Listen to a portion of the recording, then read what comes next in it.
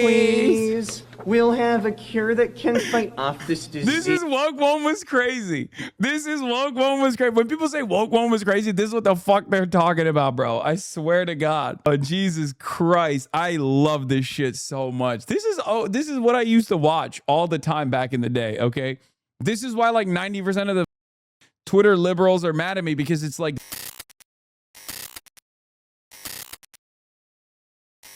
what the hell is this? Playlist for later, fun stuff at the bottom. Don't worry, BDBD is still thirsting after you. Hasan gets scared by his own meat photo he posted before. Is he an online adult content creator? Beautiful chest.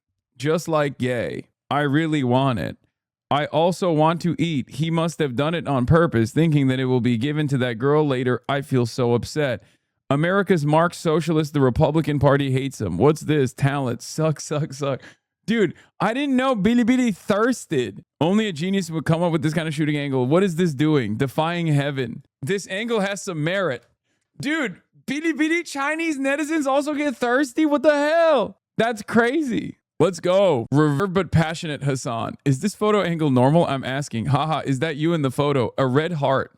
Anyway. All right. It's almost like they're human. I know, but Chinese netizens are so, like, they're so cordial in their comms, partially due to the fact that Google Translate takes whatever they're saying and turns it into like very proper English. And I think the way that Chinese netizens also communicate, there's a lot of prose, you know, if that makes sense.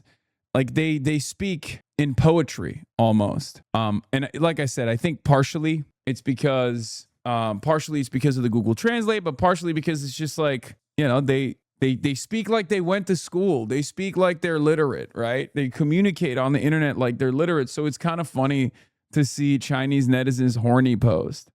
It's just not an expected thing. Anyway, yeah, this is a thing that happened this morning. Haley Stevens urges Abdul El-Sayed to focus on Michigan and get rid of Hasan Piker. And it's ominous. It's ominous. It's ominous.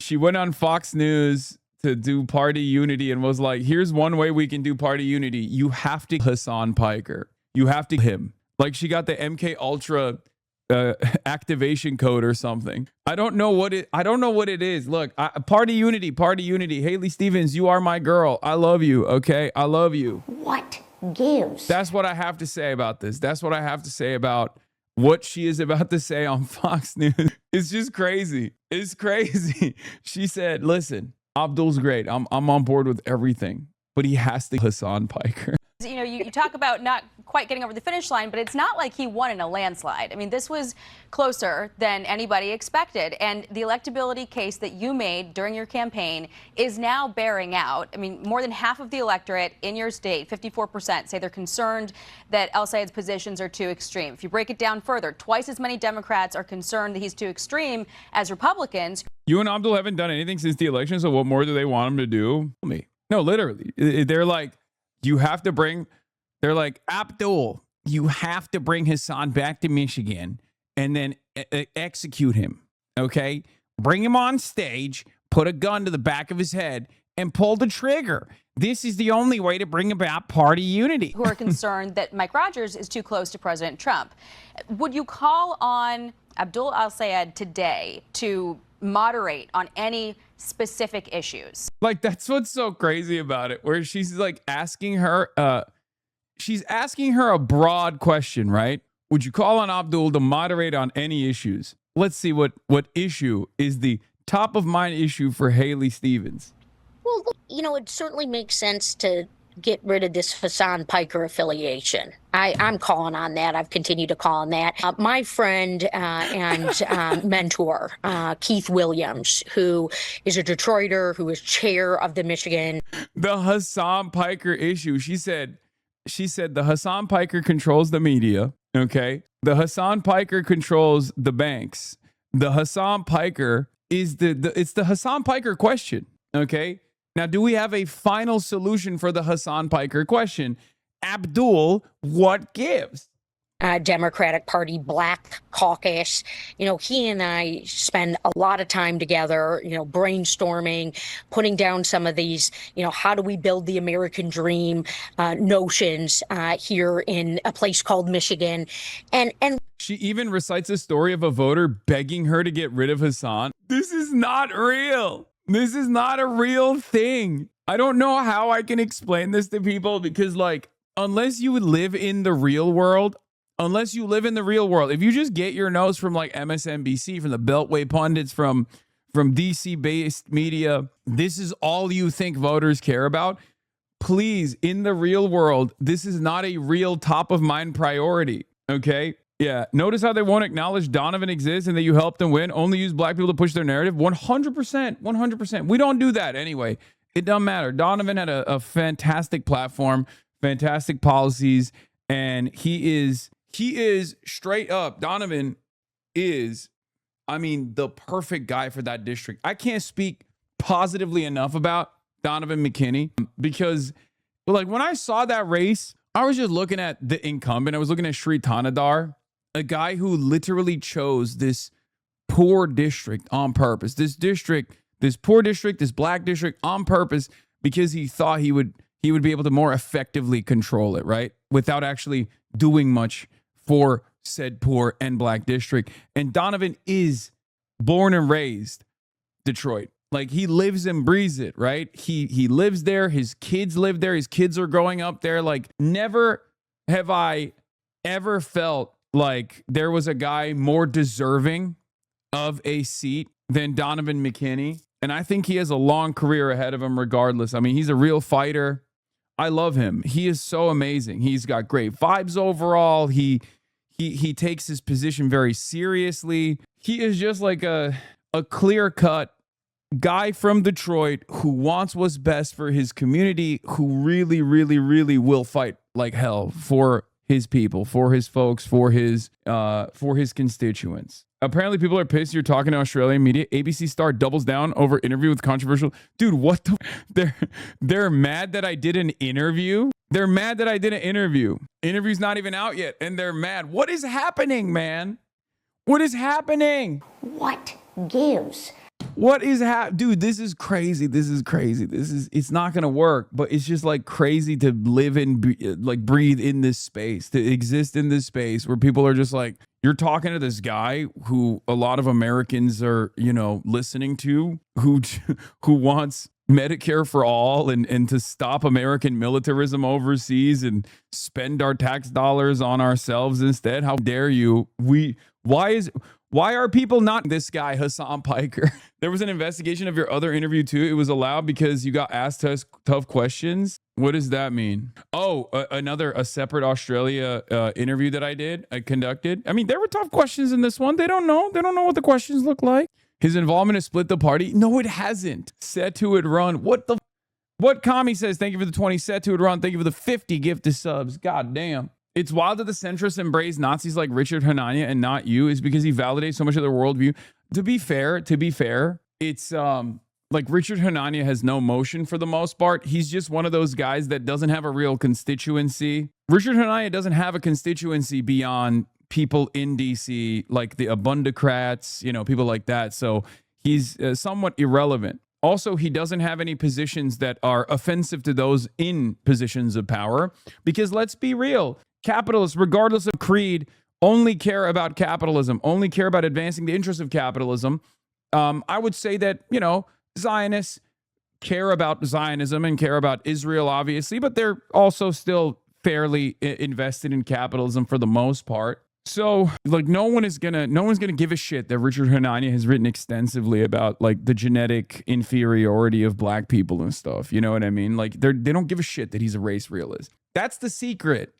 The secret is you can go as far to the right as you want and still be considered acceptable. Like, socially, you can be as socially conservative. You can engage in scientific racism, outdated, totally discarded old methods, old ideologies, like just some of the most heinous, some of the most odious ideologies you can express with regular frequency as long as you are not disrupting the forces of capital, the power that they have, the existing hierarchy. As long as you are not doing that, you are fine. Like the moment that when push comes to shove, the real frustrating element, the real thing that actually gums up the works for these dudes is when you start talking out, speaking out against certain pre-established norms.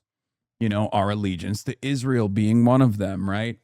Or, you know, anything that harms the profit seekers, anything that harms their interests of seeking out further profit, all of a sudden, this is threatening speech, especially if you get to a certain level. Because once you get to a certain level, you have impact.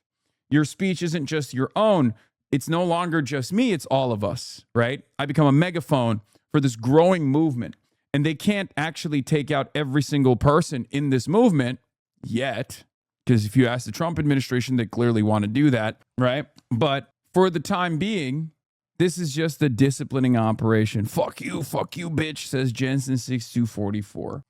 Look, any day of the week, you know, the Democratic plan, you know, if you're Alicia Slotkin or Abdul, you know, your plan for healthcare is better than Mike Rogers. Your plan for democracy is better than Mike Rogers. Your plan for Black-owned businesses is better than Mike Rogers. And that's something, you know, for my campaign, where every city I went to a minority-owned business and met the owner and just talked to them about their story. A lot of times, you know, working mothers who love what they did, love the kitchen that they had created, you know, the food service industry that's still so popular and vibrant across Michigan. So those are the things that do fire me up. And look, one of Abdul's supporters, a woman named Nikki Vinicki, you know, she's my constituent actually in the Congress. She supported Abdul in the primary, and she said, hey, let's get rid of this Hasan Piker. You know, he's a popular YouTuber and streamer.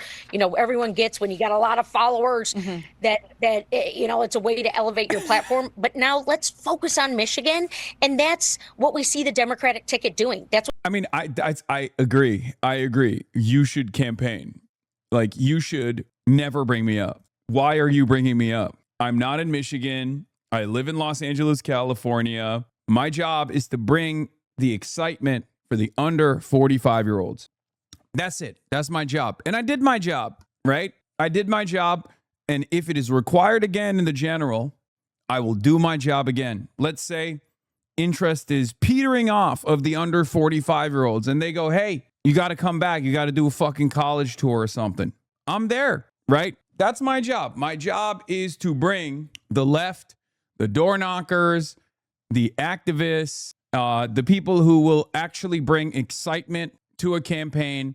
And more specifically, my job is to bring the under 45 crowd. My job is to go to the college campuses and be like, we got to get mobilized. We got to get activated. We got to go out and vote. And that's what I've done. I've done this. It's not like just for Abdul. I've done this in the past, right? The problem is who I'm doing this for and how disruptive that's been inside of this factional power struggle in the Democratic Party. That's the issue, right? Because, like, they're obviously not the biggest fans of AOC either, but AOC is now well established, right? AOC has been around the block. AOC has also played ball with political figures, so she's more safe. A lot of these people, on the other hand, a lot of these newcomers, they're not as safe, right? They've said things like they want to do an embargo on Israel. That's a really, really scary position for the Democratic Party. That's a now growing, robust faction that is more responsive to what the base is asking for on this issue as it pertains to Israel. So, like, that's what they're fearful of. And it does seem like there are some Democrats who are leaning into this, like, right-wing agitation, at least for the time being. I think it'll die down. The closer we get to the election, I think there will be more party unity overall. Like, I think they're just trying to get their licks in to see if there's any opportunity here to be like, well, maybe he'll go away, right? But yeah, my job is to rally voters. That's what I do. And yeah, this is my job. This is my job. There you go.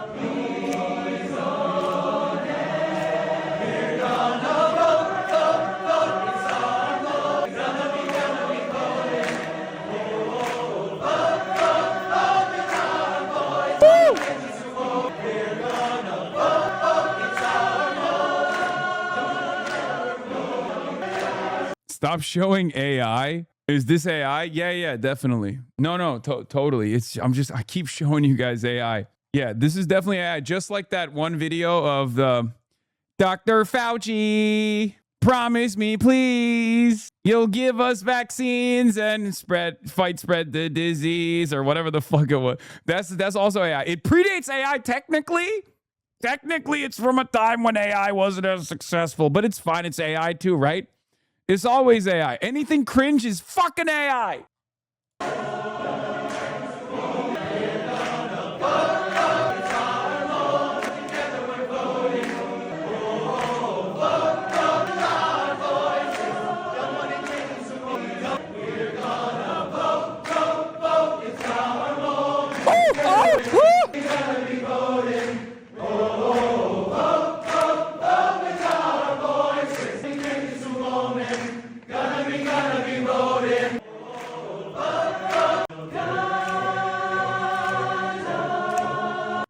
God, spectacular.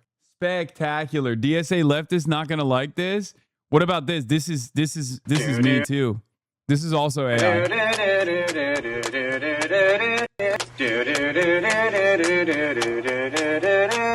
Dr. Fauci, give us vaccines. Wait, I don't like this. Give me the OG, bro. What the fuck is this bullshit with the background music, Austin Ox? Why the hell would you send me the... No, it was already perfected. There's no need. Dr. Fauci, give us vaccines. Give me the OG. This one's fucked up. No, give me the OG. Give me the OG.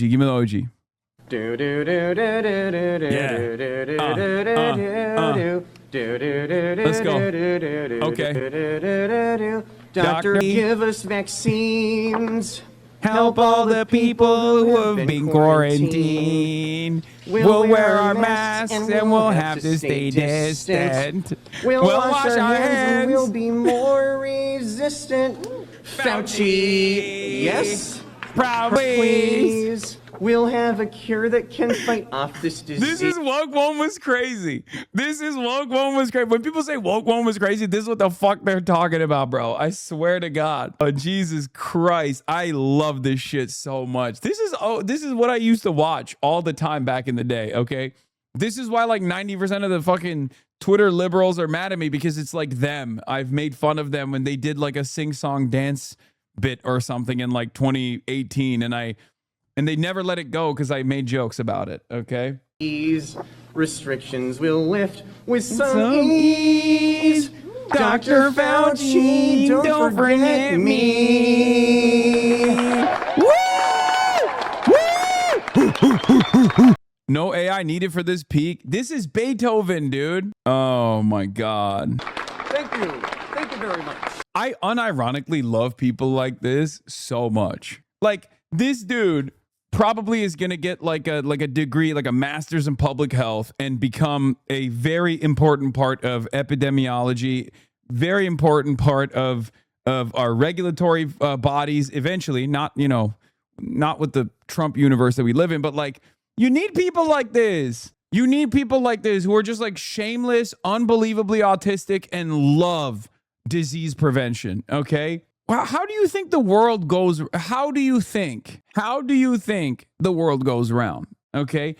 Who do you think is making sure that even with RFK Jr. leading the helm, there are still, certain parts of the CDC that operate? Who do you think is doing that? It's the autistic twinks working tirelessly to be like, no, it's fine. Actually, we'll just keep putting the team on our backs. These motherfuckers are the backbone of society. Imagine if every single person was too busy trying to farm aura and trying to be nonchalant. Imagine a fucking CDC scientist being nonchalant, like, new disease spreading. I'm nonchalant. Who cares, bro? Who cares, bruh? Fuck it. YOLO. Who cares? No, you gotta be chalant. These are the chalant motherfuckers. Okay? They're putting in the work. The fuck do you mean? We have enough influencers. We need guys like this, okay? Nah, it's no big deal, gangy. Yeah, exactly. Anyway, you must be stopped. No. Yeah, that's what this kid is saying to a novel disease. That's what this kid is saying. at the CDC, at the facility that he works in, okay? He's saying, you must be stopped. That's what he's saying to RFK Jr. When RFK Jr. is like, we shouldn't vaccinate children. He's like, you must be stopped, RFK Jr. Anyway, do you still have your I'm a Cuomo-sexual hat? That's a relic we need right now. No, it's the Cuomo Fauci hat. It's not a I'm a Cuomo-sexual hat. I hate my inability to be nonchalant. It's the way I make a difference and meet women. Yeah, it's just, we need chalant people.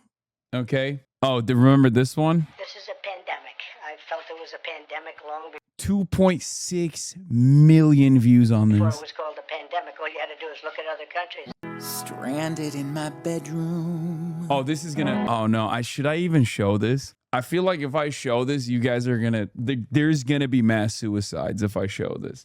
I'm a little worried. This might be too much. You deserve it. No one to love. You deserve it. This is. Then there he is. Let us give you an update as to where we are today. My favorite guy. He's the earth and heaven, so you try and keep it hidden. Bro, this is the type of shit libs were on in fucking 2020. Okay. I'm in quarantine, a nervous wreck, and skirt as heck. Skirt. COVID-19. You're not nice, coronavirus, but you bring hope when I can't cope. I guess I'm saying I love you so. And baby, when COVID's not a thing, if we're on Earth for what it's worth, I hope they make you king. You run my state while I gain weight with grace and dignity. Oh, please be my dad. Oh, Andy. And when you are united, there is nothing you can't do. Andy, my darling. Oh. This global pandemic is scaring me real bad. Oh, it's time. But It's time for watching your the. daily press briefings sure does calm me down. The way you manage to lead and inform without terrifying the living shit out of me or straying from the facts, and still find time to nurture my delicate spirit with adorable slideshows and relatable anecdotes about meatballs. You're wise, level-headed, eloquent, and sexy at a time when the country needs it most. It sure is a refreshing change from that oh gee, I won't get into specifics. You know I don't like to be political. I guess what I'm trying to say, Andrew, is that you're my #1 Cuomo now. And whatever you decide to be once this whole thing blows over, This whether is it's when they thought he governor would be of New president. York or president of the United States or Yeah. ABC's Next Bachelor, I'm with you now, Andy, only you. Even as I continue to light a candle, get naked, and pray every night for the speedy recovery of your brother, my first love, Chris. With his tight, wet t-shirts and his sweaty Instagram workout videos and his big, muscular... actually, I'm still really into Chris, too. Oh, Andy. It's a joke? No, this is. No. This is not a joke. This is unironically how your parents were like. Okay? This is how a lot of liberals behave. This guy's mug, Marxist Unity Group, Caucus DSA. Now.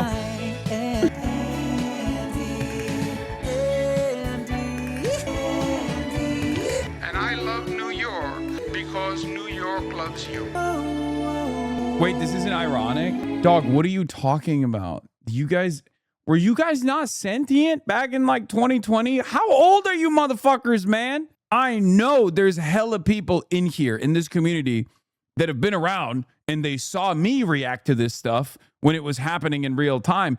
But how old are you guys? You don't remember? You don't remember 2020? Was this like, did this just pass your gaze or something? This was huge. We were obviously clowning on this shit, but like, I was watching you getting lap dances in VR. Shh, don't talk about that. Don't talk about that. We don't remember that part of 2020, okay? We don't remember that part of 2020. That's a different part. That's a part that's irrelevant. Shut up. But yeah, dude, I was so mad. Back then, I was so fucking mad because Andrew Cuomo literally was like single-handedly responsible for annihilating old people in New York City and also designing the Medicaid and Medicare structure within the state funds to leave so many hospitals in a state of disrepair. So they were just underfunded and overcrowded. And that also played a role in like more people dying. Like, and it was so frustrating seeing liberals just be like, well, Cuomo is not like Donald Trump. He's so much better. And I was just like, what the fuck are you guys talking about? He did this. Here's you reacting to this song in 2021. Andy, can't you see I'm in quarantine? A nervous wreck and skirt is Nothing has changed except for my hair. We're finally back to, COVID-19. fuck yeah, turn it up, brother. Stop. Lib overload. Coronavirus, you bring hope when I can't Fuck it, I'm a hog now. hope. I guess I'm saying I love you so. Oh, Andy, baby, someday when COVID's not up, if we're on Earth or what it's My ears are bleeding. New York liberals that peaked in 2010 are the cringiest. People riot, stop. People riot, stop. worth.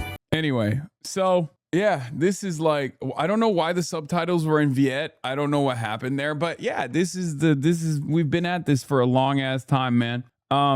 So what was I saying? We were talking about cringy lib stuff from the 2020s and how much I love them and how much I respect them, even if they don't respect me. Weren't you woke one at the time? No, dude.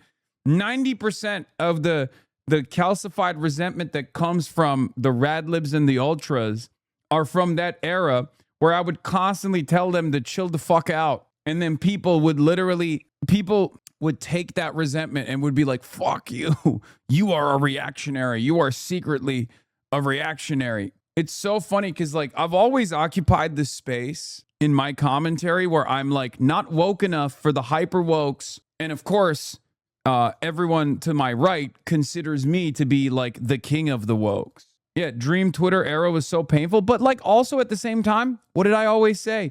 During the Dream Twitter era, what did I always say? I'd much prefer these guys.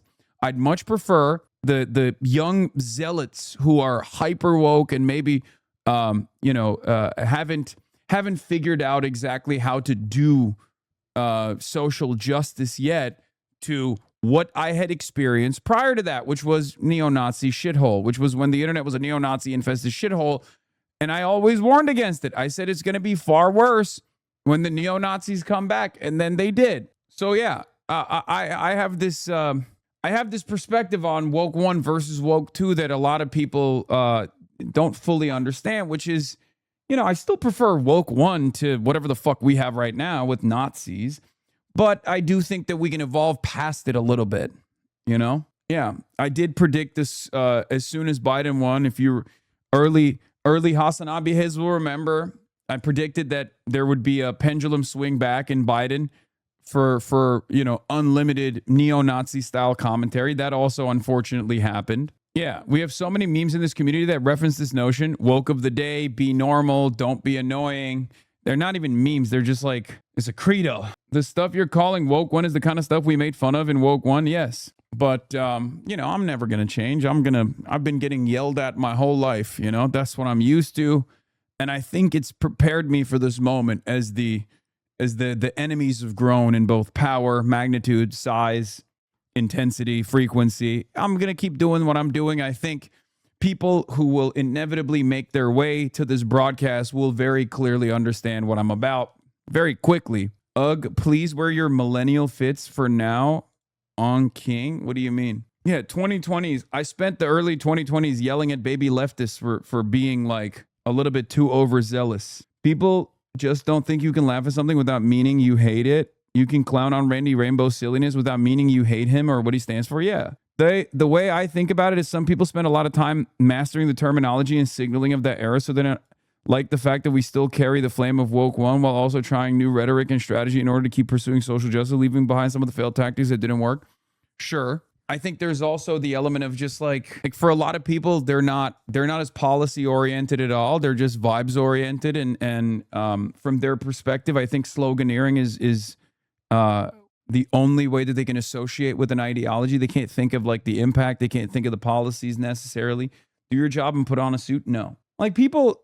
I think one of the biggest failures, and it's not necessarily the annoying attitude demonstrated by some of the card carrying wokes during woke 1 that actually eliminated it. It's because once it became a serious problem to the established hierarchy, once it wasn't just Black Lives Matter, but people were making demands like defund the police, then it became a real issue, right? Because like obviously the structural forces were like, abso-fucking-lutely not. We will crack down on this. And we didn't necessarily have an adequate media environment, an adequate independent media environment that had established credibility and was large enough, was more powerful enough of force to be able to push back against some of this stuff narratively, right? Who's this clown talking at HasanAbi? It's a new guy. He's not even wearing a suit. How do I know he's serious? You can't. Most of your content in Woke 1 was challenging identity politics through class analysis. Yes, and a lot of people hated me for it, and they got mad at me for it. It's very interesting because, like, a lot of the criticism that I still receive from, like, those choice moments, those, like, high-impact viral moments where people are just, like, bastardizing my perspective is oftentimes me yelling at someone who's framing an issue around standpoint epistemology to defend a reactionary perspective, an anti-class perspective, sometimes, like, a straight-up white supremacist perspective. And I'm very vulgar, right? I get passionate, I get heated, I get very vulgar at times. And people, when they hear it devoid of its context, go, oh my God, how could he have said such a thing? This guy's obviously a racist, or this guy's obviously transphobic. This guy's obviously this guy's obviously that. Like, no, you can speak normal and still care about these issues, okay? And a part of being normal also is like, you can at times, critique someone for saying, well, as a black person, I think every black person cares about ICE. Like, that's a ridiculous statement, You're swearing a lot less, though, as we saw in the clips. I am swearing a lot less nowadays, and I need to even tone it down further. That's why people think you're a class reductionist, though. Your comms on woke have improved a lot, but still should be adjusted to redirect the systems of oppression rather than saying woke is... Again, it's fine. It's fine. It's fine if people think I'm a class reductionist. It's okay. Anyway... But I like it when you swear. No, it's not good. I hate when those clips are played back and I'm swearing so much because I'm so angry. It's not good. What is this? In other news? Yeah, we're going to talk about that. Hold on. Let's finish. Let's wrap this up. What Jocelyn Benson's doing, a defender of democracy, someone who's run very efficient government services. I know Republicans who are voting for Jocelyn Benson for governor. So you're calling on Hasan, you're calling on Abdul al-Sayed to stop campaigning with Hasan Piker. Noted. I like that even the Fox News anchors, like, can we move on to something more, important now? To Haley Stevens, I must say, what gives? I thought we were doing unity, Haley. I love you, Haley Stevens. I love you, Haley Stevens. I'm a Haley Stevens ride or die day one supporter. Okay. Disavowing famously leads to Fox News and Republicans changing tactics. Yeah. Oh, the Democratic Party has gone socialist. They've gone commie cuckoo. My question is, what happened to the Democratic Party of 10 years ago? Barack Hussein Obama is a Muslim socialist. Vice President Joe Biden is an Irish car-bombing commie bastard. Barack Obama or Che Guevara. Both sound ethnic in a way I don't like. Hillary Clinton is a socialist. Hussein. Joe Manchin is a communist. Obamacare? More like commie care.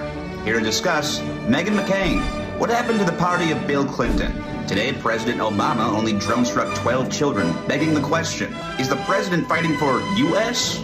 or fighting for ISIS? James Carville is a socialist. Here to discuss is the senator from Pennsylvania, John Fetterman.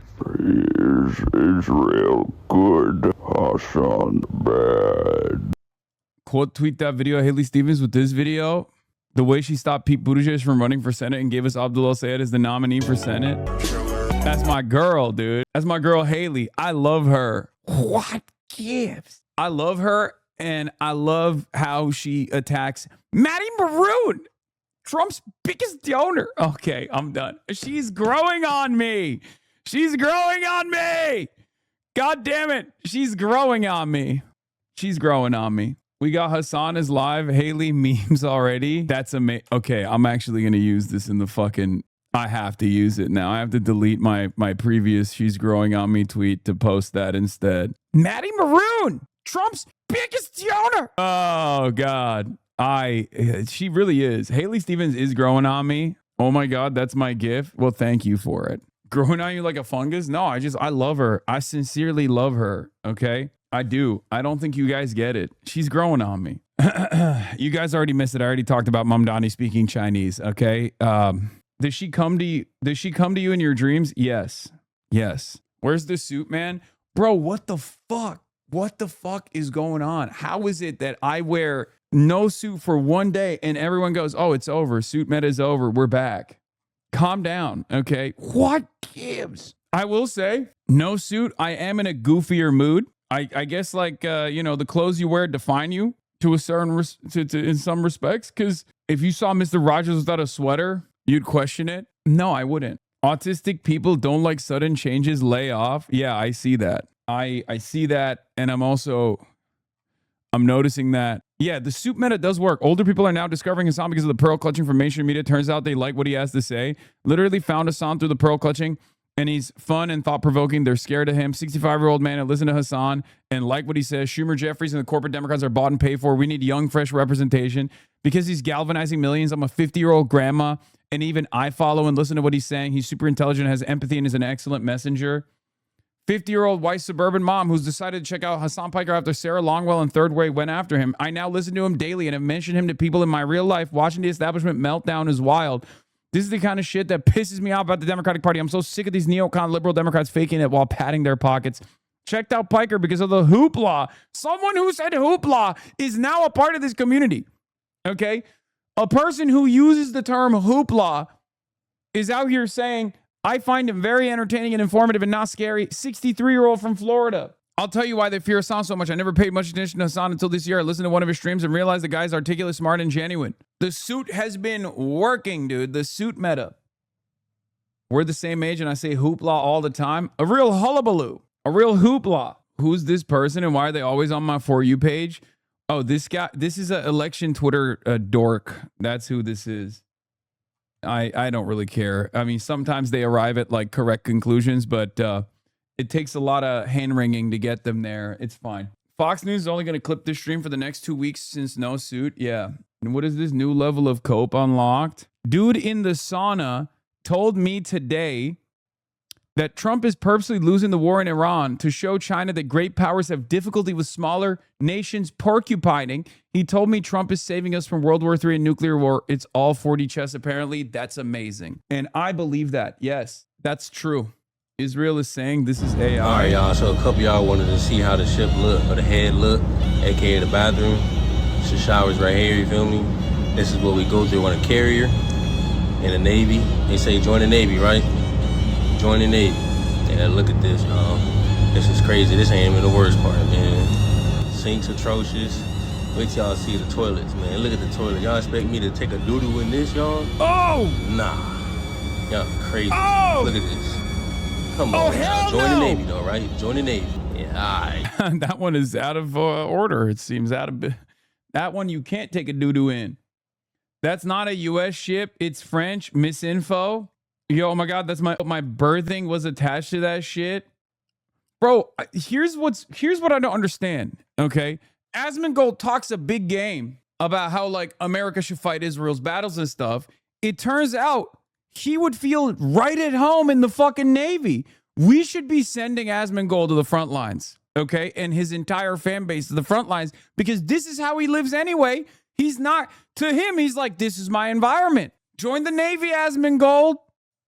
Fuck you doing in Austin, Texas, man? Get on the front lines. We should draft Asmongold. He will feel at home. Yeah, deploy his ass, dude. His fan base is not American. Even better. What do you mean?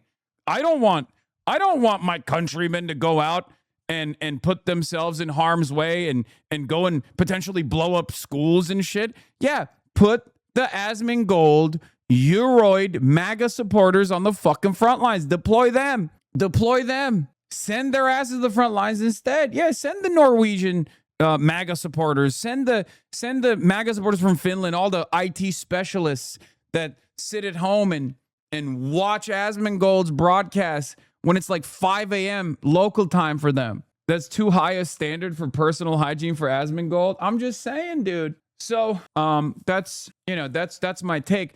Anyway, speaking of the morale, apparently things are not looking too good. Trita Parsi got an image sent to him from the field. These are messages U.S. servicemen in the Persian Gulf have scribbled on the dust of an aircraft flap.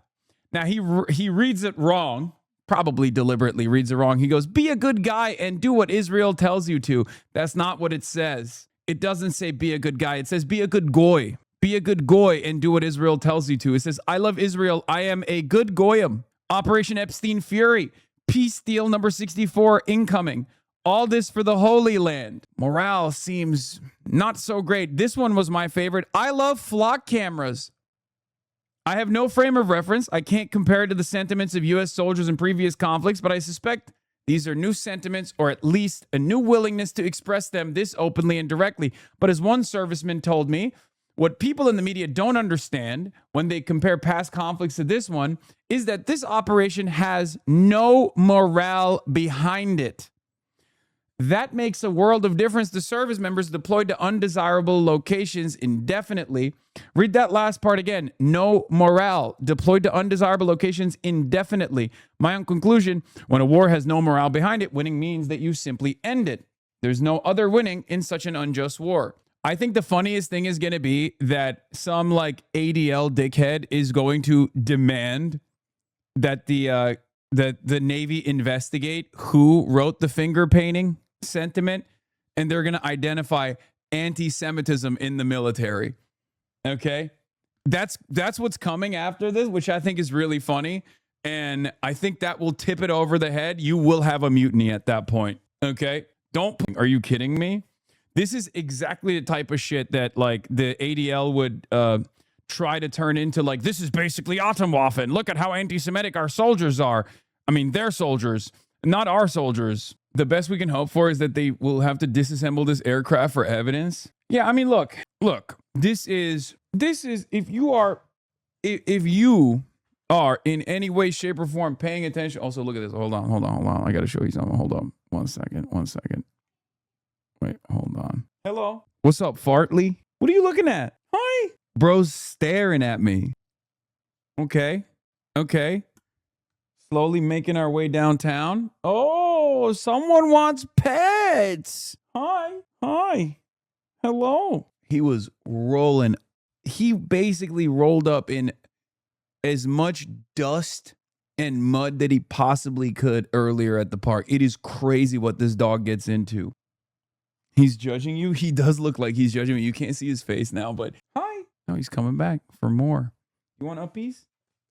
Nope. He doesn't. He's like, nah, I'm good. What?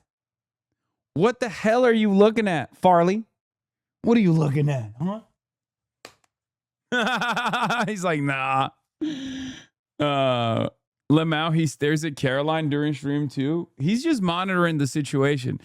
Both of the dogs are monitoring the situation. Mutiny is not happening in the 21st century. Like, what do you mean? Are they going to come back to go to prison instead of vet pension? Yeah, no, it's not going to. I think maybe quiet quitting.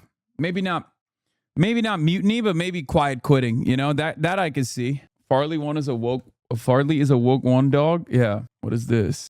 Prices since the start of the year. Oh, it's awesome. Anyway, where was I?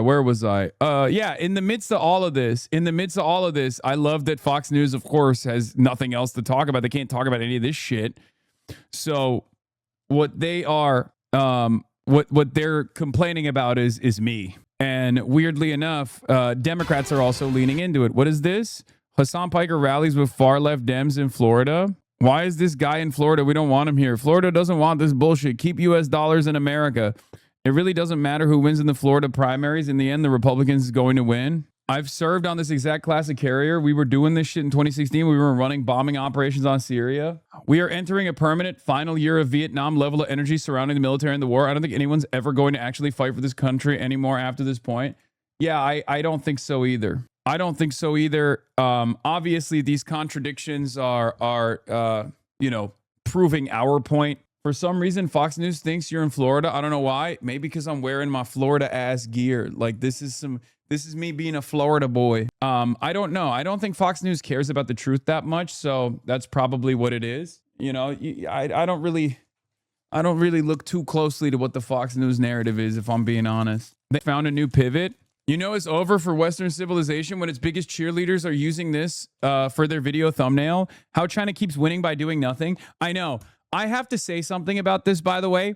A lot of the anti-China guys are now basically trying to present themselves as pro-China, but reasonable because we're winning.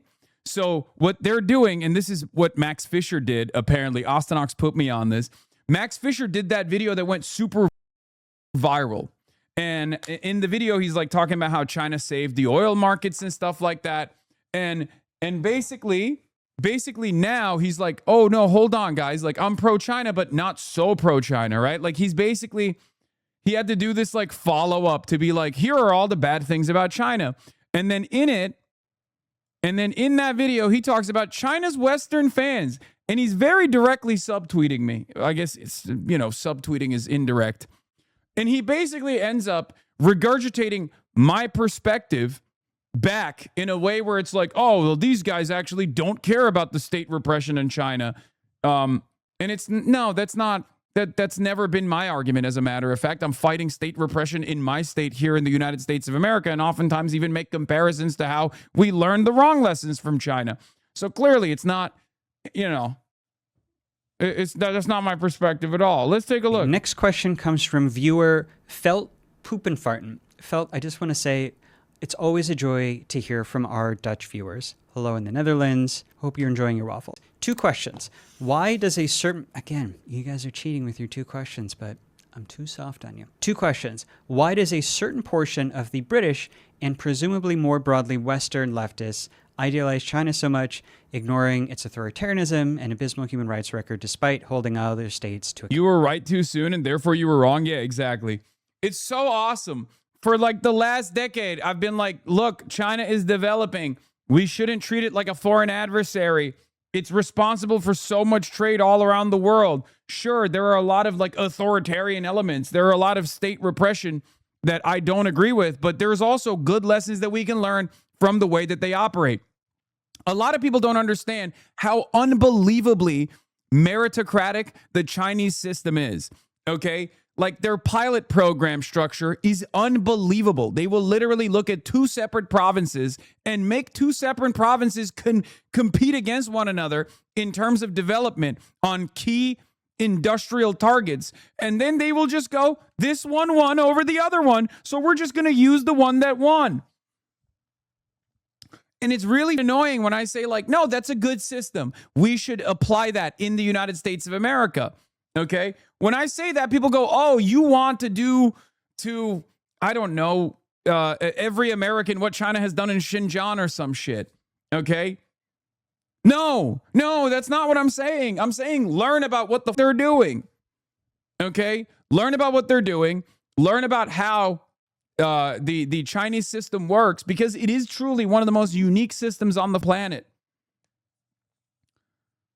And then apply certain elements of their developmentary strategy here in the United States of America. But of course, that requires punishing capital. That requires dominating capital, which China has done adequately. And that's precisely the reason why we can never do it here. And that's precisely the reason why people get really mad when I say that. And my second question is, how does China get things built so quickly? Okay, so again, I'm going to take these questions one by one. You might notice I did not actually put the first question up on the board, and that's because I didn't want people to see it and then fast forward to it to try to like check whether I give an answer that is ideologically in line with their beliefs, because I want to kind of try to sidestep the ideological side taking that is maybe a little bit implied by this question. Sorry, Felt. And I want to try to just like answer it diagnostically 10,000 foot view. So I think what this question is asking is, why is it that some people who maybe identify as leftists, maybe identify as something else, doesn't matter. Why do some people hold up China as an ideal despite China doing things that they criticize in other countries and that would seem to contradict their... I do not know a single person that isn't just straightforward LARPing, that unconditionally looks at Chinese state surveillance and Chinese apprehension methods, Chinese dragnets, and says, this is good, we should do it in America. I've never met that person. At most, people will say, when they say like critical support for China or whatever, at most, people will compare Chinese domestic policy and state repression to Western domestic policy and state repression. And ironically enough, you know who else does that more and more, especially in the aftermath of the October 7 universe that we live in the Western world? Chinese dissidents like Ai Weiwei. He is probably one of the best examples of this, a guy who has been brutalized in Chinese prison for his criticisms of the party, who literally fled to Europe and then after October 7 was like, yo, this Israel shit's out of control. This is kind of crazy, right? And everyone was like, what the fuck are you saying? We will throw your ass in jail. And he went back to China and was like, well, at least they got high-speed rail. Okay? He literally is the perfect guy for where the conversation is shifting. Okay? He is the guy who is clearly the person who has not only faced Chinese state repression, been a victim to it, and has escaped, right? Like, not escaped, but like literally went and lived in Europe for the longest time. Ai Weiwei, he's a famous Chinese artist, okay? At LACMA, you know the animal heads that are on pikes? Those are his, that's his art installation, okay? Anyway, he's a super famous Chinese dissident, super famous Chinese artist. And he used to do these like,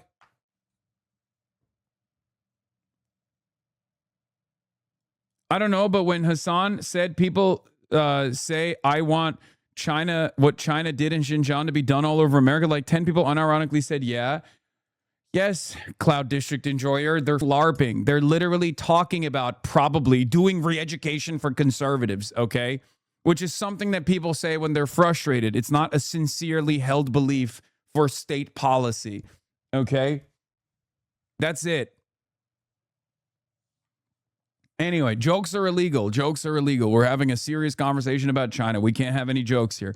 So the point I'm trying to make is, like, no one looks at the Chinese forms of state repression and thinks it's awesome. And the greatest example that I can actually deliver to you is literally the anti-flock narrative in this community.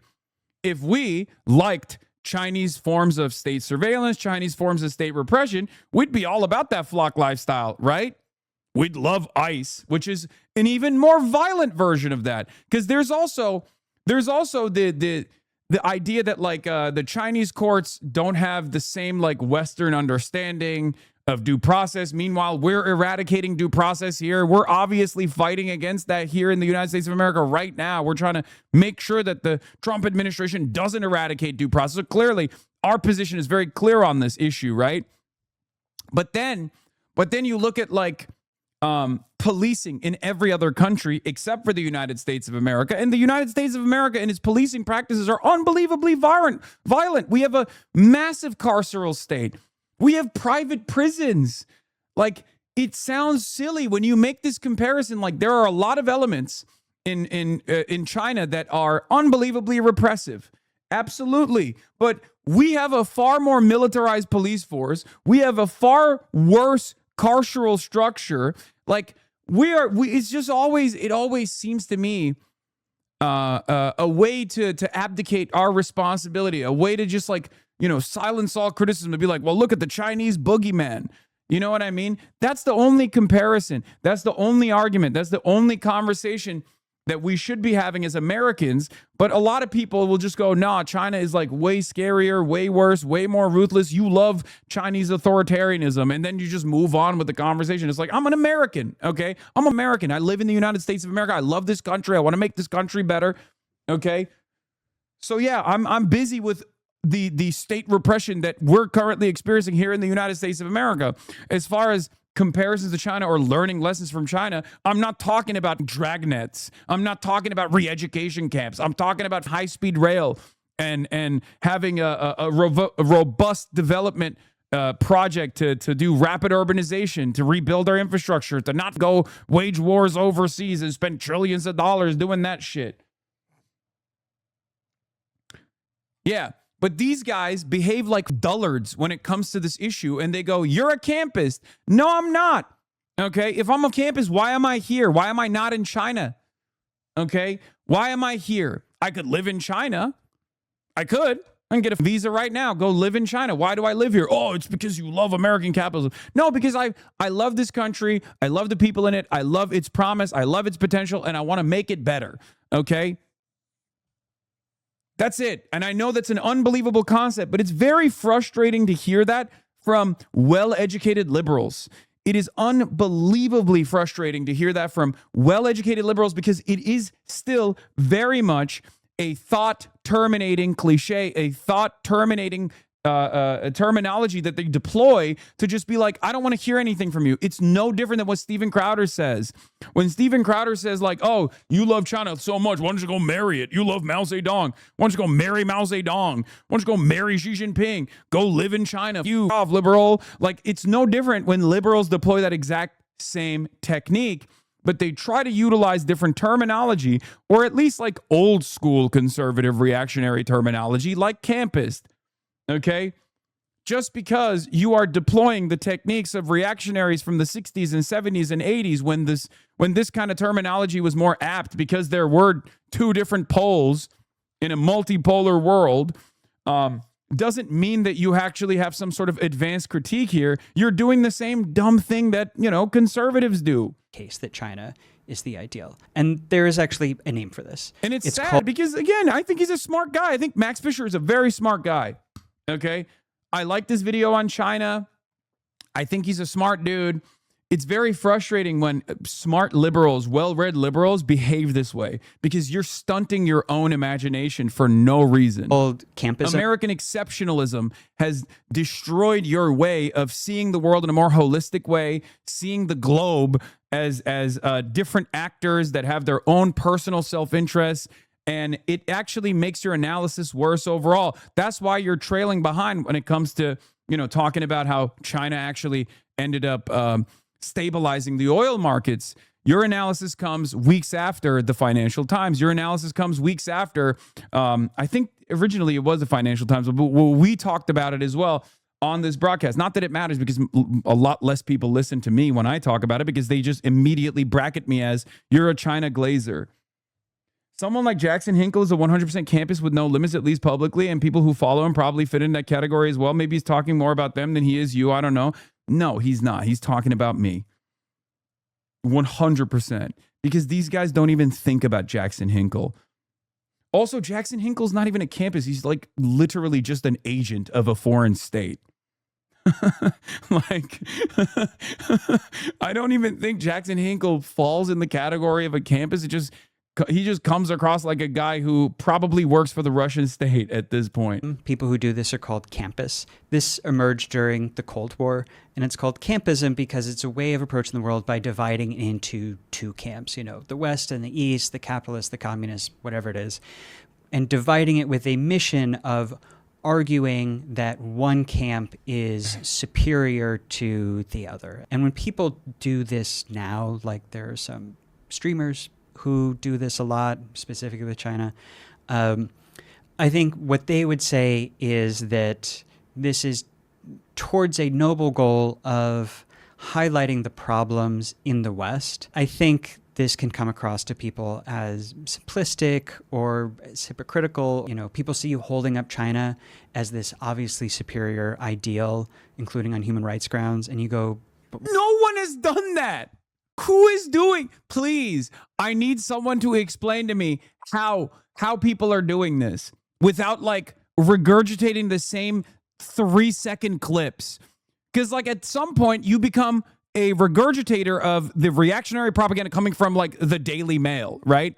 Because this is what I hear from the Daily Mail, where they will like, hear me talk in Tiananmen Square about how I'm not a very patriotic person. And I'm actually quite shocked at how patriotic Chinese people are.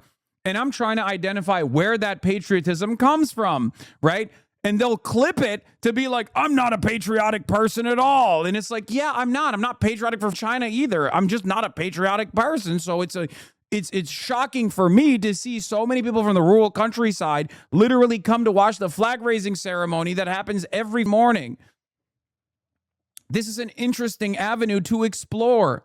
We should not just allow only the appropriate liberals to be the ones who actually ask these questions, okay? It's not dissimilar to like Ezra Klein gets to interview the former Australian Prime Minister, and they have a very interesting and fairly robust conversation about China, about the ideology driving the Communist Party of China, about Marxist Leninism. Is it dogmatic? Is it a doctrine that they follow through on? How much have they fallen short of the socialist experiment? Is it simply just a ideology or ideological varnish that they deploy in an effort to keep the public together? Like, these are interesting conversations that I also have, that I also think about all the time. But it's like, I can't have this conversation because as soon as I say something like that, no, it's Kevin Rudd. I'm talking about Kevin Rudd. Kevin Rudd delivered a very interesting, one of the best, I think, conversations that I've seen liberals talk about. Two liberals talking about China. And it wasn't. It was an interesting conversation because like Kevin Rudd is obviously like very knowledgeable about contemporary Chinese politics, Chinese history in general. But it's just very frustrating. Complete silent on that banger. I know. I'm so jealous. I'm so jealous that these guys are China maxing harder than me. Okay, let's continue. Wait, China does so. Meanwhile, I'm the only one who gets asked in this China narrative too. That's the other thing. Fly to China. They work with Chinese companies. They get paid by Chinese companies. Okay, nobody gives a shit. I literally spend my own goddamn money flying to China. Everybody goes, oh, you're doing propaganda. You're doing a propaganda tour. Only I don't get to talk about China. I'm immediately a China glazer.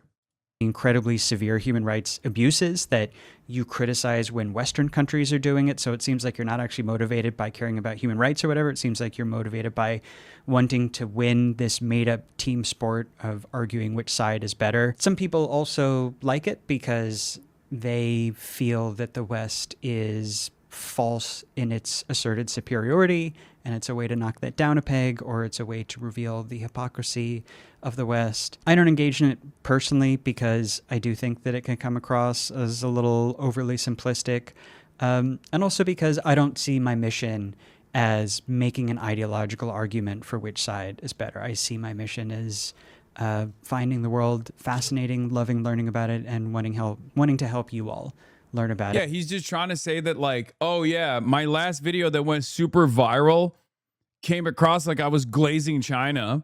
Okay, so let me put my distance between all of these other guys that I'm developing a straw man over that are like in love abuses and love talking exclusively about China's human rights abuses as a positive. That's what this was. And it was disappointing to see. Okay, it was a little bit disappointing to see. Max Fisher tweeted about you. A growing problem in media literacy is that fewer and fewer people get their news directly and instead get it secondhand from social media influencers who lie about what it says. Yeah, I know. I followed him. This was from before. But what's crazy about this, by the way, again, he is the fucking woke liberal. Only he gets to talk about China. Only he gets to talk about... You retweeted a fucking stalker account, man. Where is your fucking social media literacy? You're a social media operative. You should know a little bit better. Really. Anyway, here's the other side of this, though. Here's the other side of the story. Whether Pinhead Hasan at it again, you don't know anything. Okay, thank you. Here's the problem. I like Max Fisher. I'm going to say it one more time. I like Max Fisher. I think he's a smart guy. Okay? I think he's a smart dude. I think he has a lot of interesting videos. I'm a fan. Okay? And what's frustrating about his analysis is that there are these forces at play right now where even educated liberals recognize that liberalism is failing, recognize that capitalism is failing, and they're still desperately trying to cling on to some sensibility around reforming it. Okay? So the more they move in our direction, the more they also try to separate themselves from people like ourselves, right? Because they have to still maintain this dogmatic approach, okay? In a time and in a unique media environment that requires you to shed yourself of this dogma, this dogmatic approach of Western liberal exceptionalism, okay? You've moved into the bargaining stage, and I think what is going on here, ironically enough, is the lack of ability, the unwillingness to give up on it, because these guys are very different than MAGA overall. Okay, they're very different from like MAGA supporters who don't really think about this stuff at all. As a Chinese person, I hope you guys get more people like him to keep American liberals' heads in the sand. What? Very important news. What is this? Oh my God. She's going through it. Yeah. Here is the reality. Here's the reality, okay? For the last decade, I've talked about Chinese development in positive terms, and now many liberals who previously were only consuming China is falling apart tomorrow style videos have had to come to terms with that reality, right? And it's never good. It's never good if you just like learned something your whole life. You learned about American supremacy your whole life, and all of a sudden, this fucking random country out of nowhere that you thought was, a peasant society that was building tofu dreg buildings and eating sewer lard is actually this fucking behemoth that is no longer ignorable. Okay. And it's actually a force for stability in the world, whether we like to admit it to ourselves or not. All of a sudden, that just kind of rips apart your consciousness a little bit. So you have to fight back against the forces that have been there this entire time. This should be a wake-up call. That's why I always brought up the ghost cities as an argument, the ghost cities as an example, to be like, look, some of these cities that were developed and they didn't actually bring in new inhabitants, right?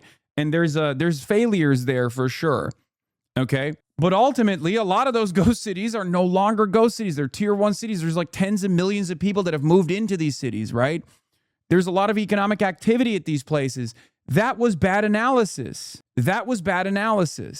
It wasn't good analysis. It was bad analysis because it was shrouded with like anti-China bias. And that's what's frustrating. That's what's frustrating about a lot of these Western analysts. I just want them to be a little bit more open-minded. The idea that there is nothing we can learn from Chinese development is very dumb, is very silly. And the additional idea that I think if Max Fisher truly gave a real honest listen to what I have to say, I don't think we would be ideological enemies on the internet. I think he would be in the Ezra Klein camp, where he's like curious about building a broader coalition with people like myself, even though many people in this community would say that these are like people who are ideologically opposed. Okay? Same thing with the Pod Johns. Yeah, I don't think these people know what your actual beliefs are. They see the clips. They're not stream watchers. Exactly. And they get deluded into thinking that I am a firm and committed believer into like this meme. They have this like meme approach. You know what I mean? They think I'm like, because I lean into the jokes, because I lean into the LARPing and shit like that. They're like, oh, this guy is a Maoist third worldist or something. I don't know. Holy fuck, you're so naive sometimes. No, I'm not naive. I'm pragmatic, okay? We can always learn things from people whose ideologies we oppose. Many of you shut yourself off. I consume a lot of liberal thinkers, and I consume the content of a lot of reactionary thinkers as well. I can't even call them thinkers at this point, obviously. They're just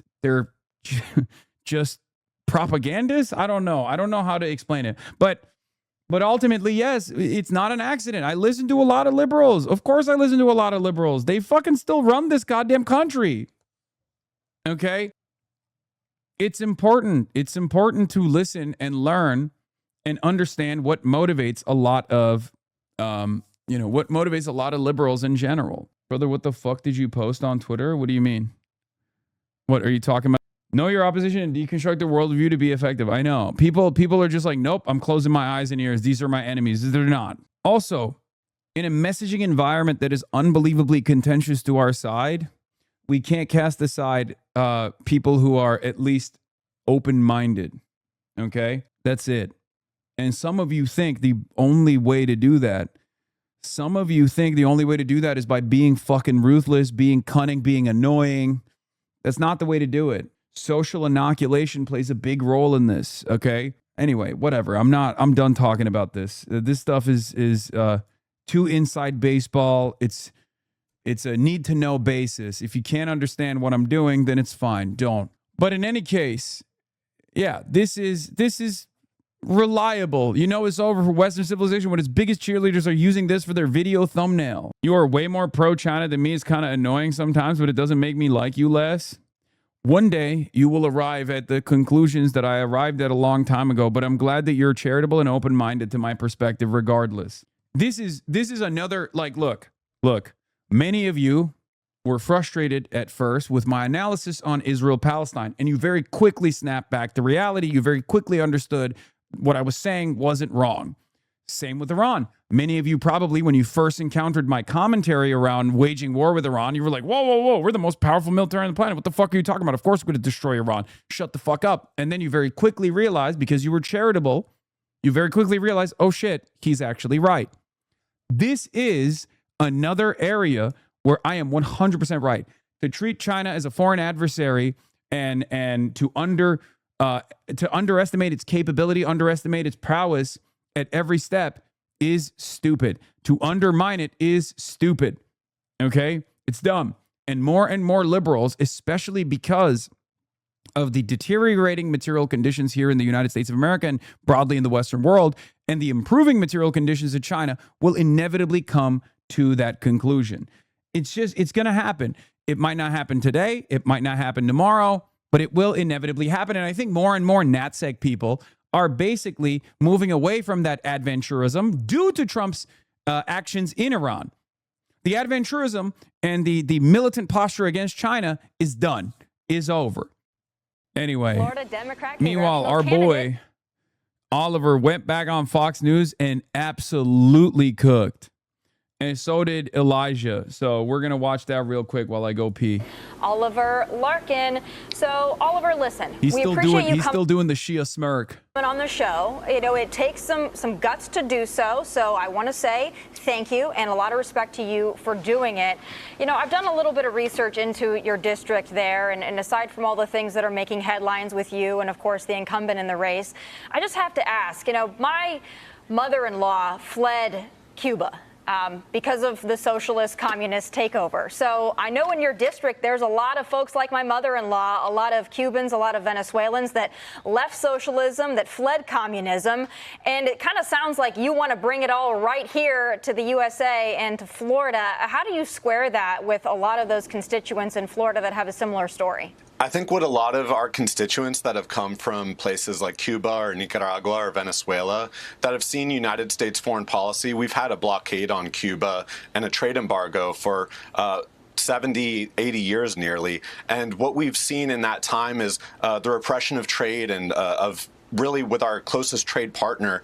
And we see a repression of political and civil rights that we actually see emanating from the Trump administration right now. We see crackdowns on freedom of speech. We see Representative Randy Fine and Laura Loomer trying to cancel our rally last night, along with corporate Democrats like State Representative Michael Gottlieb. So I think the conditions that a lot of people flee places like Cuba, coming to America looking for a better life, it's actually quite scary to see a Republican administration that's going after our freedom of speech and freedom of expression, and we're fighting. That was a great flip, by the way. You're like, oh, you're talking about repression in places like Cuba? Well, guess what? Or Venezuela?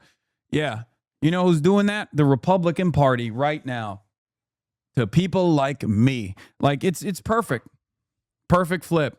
For the American dream. They keep re-inviting him because they think it's a +4 Republican district, and they think foolishly that he would be easier to beat than Jared Moskowitz. That's why they keep inviting him. If you want to know the truth, there's two reasons. One, because it actually draws a lot of clicks and it's great. He's great on television. And the other reason is because they think foolishly that he is easier to defeat for the Republicans in a plus R4 district than Jared Moskowitz is. Because the district, if you look at it, is not actually comprised of Cubans. If you look at the district demographics, I believe Cubans are like 5% of the population. There's a lot of Hispanic people in their district, and then there's a lot of very wealthy Jewish people who are super pro-Israel in the district. And that's the Jared Moskowitz base, right? Jared Moskowitz base comes from a lot of right-wing on foreign policy American Jews that live in the district. However, where there are old Jewish folk that are pro-Israel, there are a lot of young Jewish folk that are not pro-Israel.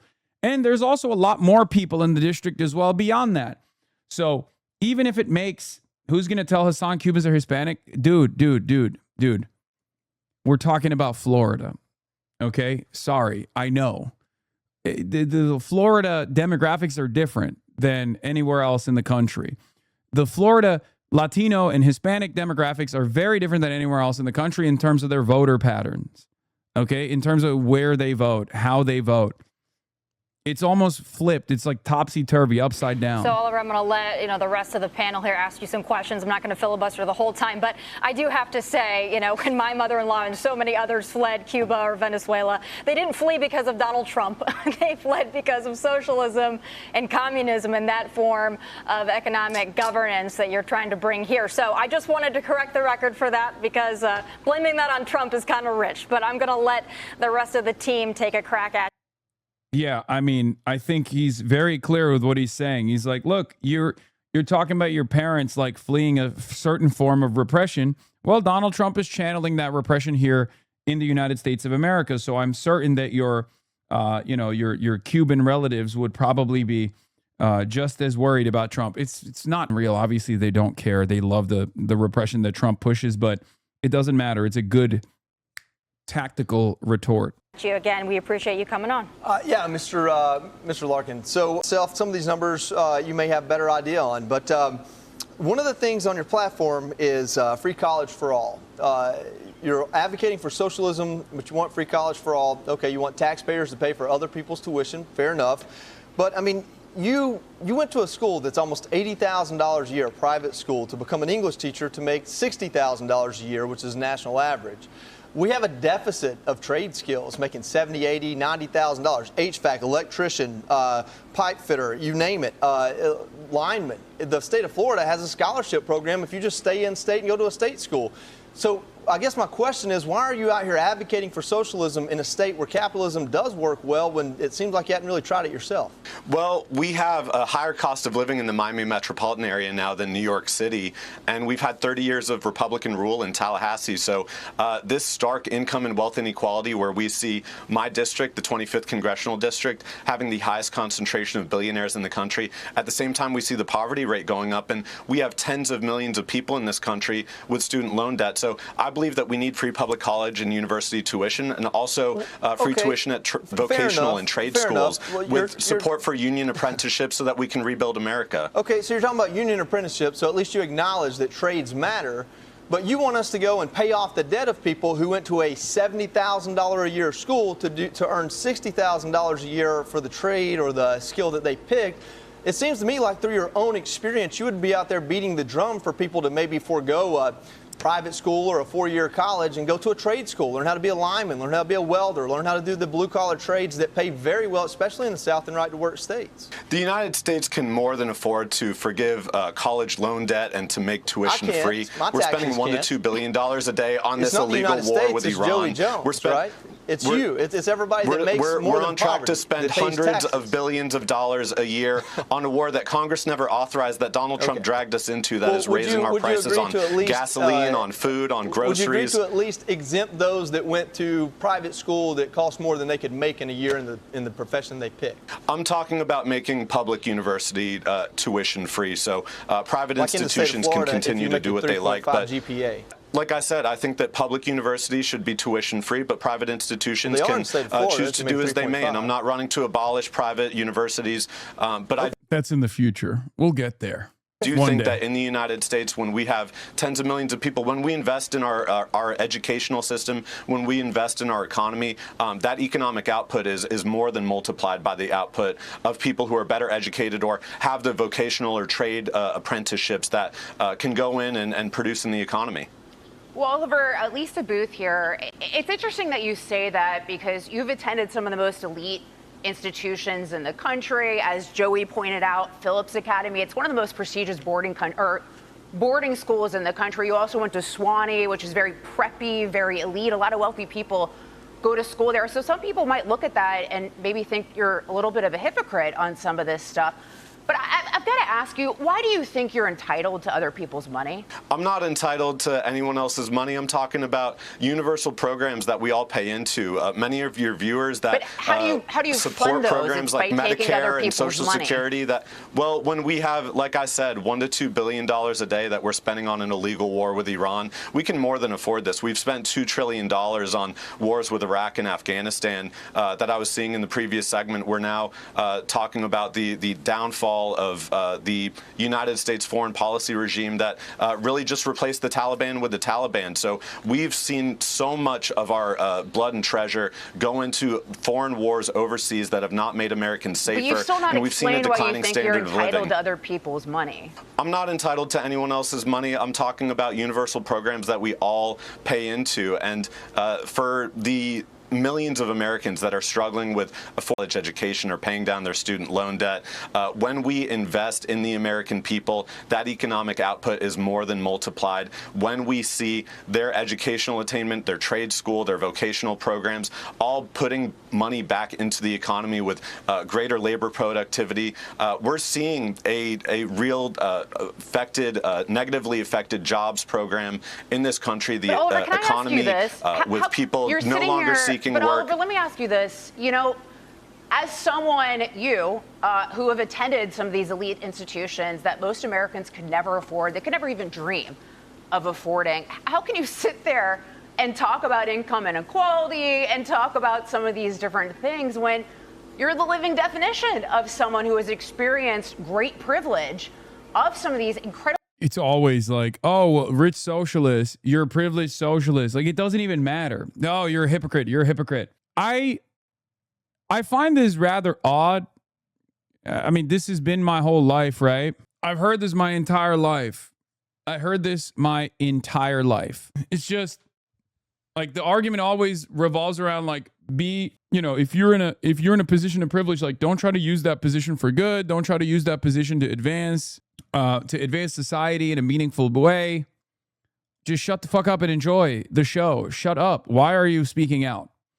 Why are you speaking out against the system that has given you endless bounty? And again, I find that to be a very strange position. Zen fascism, as Matt Christman calls it. Yes. Right? I've given up on trying to explain to people my class position. I think it's much better to just say I'm a class traitor. Right? I think that Americans will never understand it in general, so I'm just going to start saying I'm a class traitor. Yeah, I'm a class traitor. You wish more rich people would be like me. If more rich people would be like me, we'd live in a fucking utopia, okay? If every rich person thought the way I did, we would literally live in a goddamn utopia, okay? Do you want rich people to behave like I do, believe the things that I do, or do you want them to believe the things that they currently believe that has led to your economic demise, that has only advanced your struggle? That's it. I'm just going to lean into that going forward. I gave you a brief taste of that earlier last night because they were trying to do this like reheated nachos bullshit. Hasan Piker is flying in a private jet to Coachella. He's a hypocrite just like Bernie Sanders and AOC are. I said, I was making $60K a year in 2017. We're on a award show, charted this for David Dobrik. And I was one of the nominees. And they asked me if I wanted to write. I said, yes. If I was MAGA, Sigma, grindset YouTuber who sells a bullshit course online, you'd treat me like you're God. You know, they're going through the different periods of Hasan Piker controversy. It's very funny. Up next, he has an expensive home. Up next, he has an expensive car. And they're just going to reheat the same controversy cycles that I've gone through for years and years. So I'm just going to keep repeating it over and over again. I'm just going to say the same thing over and over again. Yeah, I'm rich and I believe the things that I believe in and I'm advancing these causes.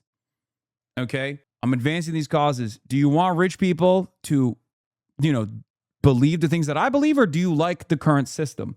Because the current system is one where the overwhelming majority of super wealthy people that control society, not Twitch streamers, but like actual people who control society, those who are in tremendous positions of power and privilege, they very clearly have tremendous disdain for you. Okay? They have tremendous disdain for you. That's the reason why you're suffering. Hasan Piker treats climate change as a real human cause and driven mainly by capitalism plus the fossil fuel industry. He calls personal carbon footprints a distraction invented by big oil, pushes systemic fixes like public energy ownership and ending private jets and cruises, links extreme weather, fires, and floods directly to it. Boom. It's very interesting. You would fly private quite often then. Oh, well, I don't. But who cares? Sure, buddy. I do. I love when these guys like lean into Grok and Grok dunks on them, but they're too stupid to understand that Grok is like, opposing the position that they're trying to get out of it. History repeats itself as a very different meaning now online. Yeah, quite often. Yeah, I'm basically flying like Taylor Swift. My argument has always been simple. I am unbelievably privileged, okay? I am unbelievably fortunate. My job is basically like winning the lottery every single day, okay? And I never take it for granted. And from my position, I don't think people should have to be winning the lottery every single day to have some autonomy in their lives, okay? To have a little bit of time off when they want to spend time with their friends and family, to have disposable income, to enjoy things, to purchase treats, to find some meaning in their lives. That's my argument, okay? That's my argument. That is literally my argument. My argument is, look, it's crazy. It's crazy to have to be insanely lucky to get to this position of power and privilege. That's not any way to live. We have an abundance of treats and a surplus of food. It doesn't make any sense that there are, in the wealthiest nation on earth, there are people, 600,000 of them, that are sleeping outdoors every night. That makes no sense. And the private jet controversy is even extra funny when it's the Republicans advancing this, when Donald Trump got gifted a $500 million private jet from the Qataris. Okay? What are you talking about? It quite literally is like, oh no, if you simply ran around saying like, no, it's not those super wealthy that are at fault here. It's not the systems that are at fault here.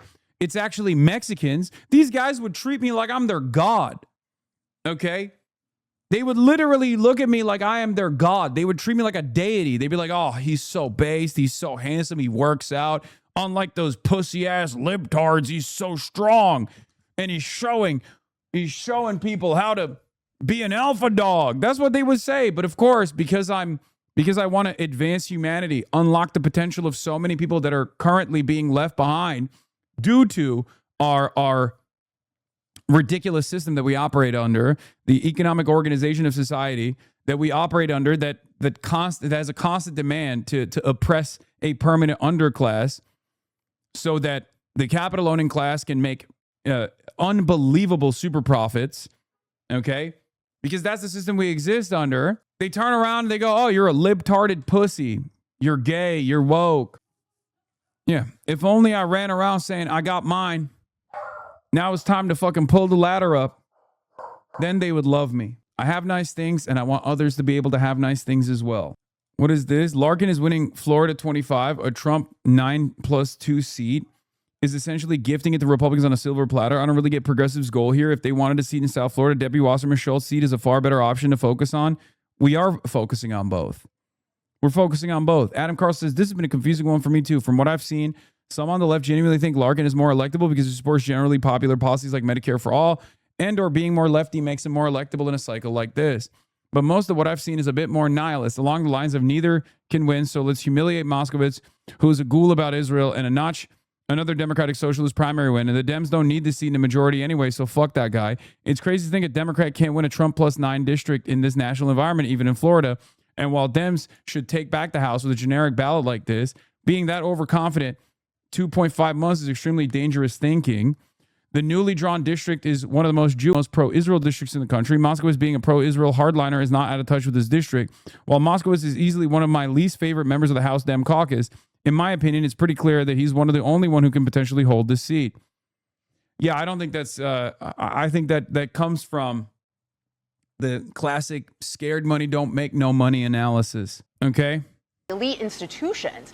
So how do you square that hypocrisy? I certainly have attended some prestigious institutions, and I'm very proud of the background that I come from. My father is a retired United States Army captain who was able to attain his college education through the ROTC program. And when we see what the United States military service was able to provide for my family to climb out of the lower middle class and really attain a level of economic achievement in this country, to be able to invest in their children, I'm very proud of my background, and I'm going to stand by it. And I believe that the motto of Phillips Exeter Academy of non-SIBI, not for oneself, is something that I'm putting back into public service, and seeing that we do not need to just restrict the highest levels of educational attainment to private institutions in this country, that we can invest in public education so that we can all stand to benefit from the really robust educational infrastructure that I enjoyed growing up. I want to see every single American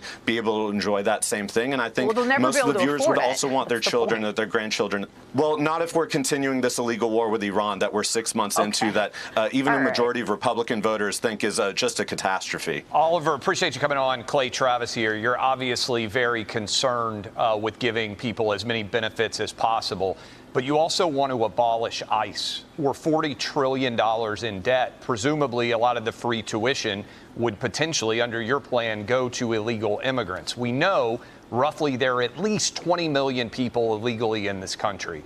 Should there be borders? What would be too much illegal immigration for you? 50 million? 100 million? You talked about Cuba. You talked about Nicaragua, Venezuela. Should we take all of Latin America inside of our borders? Where would you draw the line when it comes to who we should welcome in this country? I would draw the line at stopping these crushing sanctions regimes that Donald Trump has leveled on countries like Venezuela in his first term. I understand you want to talk about Iran and sanctions and everything else, but just pure numbers. What is a number where you, Oliver, in South Florida would say, you know what? We've got too many people who aren't citizens of the United States. Right now, it's 20 million. Is that not enough? Would you do 50 million? Would you do 100 million? How many people do you think the United States should? I mean, look, the answer that I would give to this question is very simple. The unlimited migration patterns into the United States of America is our design. It's the design of the capital owning class. They clearly benefit from having a constant flow of migrants that they can use and abuse as the permanent underclass that depresses wages for the documented workers in this country as well. What we want to do is offer conditional amnesty that's super popular, way more popular than mass deportations, way less costly than mass deportations, and offer them a more just piece of the pie, okay? So that we all, as the American working class, can advance. We all, as the American working class, can take ownership over our own productive forces, okay? Take more from what we create, what we generate, okay? And as far as like the number of migrants coming in, the reality of the matter is nobody wants to leave their homes. People leave their homes, people leave their culture and their language and their families behind only because we have destroyed these countries. So it plays just as you can't really have free healthcare without free college education so that doctors are not saddled with hundreds of thousands of dollars of debt just to become a doctor. You can't have a more humane border process without a more humane foreign policy. A foreign policy that focuses on making sure that people's material conditions and material needs are met in the global South. Take in, and how many of them do you think we should provide free college for? What's the number? When would you, Oliver, say, you know what, that's too many?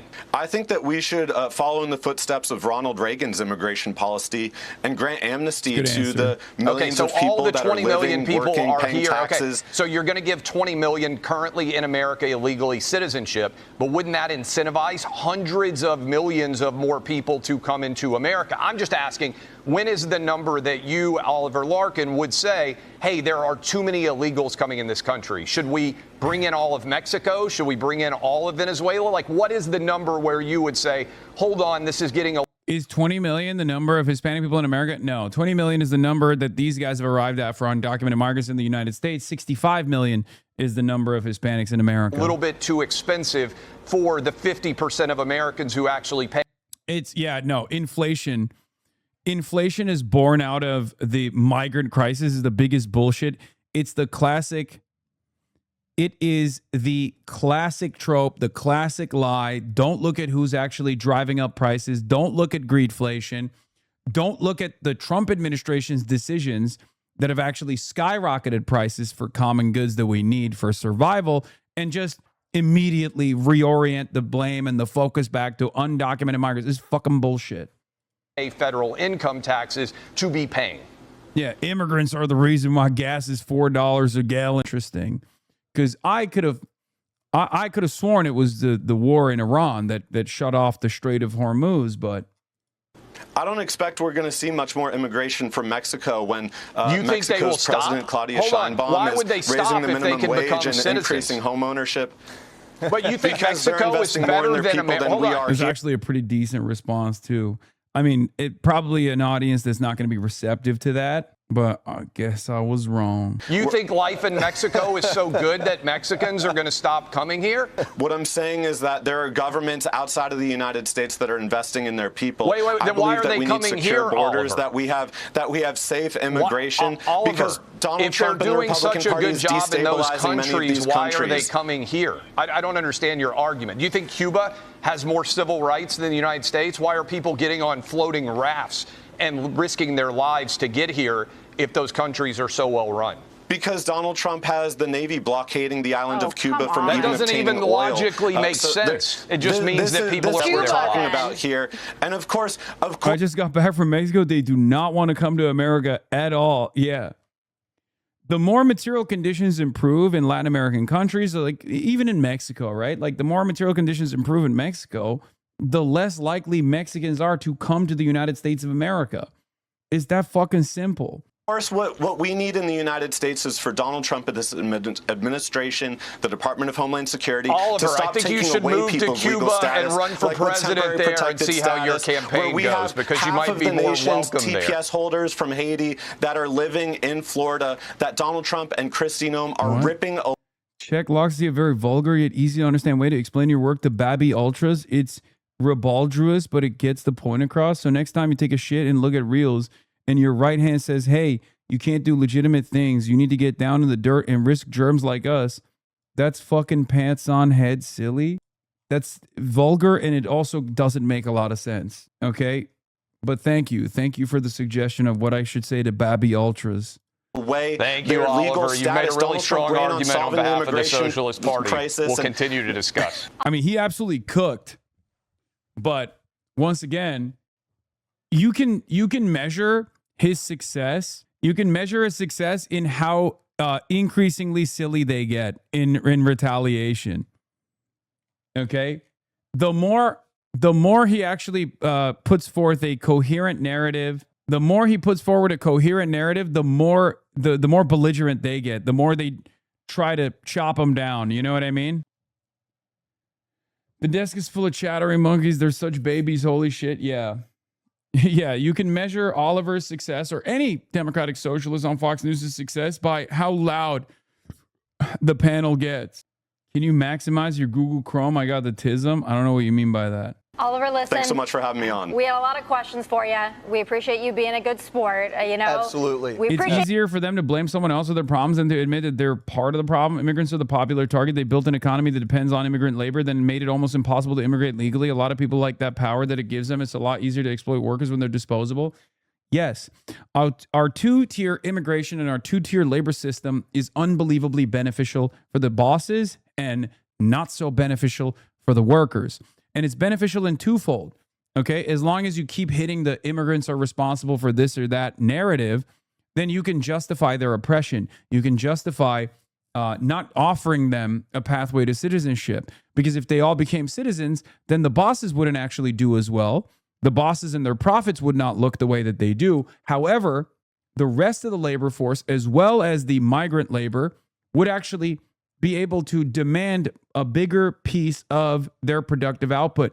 They would be able to demand a bigger piece of the products that they generate. That's the problem for these guys, okay? Why won't you maximize your screen? What are you hiding? What? I don't know what you're saying. Yeah, they got HasanAbi his in the Navy. Look, I'm not taking credit for Operation Epstein Fury in the Navy, okay? It's a common meme that more people than just the people in this community know about, okay?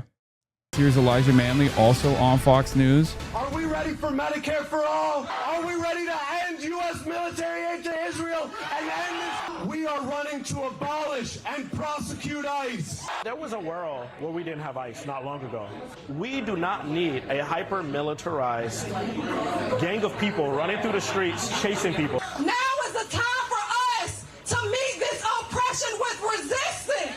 Left Democrats, including our next guest, making their final pitch in Florida ahead of Tuesday's primary, where 3 candidates, 2 of them socialists, are trying to prove how far the progressive wing can go beyond deep blue districts. Florida Democrat House candidate and self-declared socialist Elijah Manley joins us now. Elijah, good morning. Thank you for joining us. What do you see as the centerpiece? What do you see as the top priorities in your campaign? And I think we've got that correct, that you identify as a socialist. What are your top priorities? Yeah, well, thank you so much for having me, Grace. You know, the number one priority for my campaign is making sure people can afford to live in this country. Costs have gone up, groceries, housing, you name it, and people just can't afford to live here anymore. So making sure we have Medicare for all, we're standing up and protecting our democracy and our Constitution, which is under attack, and delivering for people who need it most. A lot of people sympathize with you on the affordability angle, excuse me, but when it comes to abolishing ICE, is that something you actually want to do? I mean, this is like the most winnable one. And unfortunately, I feel like there's going to be a little bit of vote splitting here. And we shall see. But this is the lock one. It's more so than even Larkin, because this is a black opportunity district. So the very fact that Debbie Wasserman Schultz carpet bagged into this black opportunity district to skirt into a safe blue victory for herself is disgusting. The very fact that the Congressional Black Caucus has not called it out and has been noticeably absent from the conversation is honestly shameful. Elijah Manley is both black and also Jewish, so you can't even do the anti-Semitism angle here. Like, he is so perfect for this district and objectively a million times better than Debbie Wasserman Schultz. I'm actually kind of surprised that more national progressives didn't lean into Elijah Manley. I wish they would have done that, because this one is like totally winnable. I mean, this is not only winnable, but it should be. Like, Elijah Manley should win this. But again, it kind of makes sense. No, Bernie didn't endorse him. It kind of makes sense. It's the same with Sri Tanadar. It's the same with Sri Tanadar in Detroit. You saw very few Congressional Black Caucus members actually, push for Donovan McKinney. And the National Democratic Party sees Florida as a straight up lost cause. And the same goes for national progressive leaders as well. It sucks, but that's just the case. They don't want to be held responsible for Oliver Larkin potentially losing and then have the Democrats, the establishment Democrats, consistently badger us and bully us and say that, like, Jared Moskowitz would have won that district and then Oliver Larkin lost it or some shit. There's no guarantee that Oliver Larkin is going to lose the district at all. I think it's silly. It's an environment that favors Democrats. And I would suspect that if Oliver Larkin is capable of defeating Jared Moskowitz in this district, you can actually channel a lot of grassroots support and mobilize the base even further and handily defeat the Republican in this district. But it's going to be tough. It's going to be tough for Jared Moskowitz. It's going to be tough for Oliver Larkin. That much is clear. Like, it doesn't matter who wins. Jared Moskowitz wins, it's going to be a tough race for him. It's a +4 Republican district currently as it stands. But the Elijah one is a different dynamic. Yeah, I mean, we lived in a world in this country when we didn't have ICE, and things worked pretty fine in this country. We were talking about paperwork violations for the most part. Well, hold on. We didn't live in a world where we didn't have ICE. Running through the street. Yes, we did. It was the INS, and you know it because you were alive, okay? Hold on, Elijah. We've had Yes, we did. We lived in a world where we had the Immigrant and Nationalization Service. Tom Homan got an award under the Biden administration as the head of the enforcement and removal operations, removing illegal criminal aliens, particularly under the Obama administration. Years ago, we had Democrats like President Bill Clinton that believed in the, and so this whole suggestion that ICE is doing something other than doing the enforcement of our immigration laws, which are on the books, laws that were written. Yeah, this is a terrible argument from the Fox News commentator. You can quite literally say INS was busy working on paperwork violations, which is what immigration is at the end of the day. And what ICE is doing now is absolutely criminal behavior with regular frequency. It's also additionally funny because Fox would literally say Obama left the borders open. Biden left the borders open. The borders were porous under Democratic leadership, but now they're like, oh, they respect the rule of law. So which one is it? There is no rule of law with ICE. That's precisely what we seek to address. We want to make sure that we have a just and equitable and normal immigration process. By Democrats and Republicans. Wait, you said, do these people on Fox is just saying it out loud, Alex Peretti? Yeah, and ICE doing their jobs. Clinton's being hard on immigration is literally why we're in this mess. They're just enforcing those laws. And so I just don't understand why this left progressive wing of the Democrat Party, which you are a part of, believe in something that undermines the rule of law. Square it for me. I can't understand it. Well, I'm glad we're bringing this topic up because the fact is we did not have ICE. I'm older than ICE. We had a world before where we did not have a militarized police agency running through the streets. Them are the facts. But we do need some type of immigration reform in this country, common sense immigration reform. And Democrats tried to do that under the Biden administration. Unfortunately, it was the GOP that the legislation, it was good bipartisan legislation, and Republican leaders listened to Donald Trump and killed the legislation. But that's not true either. We saw the President Trump, 1,000% and I understand. No, it's not. I covered the border for 4 years under the Biden administration. It was wide open. There was no enforcement whatsoever. It got out of control. And as a result, we have had people like Laken Riley, Jocelyn Nungray. We have had consequences that cost people lives. Here, this is where you actually can cook these guys. You can literally say, do you know the number of criminal? Do you know the number of deaths in the hands of an undocumented migrant in the year 2024? They will say no. Do you know the number in 2025? They will say no.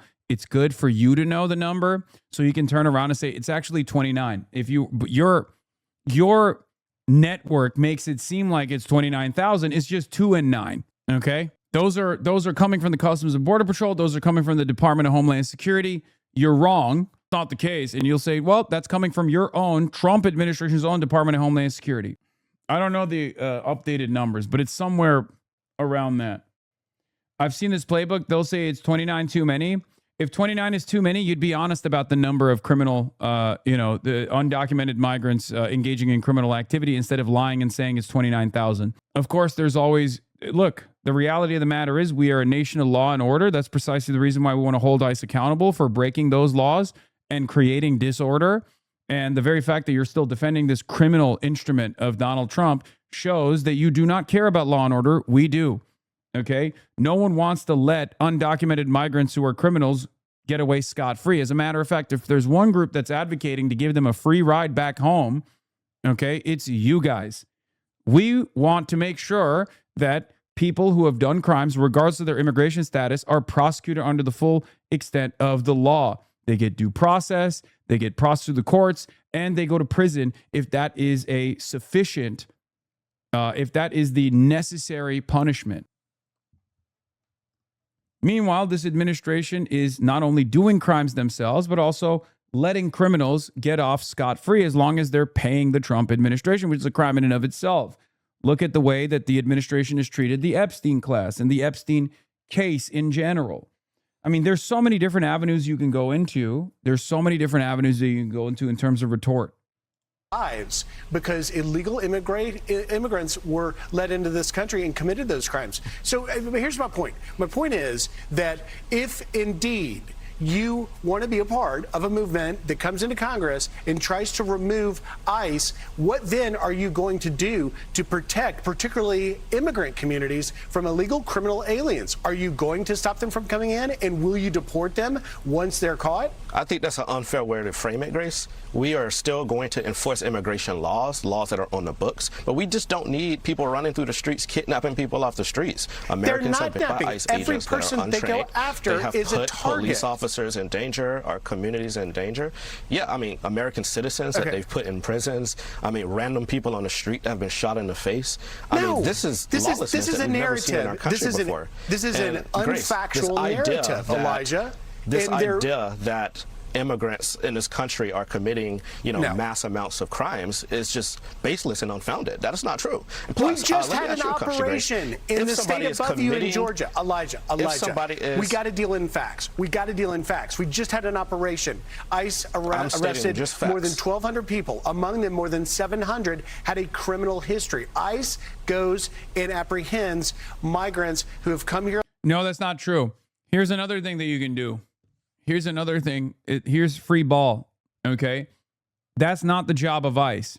That's the job of local law enforcement. And they protect and serve every damn day. Maybe they get some things wrong, but I have full confidence that our members, our boys in the blue, members of law enforcement can continue doing their regular duties. Okay. And that's precisely what goes. That's precisely what happens. ICE has no law enforcement apprehension mechanism. Okay. And even his own argument that he is showing, once again, betrays the primary point that he's trying to make. If only 700 out of the 12,000 or what is it, 1,200? That's almost half that have no criminal history. What the fuck are you talking about? I thought we were apprehending criminal migrants. So what ICE did in the state of Georgia, just like it's done in every other state, is to boost their numbers, to boost their quotas. They go to the prisons. Okay. And they get criminal migrants that are already in the prison system, and they put them on deportation planes. That's all ICE is doing to justify the apprehensions that they're doing for the non-criminals. That's what this is, for the record. The overwhelming majority of ICE apprehensions are non-criminals. The immigrant removal operations don't target criminals. They target non-criminals. They target people with no criminal history whatsoever. And then they go to the prisons, and then they grab as many people that are carrying out their sentences that have done crimes. Also, by the way, this varies. When they say, oh, they apprehended 700 criminals, here's what they actually mean. Half of them are like aggravated assault or lower level offenses. And they're not like, rapist murderers or whatever. There's also that reality, right? Some of these people are non-citizens that have trespassed, for example, and they're sitting in a fucking prison. ICE goes and grabs them to boost their numbers of criminal migrants that they're actually apprehending. But none of the ICE apprehensions, none of the ERO operations, the immigrant removal operations are actually people who are like real, die-in-the-wool criminals or whatever that they're going and conducting operations on. They're just going to farms. They're going to places of work. They're going to homes where they know that a non-citizen that is in coordination with ICE, by the way, lives. They work with the IRS to figure out where these guys live, for example. Many of these guys are in direct contact with ICE. That's part of the reason why they also do these deportation operations at courts. Non-citizens that are going to courts are following the fucking law. They're literally following the law. It's totally ridiculous. It is completely fucking busted. Yeah, they pick up random people in work vans, fathers and mothers who are on their way to work. They're not conducting some kind of law enforcement operation. It's just full-blown Nazi shit. Illegally and committed crimes, and then they're released in sanctuary cities, particularly that are at large, because those local authorities do not cooperate with ICE to remove them from the country. What's your question? Well, let me ask you this question: if somebody's committing crime, if it's true that people are committing crimes and murders, why would you want to deport them and put them back on the streets? They should be in American jails if they're committing. Hey, that's my line. Let's go. Finally, someone uses it. I've never heard anybody else use this line, by the way. So I will take credit for that. Let's go. Crimes so that they can't hurt anyone else. To say someone murdered someone on the street, we're going to let them go back home. I don't think that's a good way to do things. We put somebody in prison if they murder someone. Oh, he's flustered. Let's go. Let's walk out. Let's walk out. The data is showing that immigrants. Look. Let's walk out. Let's walk away. Let's walk away from this because you're fucking cooking my ass with that. Yes, Elijah is a HasanAbi head. I will take that. Is not a common left-wing talking point. That I gave that free money to Parker and Dean as well, and they literally. First of all, it's our line, comrade. Okay, but it's not a common talking point at all. Holy shit, you got haters. Yeah, I know, but it's fine. It's fine. Yeah, sure, it's common. It's not. You know, you're right. Yeah, I told Dean and Parker to use that line as well whenever they fucking bring up the deportations for criminals shit. Yeah, I remember when you gave it to Dean and he had never thought of it before. I know, because no one had ever fucking presented. I love using reactionary framework on leftist issues. Okay? It's one of the things that I do all the time. It is I love using the right-wing sensibilities of Americans to have them come to terms with like leftist positions. We're not killing people. No, okay. Isolated incidents of individuals killing people, the Elijah, crime rate focus. in America is at a low. Let me bring you back in focus. Let's talk about a case that just happened out in California. A 68-year-old man named Todd Stewart was stabbed in broad daylight in his yard by an illegal... Here, one of the most common ones that people use all the time is like, you know, to reframe the abortion conversation or to reframe the transgender, transgender medical accessibility conversation back to small government. Like that is a really good way to flip the conversation back on an American value of like, you know, medical freedom, where you're like, why is the government intervening in these affairs? It should be between a patient and a fucking doctor. You don't know anything. I don't know anything. The medical professional should actually be the one that's like making these decisions. Why do you get to have a say? Same with abortion as well. That I didn't invent. I would not say that that is my invention, but yeah, this is, you know, this is free money. This is free money, free ball for all of you that have to deal with chuds in general. You can use chud style language to defend very woke positions. Yeah, don't tread on me arguments work very well. One of the things that I've been cooking up also is like forced education, potentially, like talking about reintegration and lowering recidivism by saying like, no, I think we should make sure that these prisons are no longer a burden on the taxpayer, and instead focus on making sure that we have a new productive labor force that comes out of those prison systems instead of people that go back into a life of crime. I want criminals to be educated in these prisons. I want them to get a necessary education. Maybe don't call it forced education. Nah, fuck it. Call it forced education. Who cares? You got to make it seem like you're punishing these people, unfortunately, for the average American to come to terms with it. And they definitely think education is a punishment. Immigrant from Venezuela, and he was arrested for burglaries, and in Sanctuary, California, he was released pending his trial with an ankle bracelet. He violated the ankle bracelet policy and was re-arrested, and a judge again released him. This is back on August 5th. On August 6th, the very next day, he killed Todd Stewart.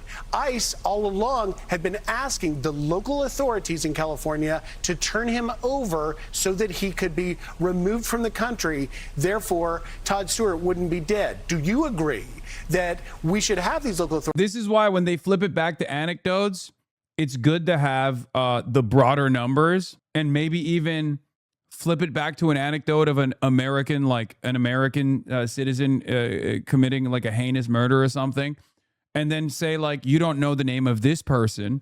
The only reason why you're talking about this is because this is one of the instances where law enforcement got it wrong. If you want anecdotes, I have 30,000 anecdotes. You know what I mean? Like that's the way to do it. You can also flip it back to Alex Preddy.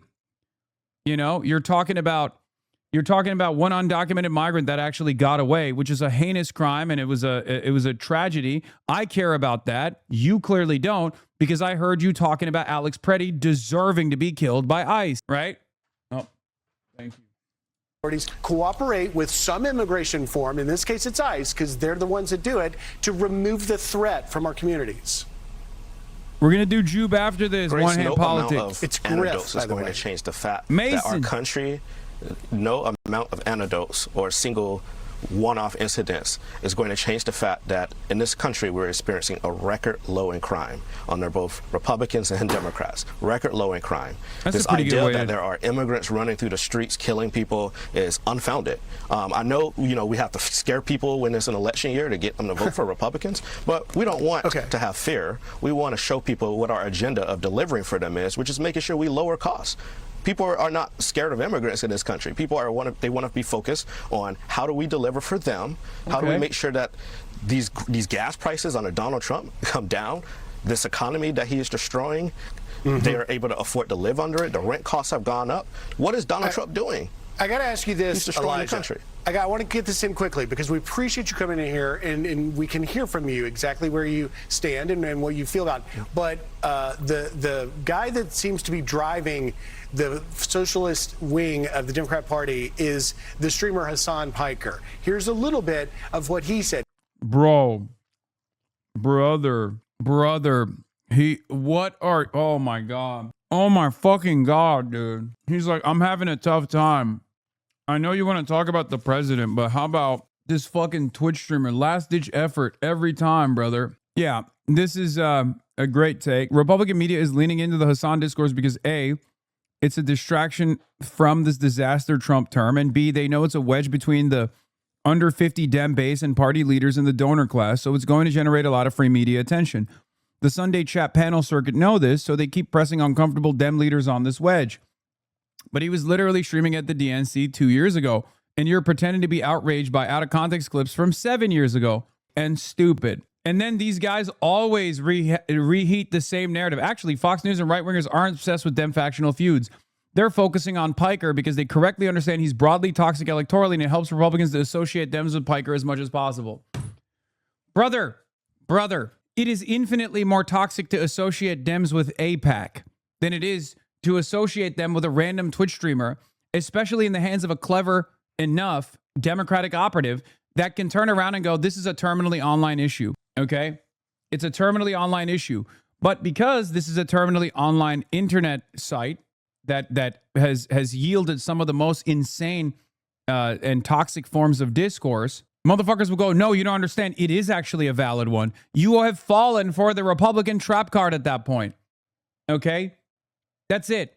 The moment that you advance this narrative that's clearly coming from the Republicans is a moment where you're not talking about the Republicans, is a moment where you're not talking about costs, a moment where you're not talking about the affordability problem that Donald Trump has only made worse. That's it. And a lot of liberals have had their brains fried from these neo-Nazi infested algorithms and legitimately think it is the only issue top of mind. Some of them are advancing the agendas of their favorite, loser content creator who despises me. Some of them legitimately believe that this is the top of mind issue.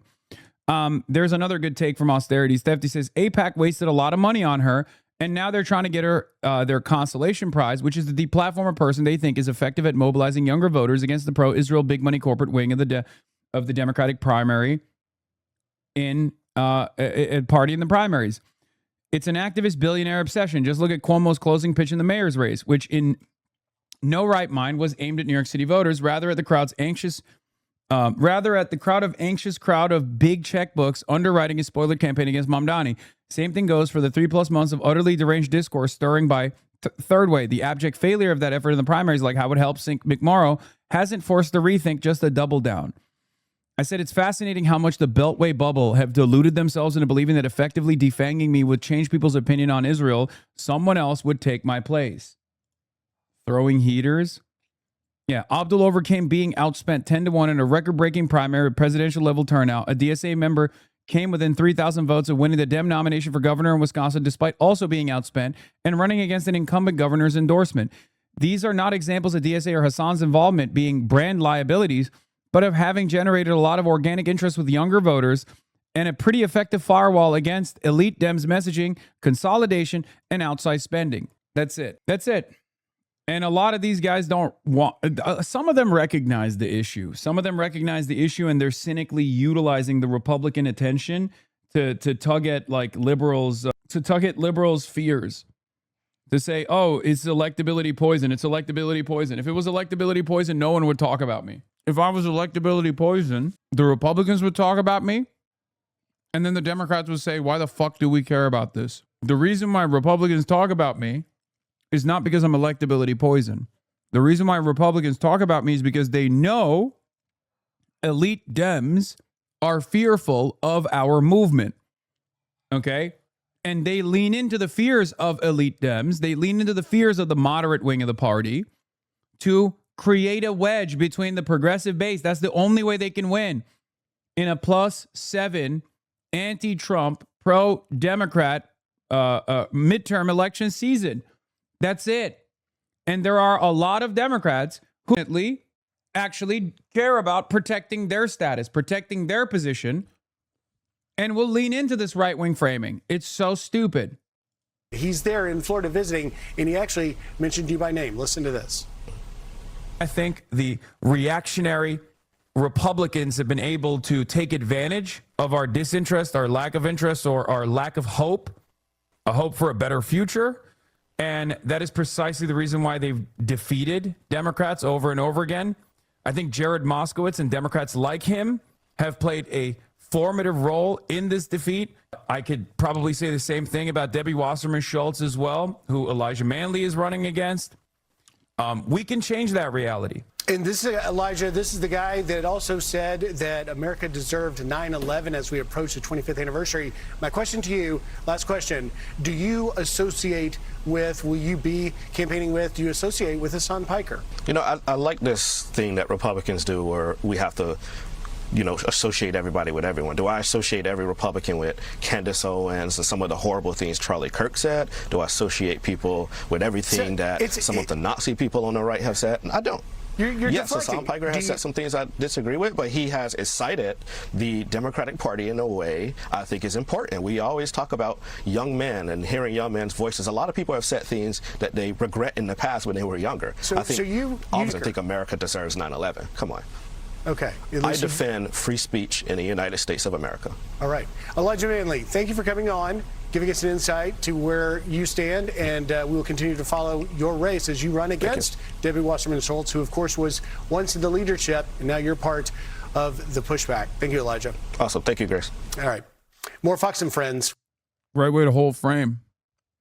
Beast mode from Elijah. You're hated because you challenge people's programming. If he likes communism, so he should move. They repeat it again and again, but the way people react like they're threatened just because you talk about the merits or lack of one system over another is because they're too stupid to break their dumb brainwashing. To a certain degree, yes. Timothy Jedediah Poole. One moderate. You have a lot of politicians on the Democrat side. One moderate versus 20 liberals featuring Tim Pool. Now, this is amazing. This is amazing because they presented Tim Pool as a moderate. How is Tim Pool a moderate? What are we doing? If Tim Pool's a moderate, who's a radical? I just don't know. Like, Tim Pool's done a lot of election denial. Tim Pool has spent most of his career fomenting civil war or claiming that a civil war is going to happen in America. Tim Pool has highlighted and platformed neo-Nazis of all different sorts. Like, do you guys notice how on the Democratic Party side, they say, I'm a radical, but the same, like, broader media permission structure declares Tim Pool to be a moderate, Charlie Kirk to be an activist? Because remember, whenever Charlie Kirk was covered, they always said conservative activist Charlie Kirk. When I'm covered in the media, whether it's a liberal outlet or a right-wing outlet, I'm called a far-left agitator, controversial streamer. How is Charlie Kirk not controversial? His worldview was unbelievably controversial. How is Charlie Kirk not controversial? How is Tim Pool a moderate? Who is deciding that Tim Pool is a moderate? The center is so arbitrary, is so ridiculous, and it's so busted. Anyway, let's Find authoritarian practices during COVID. I'm not going to support those individuals. I will but say, the authoritarian practices today, you're willing to look past. some of them, yes. Come on, man. The mainstream political left commits more violence than the mainstream political right. None of what you're saying makes any sense. It sounds like It you're does. honestly grifting a lot. You can say that Let me there's ask you a civil question. war every year and it doesn't happen. And I you're gonna never say said it just there hasn't was. happened yet. Do you want me to get you a I'm just saying, soapbox? it's really I can leave. easy. You want me to It's go? really easy to You want me to do leave? what you do. You want me to It's really easy to do what you do. Mason got him to get up and leave, which is amazing. United States tracking towards civil war, or is America more united than it seems? Hi everyone, I'm Paris Rose, and I'll be filling in for John today. From Jubilee Media, this is Surrounded, where one brave soul faces a room full of disagreeers. Today we're debating which political party is more violent. Is authoritarianism on the rise in America? And have both parties abandoned their oath to the Constitution? I'm here with our featured guest, moderate political commentator, Tim Pool. Hi, I'm Tim Pool. I'm the host of Timcast IRL, and today I'm surrounded by progressives. My first surrounded claim is that the mainstream left commits more violence than the mainstream right. If you'd like to be the first debater, get to the chair in 3, 2, 1. Mason said the moderator was also biased as well. I don't know who this moderator is. Sammy, How's it going? Hey. Great to meet you, buddy. How Likewise. you doing? Pretty good, pretty good. There seems to be like a broader implication with your prompt that there's this domestic threat from mainstream left politicians. Like, do you really think Hillary Clinton's like leading the Vanguard Revolution Party? Like, No. What is your take? When you look at the violence that we do see, I describe it as from blunt to acute, which is with the fringe extreme right, you'll see extreme mass shootings. You'll see, someone will show up. Oh, I was right. Oh, he's doing a semantics argument, saying that the mainstream right is separate from the rest of the far right forces that are responsible for an overwhelming amount of violence in this country. That's what it is. He does this the whole argument. That's so funny. Dog. There are left-wing forces from moderate to radical. There are right-wing forces from moderate to radical. Everybody understands that the overwhelming majority of political violence happens in the hands of the right. Okay? Specifically the far right. His sources aren't wrong. He knows that that's the case, so he's trying to frame it around mainstream. So you get bogged down arguing about what it means to be mainstream instead.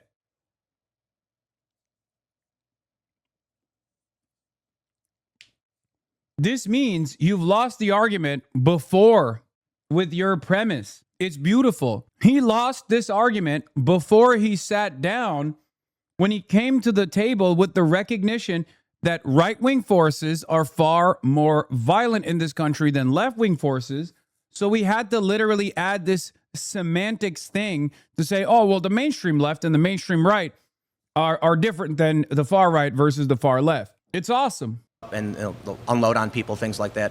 On the left, though, you'll see riots, vandalism that you don't see from the right. But the point I'm making is that when you break down the ideology that motivates individuals that commit political violence, there is more often an overlap between what the Democratic Party espouses ideologically and what we see in street-level violence, as well as maybe assassinations versus what the Republicans would espouse. I mean, I couldn't disagree more. What ideologies that the Democratic Party is promoting that leads to these types of violence? Anytime you see an act of violence that's typically attributed to the left, it is immediately condemned by every Democrat politician. Indeed. You couldn't point to one that actually endorses that. Or you have somebody like Donald Trump, who's literally the president of the United States, saying that we should call for the death of congressional members who are fulfilling their civic duty and saying, hey, maybe you shouldn't fulfill illegal orders if you're in the military, and Donald Trump's asking for them to be put to death. How is that not inciting to violence? No, that's absolutely terrifying. I completely disagree with that. My point more so is that when you see, say, the George Floyd or the BLM riots, you end up with Biden and Kamala themselves promoting fundraisers for those accused of committing these crimes.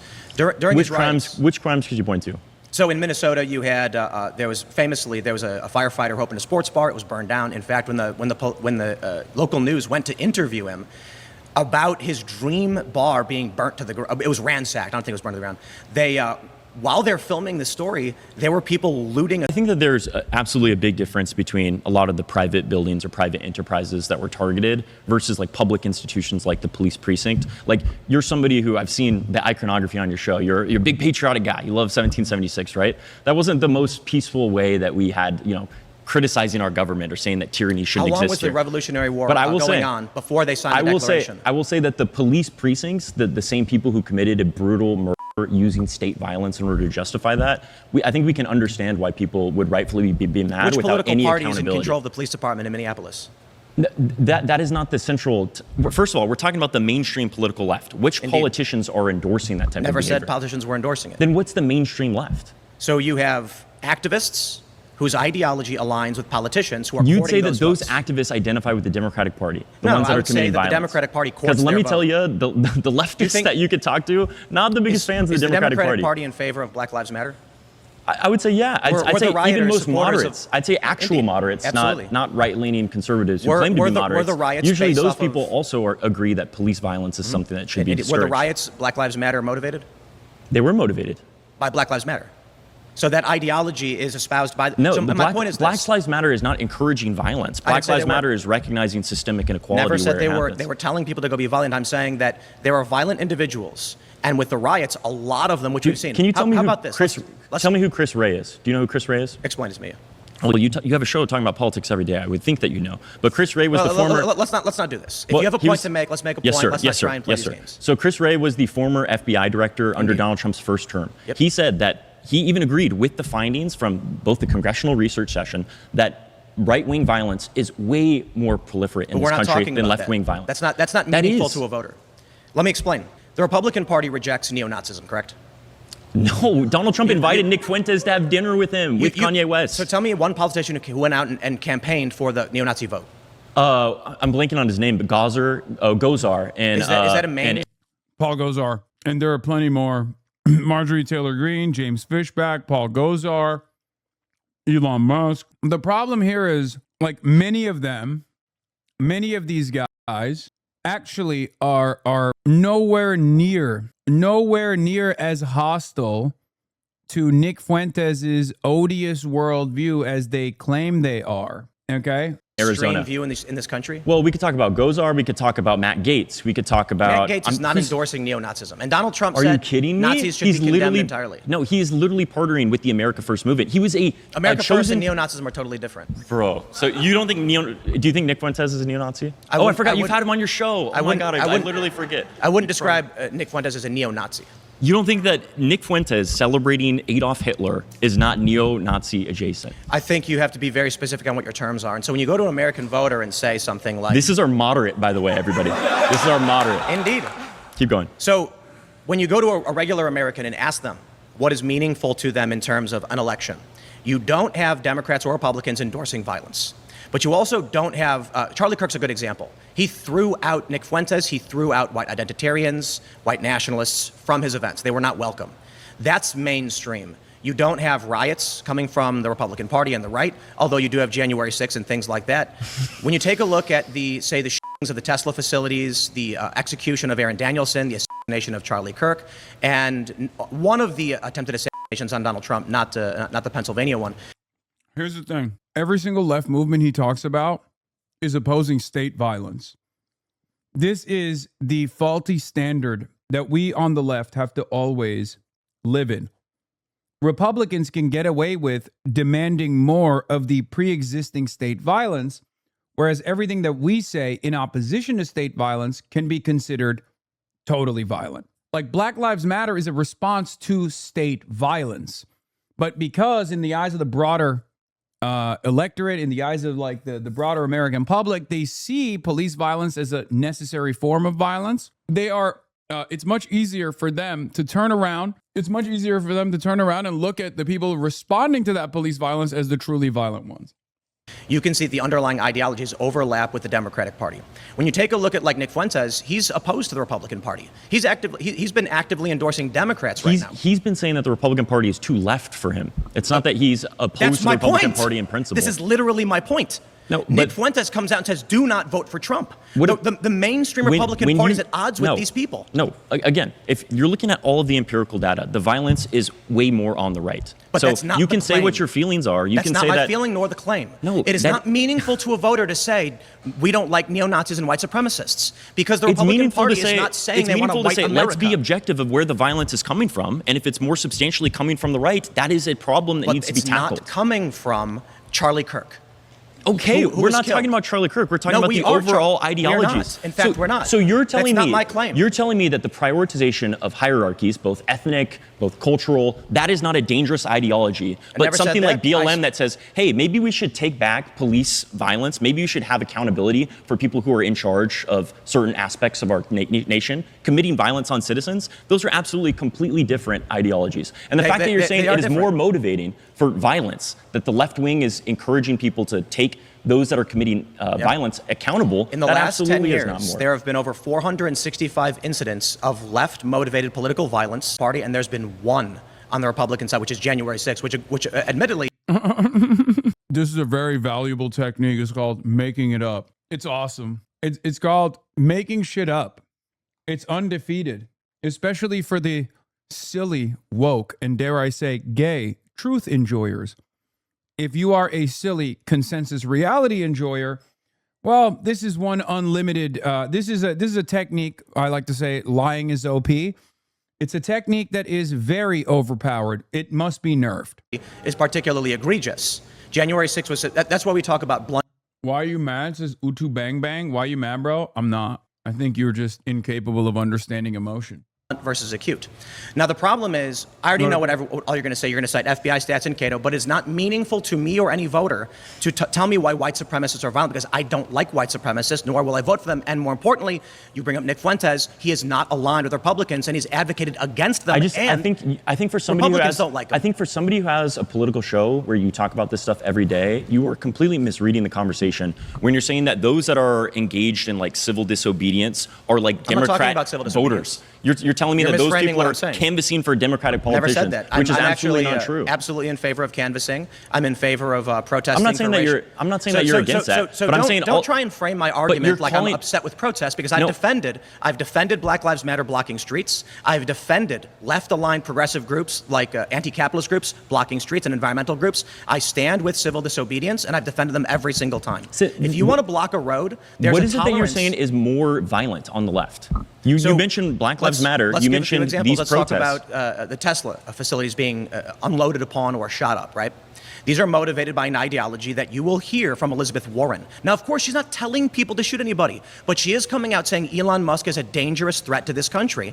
And then you end up with someone going and pulling a rifle up and shooting up a Tesla. When you understand that the right always says politicians are not responsible for individual actions. Elizabeth Warren saying, hey, maybe we should have the same sort of economic policies they have in Scandinavia. Why was Aaron that is not her Danielson encouraging, go shoot up a Tesla facility. Why was Where Aaron Donald Trump saying, let's hang Answer the question. let's hang the people who encouraged those in the military to actually fulfill their Again, duties. That is completely. My claim is not that the right is completely He's the innocent. leader of the Republican Party, my dude. And I hate that it's a semantics argument, and I think the best thing to do would be to tackle the form in this circumstance, which is to say, look, I think you and I both understand that the Department of Justice has already released a comprehensive report that shows that the overwhelming majority of domestic terror incidents come from the far right. And that's precisely the reason why you're trying to get bogged down with this like semantics argument about the mainstream left being more violent than the mainstream right. There's no such thing as like the mainstream left versus the mainstream right. It's just left versus right. And if you look at it, the numbers are still not favoring your position. You can say you disavow the violence all day, every day, but there's got to be a reason why so many far-right individuals are committing these sorts of crimes with regular frequency as opposed to far-left individuals. That's it. Like, that's it. Because at the end of the day, you're basically saying Donald Trump is a less violent force in American politics than like Elizabeth Warren or Bernie Sanders. And that's a psychotic position to have. So you have to like constantly turn around and say, do you think Donald Trump engages in less violent sentiment than Elizabeth Warren? Do you think Donald Trump engages in less violent sentiment than Hillary Clinton? Right? Because then it's like then you just come across like a fucking psycho, right? Like, can you imagine someone being like, no, actually, you're right. The guy who says lock him up, the guy who like constantly talks about violently taking care of their political opposition, that guy is actually the real peaceful dove here.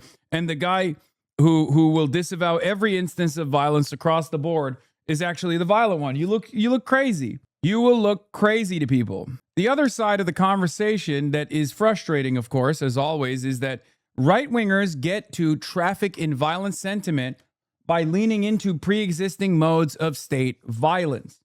So Donald Trump doesn't have to say, we want a white America, even though he sometimes heavily implies it. But he doesn't have to say, we want a white America. We want to put immigrants in concentration camps. He just can say, we want ICE. We want a stronger border. But that's the same exact argument, because the underlying white nativism is exactly the same. That somewhere in there is a hidden premise that brown people are not as valuable as white people are. And that's why these third world brown folk need to go back to where they came from. And in most circumstances, they're not even saying they need to go back to where they came from. They're just simply talking about sending them to a slave labor colony in El Salvador. That's usually how these arguments work. Hasan is a liberal now? Wait, what? Why? Hillary loves killing people, but not in our country? Lib alert. No, I'm talking about like domestic violence and who is responsible for domestic violence. Of course, foreign policy is uniparty. Don't be crazy. That's not what we're talking about right now, though. We're talking about the mainstream left commits more violence than the mainstream right. They're talking about domestically. Say that these are equivocable at all is completely I condemn false. 100% what Donald Trump said, calling for the death of those politicians. We have to move on. Great to meet you, Tim. Likewise. If you'd like to be the next debater, get to the chair in 3, 2, 1. Hello. Hi. Is she conservative, Mason, the host? I don't know why she's giving conservative aura a little bit. Am I crazy? What I find really interesting is the whole premise of like the Occupy Wall Street movement was to protest, right? Indeed. It was specifically geared towards making sure that the general public was understanding the situation at the time, which had a lot to do with... No, you're crazy. I mean, I don't know. My mistake if I'm wrong, you know, I apologize. Anti-capitalist motives, right? And so when we're talking about who's more violent than... They just changed the title? What did they change it to? Likewise. No, it's still one moderate versus 20 liberals. What I find really interesting, it was specifically... What did they change it to on your end? It's probably A/B testing. Geared towards making sure that the general public was understanding the situation at the Oh, one moderate versus 20 liberals instead of one moderate versus 20 progressives? time, which had a lot to do with anti-capitalist motives, right? And so when we're talking about who's more violent than who, we have to be very specific that the violence that is recorded in the data is not ideological violence. It's not this like rhetoric. It has to be evidentiary.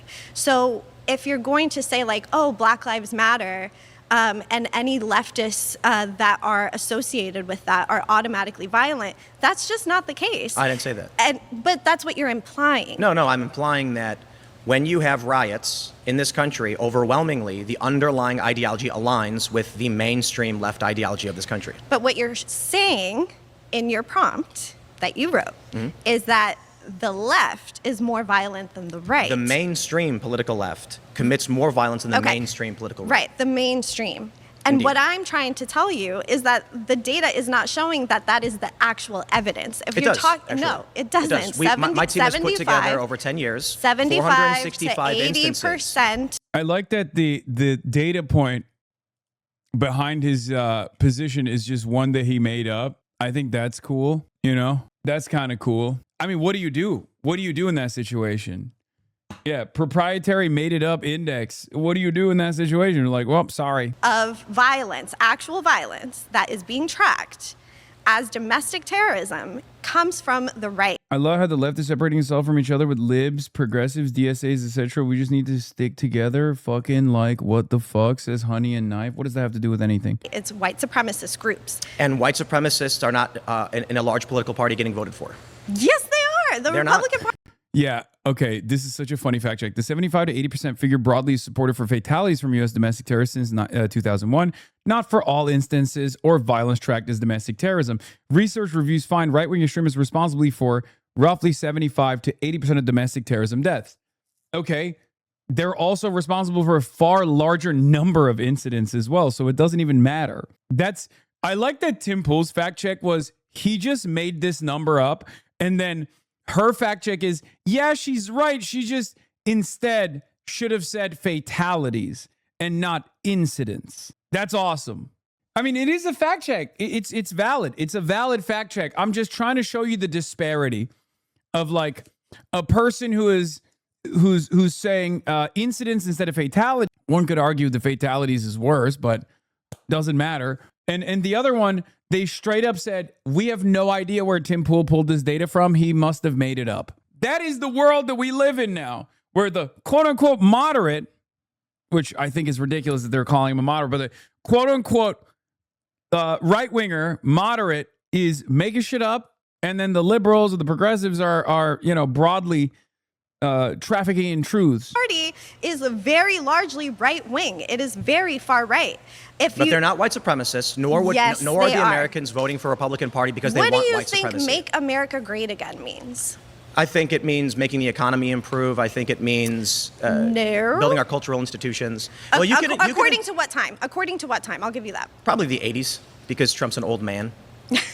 I would say the 90s. Seriously doubt he meant the great. 80s. He's much older than the 80s. Well, your interpretation of Donald Trump's opinions is separate from when we see a riot, what is motivating the riot? When we his see opinions an lead assassination. his policies, don't they? Indeed, and Wouldn't you say no that's one what here politics is is all making the about? claim that Donald Trump is innocent, nor does he not have individuals who But engage you're in attempting violence to based make on a similar claim ideologies. that his type of ideology that leads his policy is not nearly as violent as the left, Well, how which many is riots have there been from the right? largely anti-capitalist, which is largely anti-fascist. None of what you're saying makes any sense. It sounds like It you're does. honestly grifting a lot. How many Republican riots have there been? I don't know the Is exact. it one? Yeah, the argument of like Republicans don't riot, the left does, is again very stupid. Well, first of all, it's not even correct. January 6th is a great example. Charlottesville is another great example. Proud Boys are another great example. So there's numerous examples of the right wing doing riots and things of that nature. Of course, Tim Pool will say those aren't mainstream, right? Which is fucking ridiculous. But the other reason why this sucks, this argument is like so stupid, is because the right already give the responsibility of enforcement and violence to the state. Even when a Democrat is in charge, it's still the type of violence that the right-wingers want more of that's happening in the country, because that's what police brutality is. Here, I'll give you a fucking example. Right-wingers love when the state brutalizes college protesters. Under the Biden administration, the Gaza protest took place. 3,654 American students on college campuses were arrested and apprehended by the state, which was controlled by a liberal Democrat. So even when the broad left, which Tim calls the mainstream left, is protesting, and some of those protests, quote unquote, turn into riots, okay, that's still the type of state violence that right-wingers love. It's just a Democrat doing it. And the same goes for ICE. What is ICE if not the exact same manifestation of right-wing violent appetite, right-wing violent desires? That's the whole point. That's the driving animus behind ICE. To make Republicans feel comfortable, to make Republicans feel like the state is doing something about these pesky migrants. It doesn't always have to be them taking up arms and going and shooting migrants, which they do. They do it all the time. So that's, why the number is also slanted in the direction of the far right or the right in general. But when they're not doing that, the state is doing it for them. He's glazing Kim Jong-un, my goat, JD Pondon. Maybe one in But what January are you 6th, classifying which is a as a bad riot? What? Take. Dude, the worst parts about like TikTok and the way people operate now is just there's so many fucking stupid people. Like I saw that one, there's a TikTok comment where they were like, James Fishback is a great candidate. Or like anytime there's someone that says something about me, there's like 700 comments underneath it being like, nah, this guy fucking sucks. He's actually always talking about politics and he seems so angry all the time. And it's like, that's not political commentary. That's not criticism against a thing that you disagree with that I believe. You're like an animal. You're just responding to stimuli. That makes me so sad, you know? It makes me so sad. And it sucks. There is a real chuddification of America that's taking place right now. A lot of our youth are like this. Okay? It sucks. But so many of our youth have become complete fucking moronic chuds. A big part of the reason why is because they are apolitical. Perhaps best explained by Clavicular's famous line, politics is jester. It's jester behavior.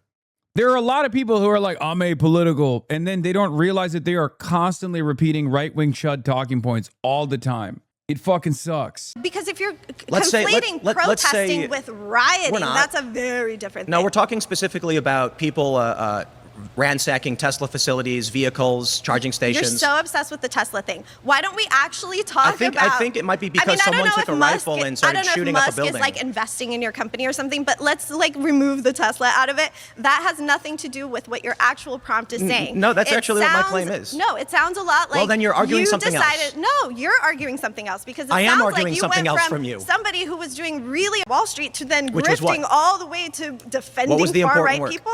That's crazy. What was the important work? I love the argument, by the way. He's just like, January 6th is whatever, who cares? All of the instances of like domestic terror, like the mosque shooting that just took place a couple months ago, who cares?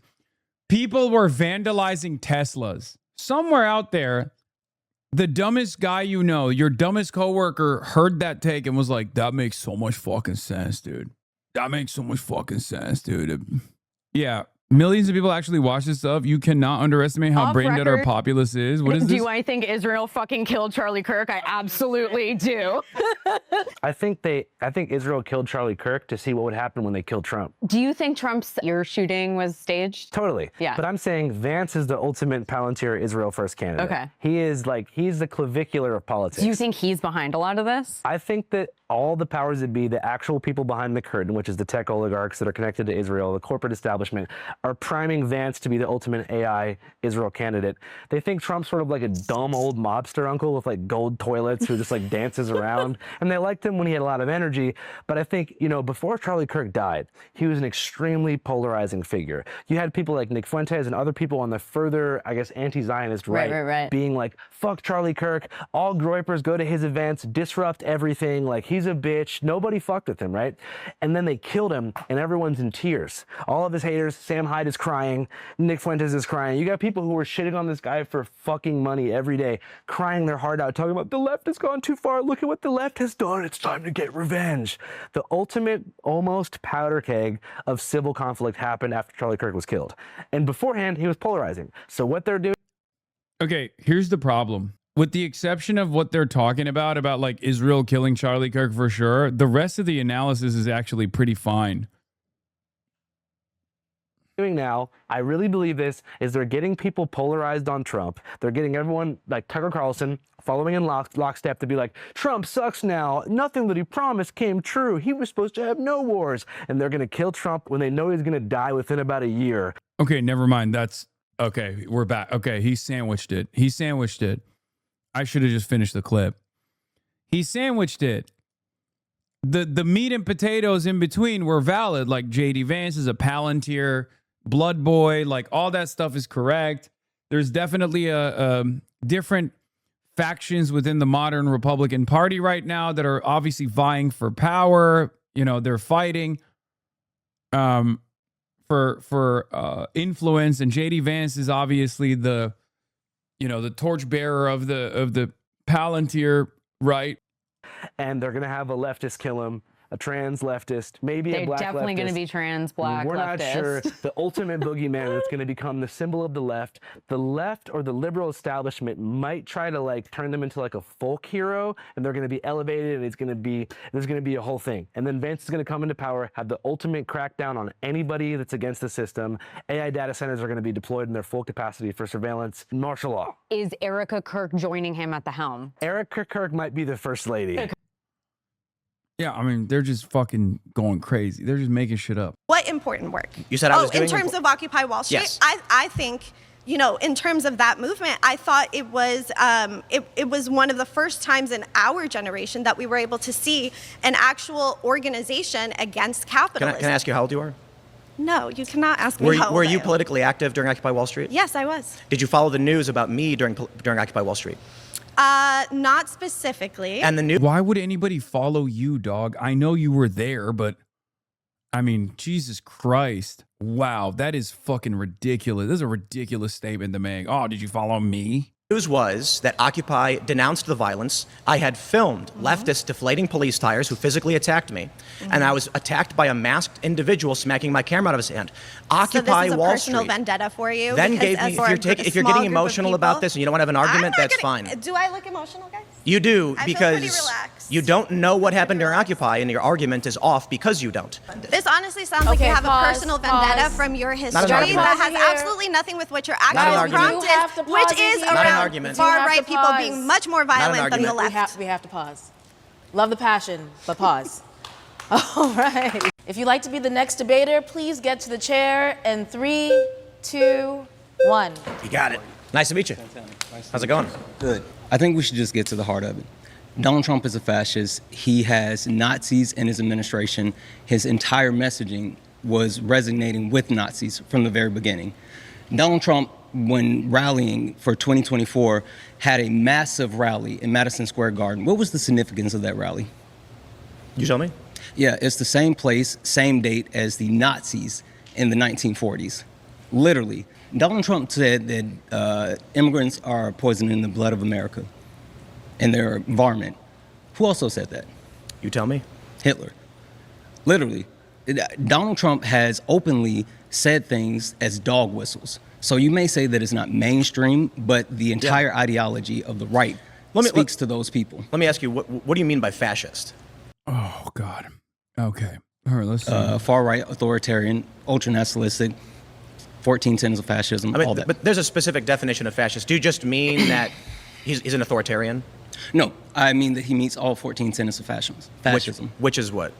You want to go through all 14 points? I don't. I'm trying to understand your argument. But so my point largely is we see people say Trump is a fascist, but there's, you know, if you go to an academic and you look at fascism, say Italy, there's a common Mussolini. argument that you have the merger of corporation and state as the defining element of what fascism is. I would define different forms of no, fascism. no, right? No. Yes, palindromism is correct. And if you want to go down into it, if you want to actually pick it apart, it's basically an in-group, out-group dynamic that you set with a national mythos surrounding it, where the superior in-group race or religion or ethnic background is elevated to a higher state and is constantly in battle and trying to seek out the expulsion of the outer group, the lesser races, the lesser ethnicities, the lesser nationalities. That's all it is. And absolutely, Donald Trump fits this stereotype, this ideological predisposition. And yes, palingenetic ultranationalism is even the liberal definition. I know, it is. It is. It's not the worst one, though. I think palingenetic ultranationalism isn't the worst definition. That's why I like that one as opposed to all the other ones, because all the other ones literally could be any government that's doing government things. Like the one where it's like, eradicating or like state control over mixed markets or whatever, and authoritarianism, like that doesn't mean anything. You can just say that for any country on the planet. Also, the current administration is the merger of state and corporate power. So even if, no, I hate that one. Yeah, I hate the unholy merger shit. I hate that one because that's literally, first of all, that's partially that is an anti-communist way to talk about fascism. That's a liberal way to talk about fascism, specifically so that you oppose communism And not only that, but also oppose any degree of socialization, right? Because you can literally make that argument that like Norway is a fascist country. Okay, Norway is a fascist country. Why? Because they've nationalized their extraction industry. I hate that. And it is a not so subtle way that liberals try to otherize socialism, communism, and then put them under the fascism bracket. But yes, technically, because of the Trump administration's actions against Intel, for example, you could literally say that. Even under Tim's definition, you could say that Donald Trump is still a fascist. But again, it doesn't matter because that has nothing to do with fascism. Well, and that's the point. That's why the actual premise is the authoritarian. Donald Trump is absolutely a fascist. He's, like I said, he has Nazis in his administration. I think we're shifting. Pete Hegseth. How is Hegseth He literally has a proud Nazi tattoo on his chest. He does not. He has a Jerusalem cross, which is a very common Nazi dog whistle. The idea that it's not a fucking Nazi tattoo is silly. What's next? Are you going to say Grant Plattner only had a skull on his chest? Get the fuck out of here. He had such... Dude, you want to know something funny? And I brought this up in the past about Grant Plattner, but like Pete Hegseth is Grant Plattner. Okay? Pete Hegseth is literally Grant Plattner. To give you another testament, testament to how busted this system is, the fucking Secretary of Defense, now Secretary of War, is the same as Grant Plattner, and Grant Plattner won the primary, and we immediately were like, you gotta get the fuck out of here, big dog. Meanwhile, Republicans go, oh, drunk rapists with Nazi tattoos? Step right up. This also, once again, is what fucking makes me so angry about media and mainstream media and where they shift their focus on. I despise it. Like how much coverage was around Grant Plattner, which for the record, I'm not even saying is invalid, versus how much coverage still currently exists for Pete Hegseth being the exact same guy who's the fucking Secretary of War. Oh my God. This is what I'm talking about with fucking liberals, man. Liberals, you do not know how to focus up. You are always at the mercy of reactionaries, and they play you like a fiddle. Okay? Well, you are wrong, Hasan. They are not the same. Stephen Miller is absolutely a Nazi. Stephen Miller does not have a Nazi tattoo on his chest. Yeah. No, he does not. He has a chest? Catholic cross on his chest. Oh, he says Stephen Miller. Cool. I mean, guys, look, I went to Catholic school when I was little. I left in fifth grade. So Pete Hegseth is Yeah, by the way, he's a dropout. He didn't even go to high school. not a Nazi. Yeah, okay, cool. Question for you. When Donald Trump and his administration specifically actually implement policies that go at the heart of what Nazis want, Which right? is? Targeting. Which is what? The first group of people they target was the transgender community. Same things in Nazi. The actual Nazis specifically targeted people that weren't like them. There's been a persistent and consistent attack on undocumented immigrants, black people, women, anyone that's not a straight white male in America. My principal claim is not that Donald Trump is innocent, nor perfect, nor good. My claim is that when you look at street-level violence, domestic terror, et cetera, you'll find more violence coming from the mainstream left as opposed to the mainstream right. Sure. I do think it's fair to point out white supremacists are violent. They do evil and horrible things. Yeah, I wanted to get and to that. we all condemn them. The white supremacists are a part of the mainstream right. But they're not. They literally are. The's no circumstance All right, where we're you gonna can go on pause here. TV. Thank you. You can return to your seat. You've been voted out. Nice meeting you. All right, if you'd like to be the next debater, please get to the chair in 3, 2, 1. How's it going, That was an easy grab. You're right there. So the first thing I'll say is I think it's a bit disingenuous to characterize all of the property damage committed during BLM as left-wing violence, because there are going to be rogue opportunists during the biggest civil rights protests in American history. That's first and foremost. The second thing I would like to say is I don't think it makes sense to confine political violence strictly in the context of individuals acting with political motive violently. I think it ignores institutional violence. Theoretically, you could say the 1960s civil rights movement was more violent than the counter-protesters, but obviously the institutional violence of segregation. I completely agree. Right. So, so what I would say is that Wait, so then you agree with the institutional violence of police brutality, specifically the disproportionate targeting of black communities, is far worse than the actual negative consequences of said institutional violence that unfolded in largely peaceful protests, some of which actually escalated in the hands of the police into riots. the Republican Party is, and the mainstream political right is far more. Yeah, counter protests were definitely more violent as well during that period. The KKK killed hundreds of people, and so did the police. But then you also had this goes back to the Hamas versus Israel equation as well. The standard of violence is always in the hands of the powerful entity, right? The colonial occupant, or in this case, the American state.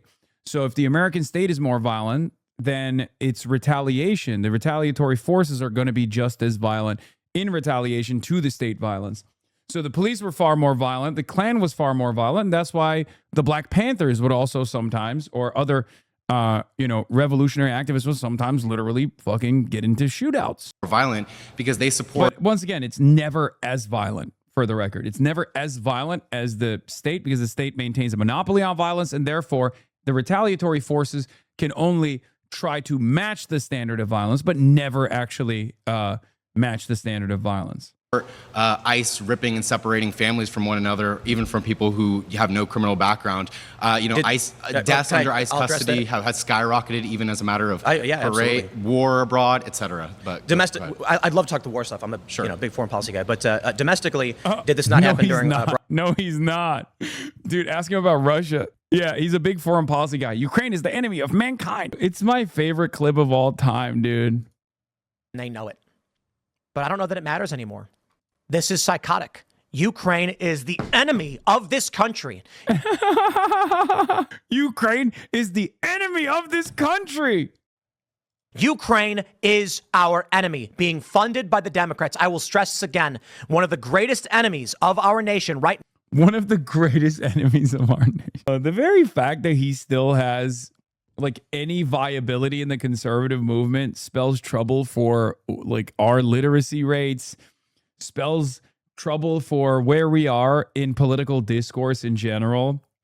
Also, the other side of this story is, of course, the fact that so many Democrats unironically think that I do this, but for Russia and for Cuba and for China.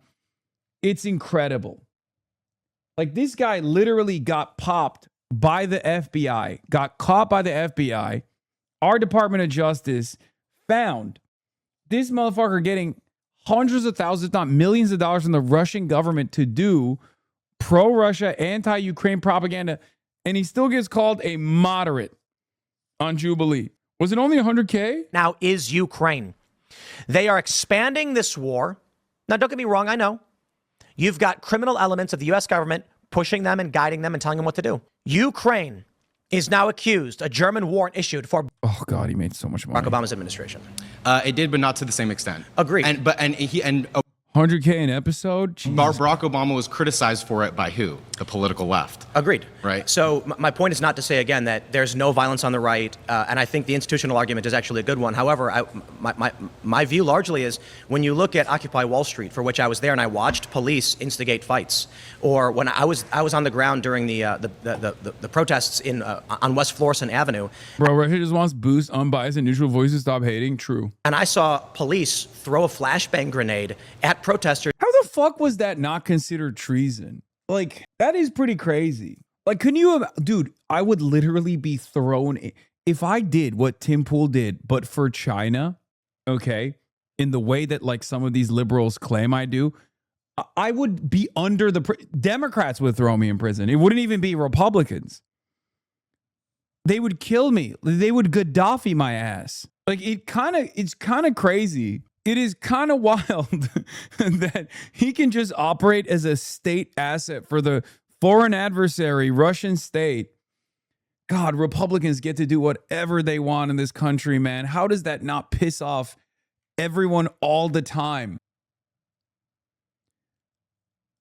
How does that not frustrate people all the damn time, dude? It blows my fucking mind. The hypocrisy is endless. Who are not doing anything violent.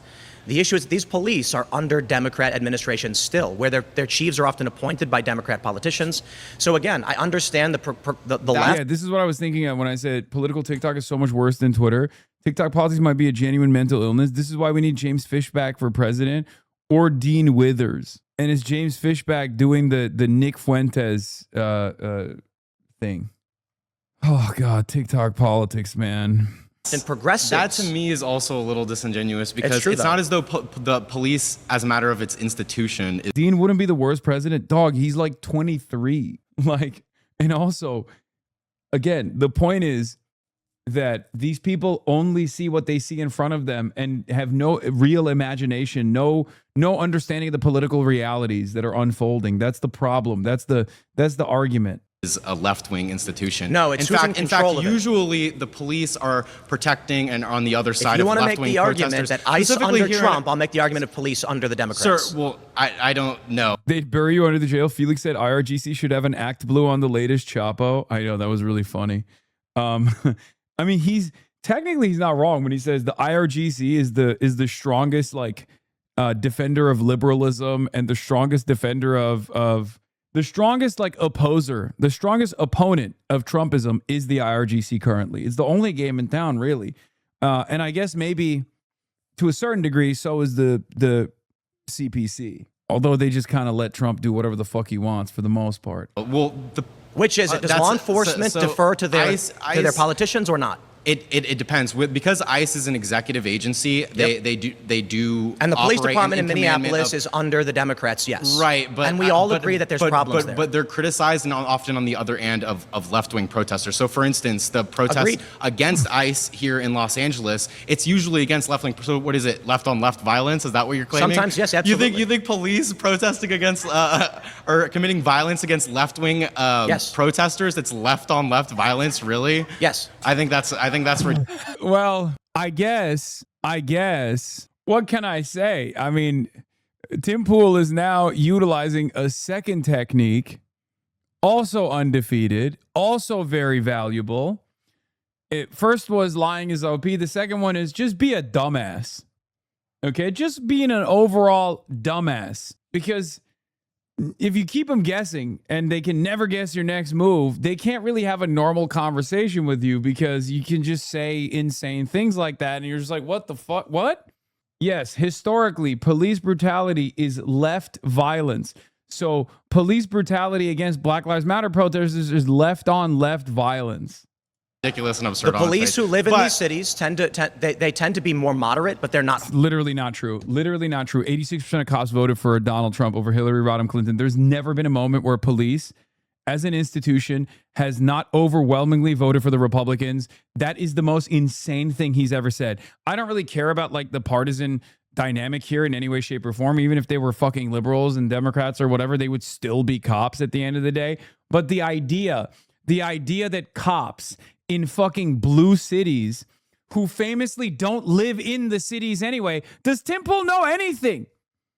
Does this man know anything? Throughout the history, there's only been one leftist cop, and he was in the DSA cop, and that's it. And okay, first of all, cops famously don't live in the jurisdictions that they work in. Okay, that's, famously, that is a big problem. As a matter of fact, that's kind of like one of the points for community policing is hire from the actual community. I guess the only time where police violence has turned into a leftist violence that you can point to is Chris Dorner. That's it. No, Dorner was not the DSA cop. Are conservatives. But is the institution is policing as an institution a left-wing institution? In New York, well, I would define a left-wing institution. Exactly. What I would say is Democrat politicians are the ones appointing these police chiefs and these administrations who are enacting these policies. But are they? So when you are voting for someone into office, this is not conservatives doing it. It's not mainstream right-wingers putting in police that beat protesters. But who politically supports the police as a matter of their rhetoric and ideology? Indeed, the right or the left? The right. But the right doesn't live in these places. Yeah, but nor do they appoint these people. Sure, but don't tell me that ICE under Donald Trump, but not police under Democratic politicians. Hold on. The left does.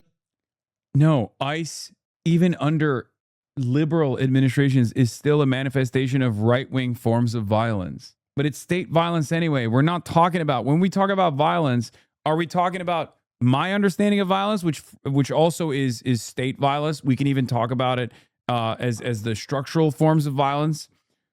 Or are we talking about what people consider to be violence, which is non-state actors? If we're talking about non-state actors, you're wrong. Mainstream left commits more violence than mainstream right. It's just bullshit. Completely fucking bullshit. Okay? If we're talking about state violence, however, state violence is a manifestation of right-wing forces. Unless you think like, I don't know, any kind of enforcement action against like anti-vaxxers is considered left-wing violence. Maybe that. Like I don't know. His understanding of violence is all over the place. It's very strange. Like Tim Pool's doing peep the badge. It says People's Police. When under libtarded administrations, the cops point to their badge and go, see, it says People's Police, actually. Peep the badge. Doesn't appoint. I'm brutalizing you, but leftistly. Protesters who commit random acts I of violence completely against agree. property. That's not my argument. I know. But earlier you were making the case that it's the ideology that motivates what these rioters are doing, and that's the reason why the left is ultimately responsible. What I would say is the can I underlying just- ideology is overlapping with the Democratic Party. Sure. And so what I'm saying is that if you want to be consistent, the underlying ideology that supports the police and as a matter of institution, and when the police are cracking down on left-wing protesters, that's overwhelmingly on the side of conservatives. Except they're not in power in these places, and you're applying a locality to the nation. They which may doesn't not make sense. They may not be like technically. I mean, police are not motivated by the Republican Party to go out under a Democratic mayor to arrest protesters. The problem is that the police is still, as a matter of institution, is more of a right-wing institution than a left-wing Certainly, one. even they're in usually Democratic on the other cities. side of. But the point is, of a police left-wing officer who protesters. goes out in New York and arrests a protester does so at the behest of a Democratic politician. I don't Pause. It's true. You've been voted out by the majority. Please. All right. If you'd like to be the next debater, please get to the chair in 3, 2, 1. What's up, young man? Listen. Oh, yeah. I haven't been young for a minute. Now, slow down with that. Listen, all I think right. it's really quick. The I condemn is a really cheap cop-out. That's not going to work. It's not an argument. Because the people around us are not low IQ, like your average viewer. It's important to recognize. Make an argument. So I'm about to. You don't have one? Is that it? If you want to be insults, we can go for insults. And I'm about to. We can rap. I'm about to. You want to rap? Stop delaying my time. So it's important to recognize that simply I condemn is not sufficient when the Republican Party has created a permission structure for individuals to go out and do violence against, I'm about to tell you, with impunity. Immigration and Customs Enforcement is a good example. Law enforcement. The Trump administration, they Through an violated, electoral process. they've lost in the courts 10,000 times, right? That's not true. It is true. Politico actually released a 10,000 report on it. times. Yeah, they lost 10,000 I'm times. sure it in the would be last like year. 10,003. They murdered numerous American citizens. And guess what happened to the individuals that carried out those killings? What happened to them? What happened to them? Have they been prosecuted? Any investigations? Do you know? I believe they have not. Why? It's almost as if when you commit violence, You're wrong. You're going to be protected. That's what's going on. That's why Kristi Noem went out and said that Alex Preddy was a domestic terrorist. That's why Stephen Miller said the same thing. And everybody in the entire Republican Party apparatus is echoing those talking points. Because whenever there's violence... Yeah, Tim Pool was also cheering Renee Good's death. This is one of the first instances where this dumb fuck liberal guy, Joshua Reed Eagle, actually brings up a good point here. Okay, let's take a look at how Tim Pool responded to Renee Good's murder. First of all, when these people come out and go, Tim's a bootlicker for defending us, I'm like, no, you misunderstand. It's my boots. It's mine. I voted for them. I'm wearing the boot. I'm stomping on the ground. I ain't licking anybody. I'm clapping for these people that I said, please go out and enforce the law. And anybody else who's cheering for... Moderate, by the way. I love moderation in my politics. Okay. I love moderation. That's like, bro, that's calling me a moderate. Okay. Like, I know I'm not a moderate, right? I'm nowhere near, in terms of there's no moral equivalence with what I speak on and what he speaks on and what he defends, of course. Having said that, I would recognize that I'm not moderate, but neither is Tim. Moderate under what standard? He's moderate for 1938 Nazi Germany, I guess. What the fuck? This is why moderation is such a frustrating, constantly shifting target. It's just so annoying. People say, I'm a moderate. Or who voted for it too, we're all wearing the boots. You're the one crying. You're the one saying, you're coming. By the way, this perfectly identifies the insecurity in fascist movements, both historically and in contemporary fascism.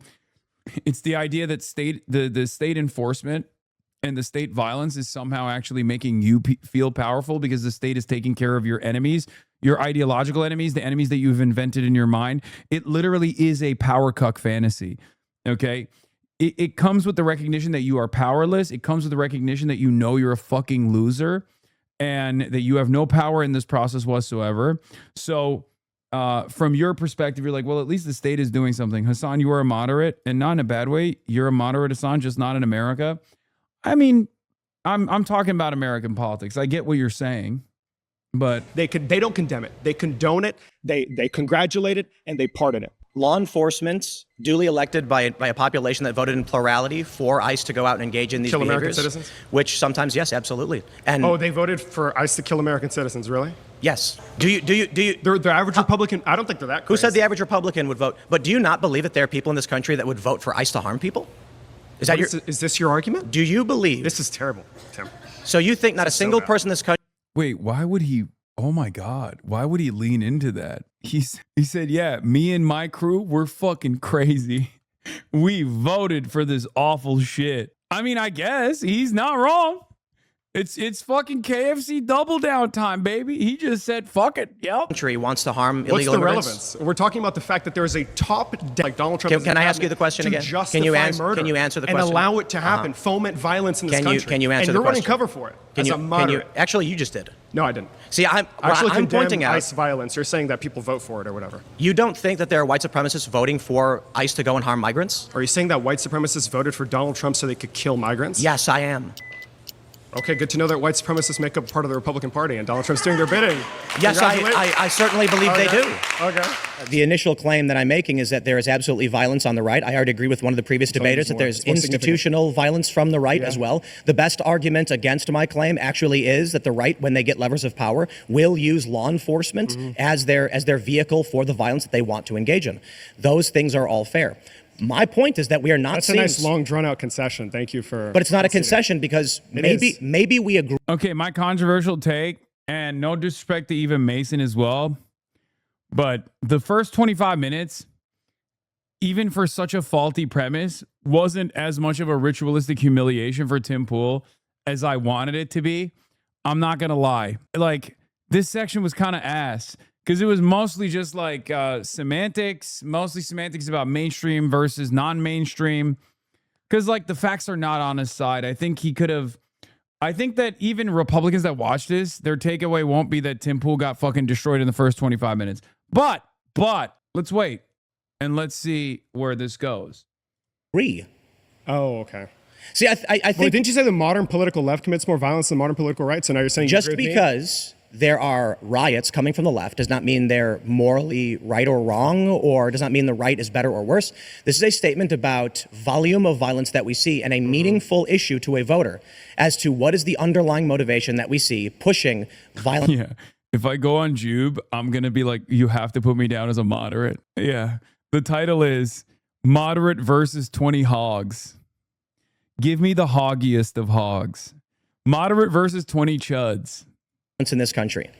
So when you have ICE going out and engaging in these actions... This is like a Clarence Thomas level of interpretation with that prompt. That is not what I don't know why you're trying so hard to disagree when we actually have common ground. Pause, we are out of time. Thank you. Nicotine, the ultimate biohacker's secret weapon, has made a wild comeback. The founded claim is that the Democratic Party has embraced authoritarianism. Let me guess. COVID, right? These guys have one thing, and that's COVID. From the American perspective, and I guess there's a little bit of truth to this, right? All government functions are authoritarian. Depending on how far down the right-wing rabbit hole you are, you even say taxation is theft, for example, right? Libertarians think that taxation is theft and that the government is authoritarian and forcing you to pay taxes, stealing money from you at gunpoint. If you don't pay for it, you go to prison. And I guess it's technically not wrong, okay, because it goes in either direction. Authority is a normal and necessary function of governance, okay? It is. My argument, and I think the socialist argument in general on authority, the socialist position on authority is that the government should play the role of authority. However, The goals should be to create the most productive society, create the best possible society. I can't even talk. Create the best possible society, as in generate the best possible outcomes. Okay. So yeah, authority, simply put, is an enforcement of a certain set of laws, rules, regulations, restrictions that everybody has decided are apt, they're adequate, they're necessary. Okay. So technically, you could fucking say seatbelts are authoritarian. Drunk driving laws are authoritarian. For pedophiles, the age of consent laws are authoritarian, right? Do you see what I'm saying? And for Tim Pool, I suspect he's going to say COVID restrictions were authoritarian, right? That's what he's going to say. If you'd like to be the first debater, please get to the chair in 3, 2, 1. That was fast. Nice to meet you. Let's start off not by, oh God, don't make me defend Republicans, but let's go. All right, let's talk about authoritarianism. Yeah. What does an authoritarian government do? So it's typically, and particularly in my claim, it's a reference to suppression of dissent, suppression of speech, control of voting, or manipulation of voting. Wait, dog, you chose the worst prompt for this. That he's just describing what the Republicans are doing currently. What the fuck? He's just like, my definition of authoritarianism is actually what Trump is doing currently, down to a T. And I really like it when Trump is doing it, but I hated it when the Democrats were doing it. For the power. Because what did the Democrats do? Joe Biden made every vaccine truther get banned off Facebook. That's authoritarianism. When Donald Trump is actively trying to create the new McCarthy trials, that's actually freedom. I voted for this. I like it. I'm wearing the boot. For the, let's just call it control by a particular group of politically Let's take those claims one at a time. Yeah. First, on suppression of speech. Indeed. Just a few hours ago today, Trump subpoenaed reporters for trying to report accurate information on the war in Iran. Wow, he said, that's terrible. No, that can't happen. Awful. That's way more authoritarian than what we're seeing on the left here. Well, I mean, if it's hard to quantify what is more or less authoritarian, but certainly bad when President Trump is trying to stifle speech. Wait, really? What's more authoritarian, America or China? What's more authoritarian, North Korea or the United States of America? What do you mean? It's hard to quantify. It's your fucking prompt. What do you mean it's hard to quantify what's more authoritarian? Why is that your prompt? Wait, can you give any example of Biden doing anything even comparable to that? I can. We can start with Alex Berenson, who is currently in a lawsuit because the Biden administration personally went to social media platforms using his name to be suspended for his reporting on COVID vaccination and mandates. Okay. At a top level, though, who's doing the majority of the actual suppression of speech here? I don't really have good words for the Republican Party, to be honest. My issue with this debate is he's like, I'm a moderate. I don't have enough good words for the Republican Party. As a moderate, I happen to agree with the Republicans 99.9% of the time. And that 0.1% of the time, I still agree with them, but I act like I don't. In fact, what we're seeing right now is that I'll make a claim about the Democratic Party, which has done awful things, and the immediate response is, but the Republicans. And I don't like Republicans. Here's the thing. We live in a two-party system. Dog, he said Trump was going to win a 49-state landslide. What are you talking about? Who is this for? Wait, is there a single person on the planet who thinks Tim Pool is like a moderate or a hater of the Republican Party? Is there anyone out there who actually believes that? Is there anyone in his audience that believes that? At this point, you can't climb back onto the fence, man. Yes, I've met them. Wait, what? Really? There are people who, no, they're right-wingers and they like the idea of someone who is not always someone who is fair and balanced, who defends the Republicans. But they still understand that he's always defending the Republicans. Oh my God. People can't be that fucking stupid, right? Oh my God. I guess they are. We have a real crisis of stupids. Correct. Right? We can have this great grift of the Democrats. Yes, the guy who watched Roach at my work. Wait, does the guy who watched Roach also think Asmund Roach is a moderate? So the moderate position is murdering immigrant children? Like your coworker watches a guy who says Nick Fuentes has good ideas, a guy who says everything Trump has done is fucking spectacular, a guy who is demanding that Border Patrol murder migrant children, That guy is a moderate? Do you really believe that? Come on. I mean, I'm going to be honest. I kind of do. Yeah, because people are really stupid, bro. People are fucking dumb as shit. I just don't even know what would be more right-wing than that. Like a demand to murder children in the hands of law enforcement. Like if you consider that people are not that bad, think of the average person. I do. I meet the average person all the time, but sometimes I also think about like how dumb the average person is. And I think maybe as long as someone says they're a moderate, people don't really think beyond that, where they go, look at this moderate guy. Like I do legitimately believe that if I presented myself as moderate all the time and I said I'm moderate, but then advocated for fucking whatever I'm advocating for currently, I probably would have a bigger, more charitable audience of like stupid people who would be like, what do you mean he's just moderate? He just wants healthcare. That seems like a moderate position. Like actually, I think like a lot of political normies, I think genuinely think that like being apolitical is like the highest state of being. Like, oh, I'm too smart for politics. It's the rat race. Both sides don't give a shit. Like if I started off with I'm a moderate, and that's the reason why I believe in higher degrees of socialization for, and the government function for taking over for healthcare and abolishing profiteering in certain avenues. Like and I just kept saying I'm a moderate. Like people, like whenever people say like, oh, dude, you're a socialist, I'd be like, no, I'm a moderate. I don't agree with socialists at all. I'm a moderate. Democrats are bad, but and the Republicans, they might be worse, but the Democrats are still bad.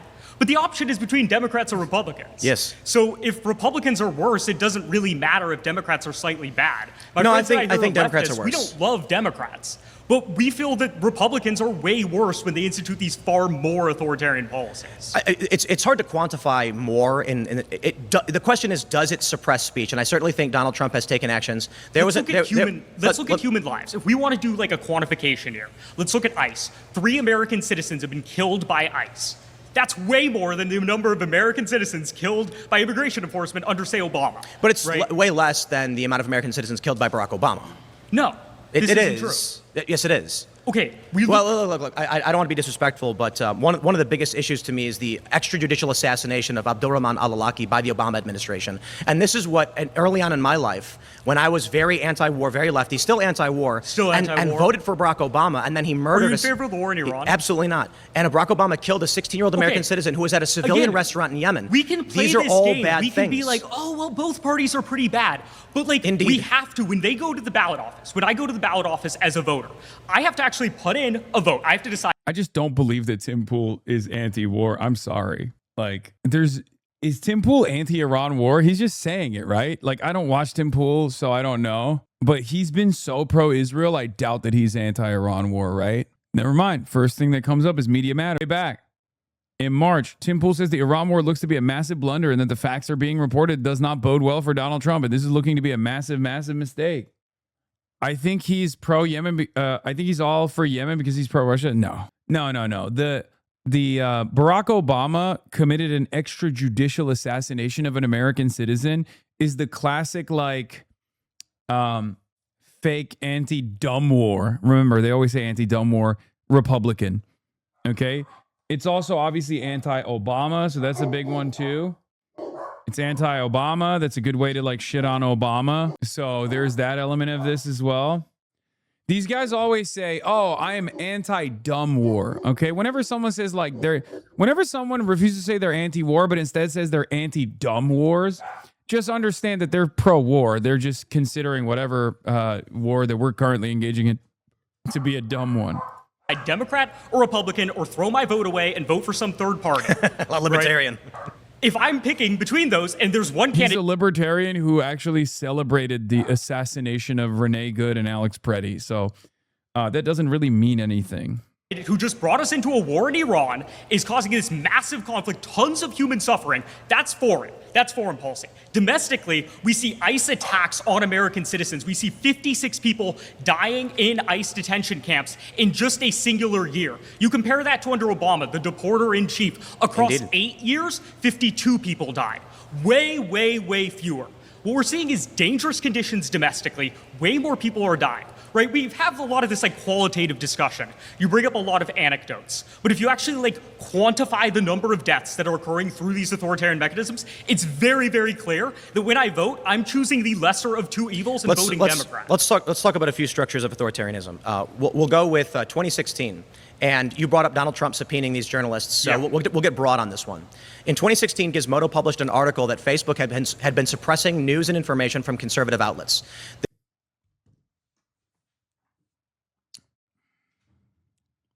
I think it was The Verge. It wasn't even Gizmodo, but it doesn't matter. Oh my God, I can't believe he's bringing this back up.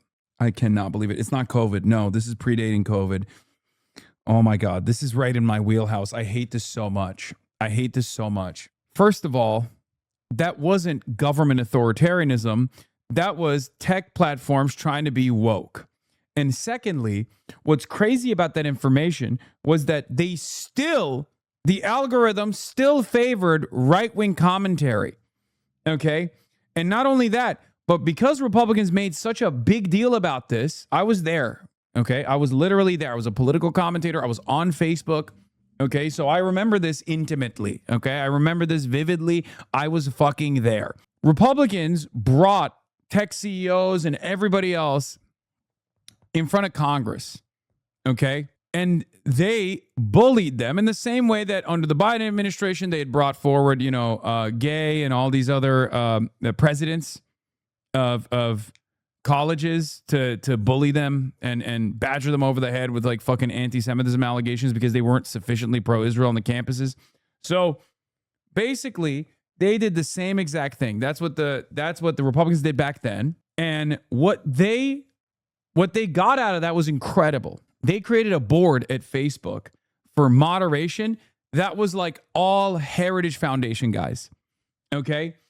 And Facebook was already slanted to the right. Facebook was already slanted to the right in 2016. And after that point, their moderation boards were comprised entirely of right-wingers. And then it exploded. Right-wing sentiment exploded on Facebook. It might have played a formative role in QAnon exploding amongst the boomers. Okay?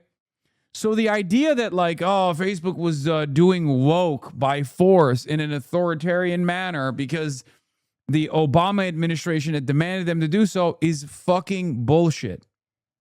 This is Gizmodo. They're a progressive outlet. In fact, I worked for the company that owned them, and I was a Bernie supporter in 2016. And so agreeing with this reporting and knowing the reporters behind it, I reported this. NBC News, all of these major institutions then claimed I was a right-wing conspiracy theorist. Here's the thing. Well, let me finish. For claiming that these things were happening that they reported on. Then what we learned is that under Obama, and under Biden, and don't get me wrong. No, this is not Cambridge Analytica, chatters. This is not Cambridge Analytica. That came after. This is like around the same time. I guess it like predates Cambridge Analytica. Wrong. This was under Trump as well. There was an active effort from the FBI. They were given a backdoor access to Twitter and Facebook to remove content that they thought objectionable to the government. And it was not done at the behest of Trump or for his benefit, but to the benefit of those who had been defending him in the press. So notably myself, who was calling out these censorship practices, I was falsely slandered and maligned by the media over this. Thank you, yes. Now, when you say that Donald Trump is mad at them, I agree. Subpoenaing journalists, depending on the issue, can be bad. But to see that from Obama through Trump, depending on the issue, there's valid reasons to subpoena journalists, says Tim Pool. Got it. Okay. Trump and into Biden, they were actively given access. This is a violation of the Fourth Amendment. Tim, it's a violation of the First Amendment. We're missing something really important. We're lumping together all of these different types of sort of suppression of speech, but there's a fundamental difference. When we see like left-leaning suppression of speech, often that happens from like a bottom up, where you see some company taking an action. No, I gave you a specific example of the Biden administration going to a major big tech company, giving them specific instructions to remove people who are saying naughty words. We saw that in the context of COVID, where vaccinations was really, really important. In fact, that's 800,000 lives were saved by vaccines. We have a really strong. You can give me every reason for why you want to be an authoritarian. They always have a reason, and saving lives is always one of them. There's a fundamental difference between suppressing free speech on, say, the war in Iran, where there's really bad stuff going on and we need to talk about it, and, say, spreading vaccine misinformation.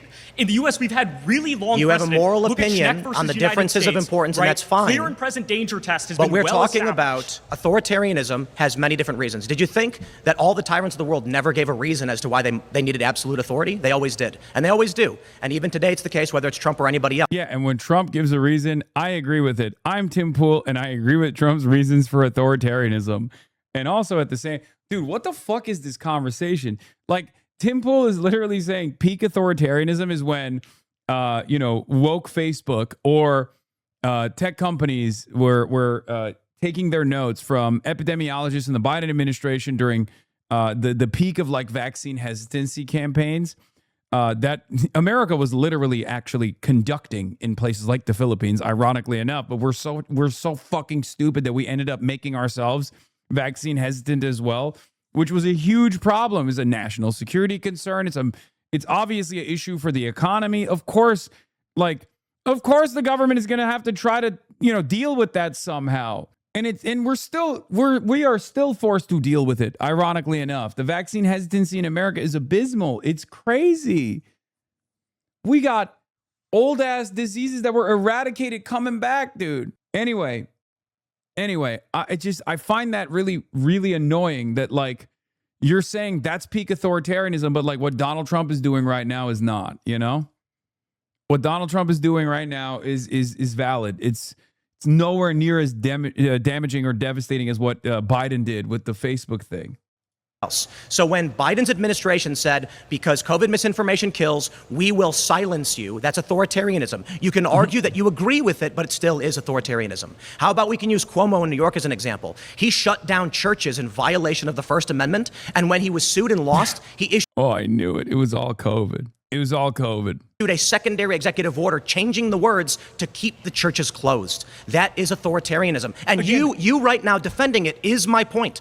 I have no problem saying Trump should not go after journalists, but you seem to have a problem saying the Democratic administrations should not be doing what they're doing as well. Okay, pause. You've been voted out by the majority. Please return to your seat. Yeah. If you'd like to be the next debater, please get to the chair in 3, 2, 1. Long distance from back. You made it. I'm surprised you made it. So one of the key parts about authoritarianism is influence over elections. And we've seen that throughout the history of right-wing and left-wing, the right-wing side of this country has constantly been election deniers. Famously, Trump tried to find votes in Georgia to win the 2020 election. And now we're seeing that they're claiming voter fraud in the city of Los Angeles mayor's race. Well, can I ask you a question? Yeah. How many presidential elections in the last 20 years were denied by Democrats? Were denied by Democrats? Yeah, but mainstream members of Congress going on the floor, rejecting. Oh, no. There's no way he's going to fucking try to do the semantics game here too. Really? The party of January 6th? He's going to be like, oh, there are claims in 2001, which was valid, by the way, that the election was stolen, ironically enough. That is a real election that was stolen. That's like an actual election that was stolen. It's never happened since. It's fucking bullshit. But regardless, if he turns around and says like, oh, well, Democrats complain when Republicans win, as though that's the same as like refusing to recognize the integrity of our elections, you're out of your fucking mind. None. All of them. What? Do you see? What? Dude, the biggest issue was Al Gore conceded. What is this? After George W. Bush's 2000 victory, Al Gore pursued Florida recount litigation and conceded. That was the problem. It was stolen, and he should have never conceded. But even then, he conceded. Once the Supreme Court halted the recount in 2005, Senator Barbara Boxer and Rep. Stephanie Tubbs Jones made a formal objection to Ohio's electoral votes over alleged irregularities, which both chambers rejected after John Kerry had conceded. Following Trump's 2016 win, Hillary Clinton, Jimmy Carter, John Lewis, and other Democrats. The Democratic Party trying to create an alternate slate of electors to actually try and overturn a democratically elected. That's not a different argument. Also, what does this have to do with authoritarianism? I don't even understand. Literally no comparison between liberals. If you were to ask me, I think liberals concede too much. Okay, like 2000, they should have fucking made a way bigger fuss. The Brooks Brothers riot is what did him in, you know what I mean? For an argument, but no, that was in, I think that would have been 1960, but certainly not in the last 20 years. So we can completely agree Trump's efforts in 2020 were substantially different from, say, a handful of members of Congress and high-profile personalities. Yeah, question is legitimacy primarily citing Russian interference and House members' attempted objections without Senate support. Clinton conceded on November 9th. So that is a ridiculous fact check. Hillary Clinton conceded literally the night of the election. It's fucking bullshit. There is no comparison to what Trump did. Okay, none. The only time where it was valid to demand a recount that was stopped through the Brooks Brothers riot, ironically enough, and also because of the initiative by Jeb Bush at the time, governor of Florida, was in 2000. That was a stolen election. There were actual real irregularities, the hanging chads, where, you know, Jewish neighborhoods in fucking Florida were voting for Pat Buchanan, I think, right? Or not Pat Buchanan. Was it Pat Buchanan? I think it was, right? Am I crazy? It was, right?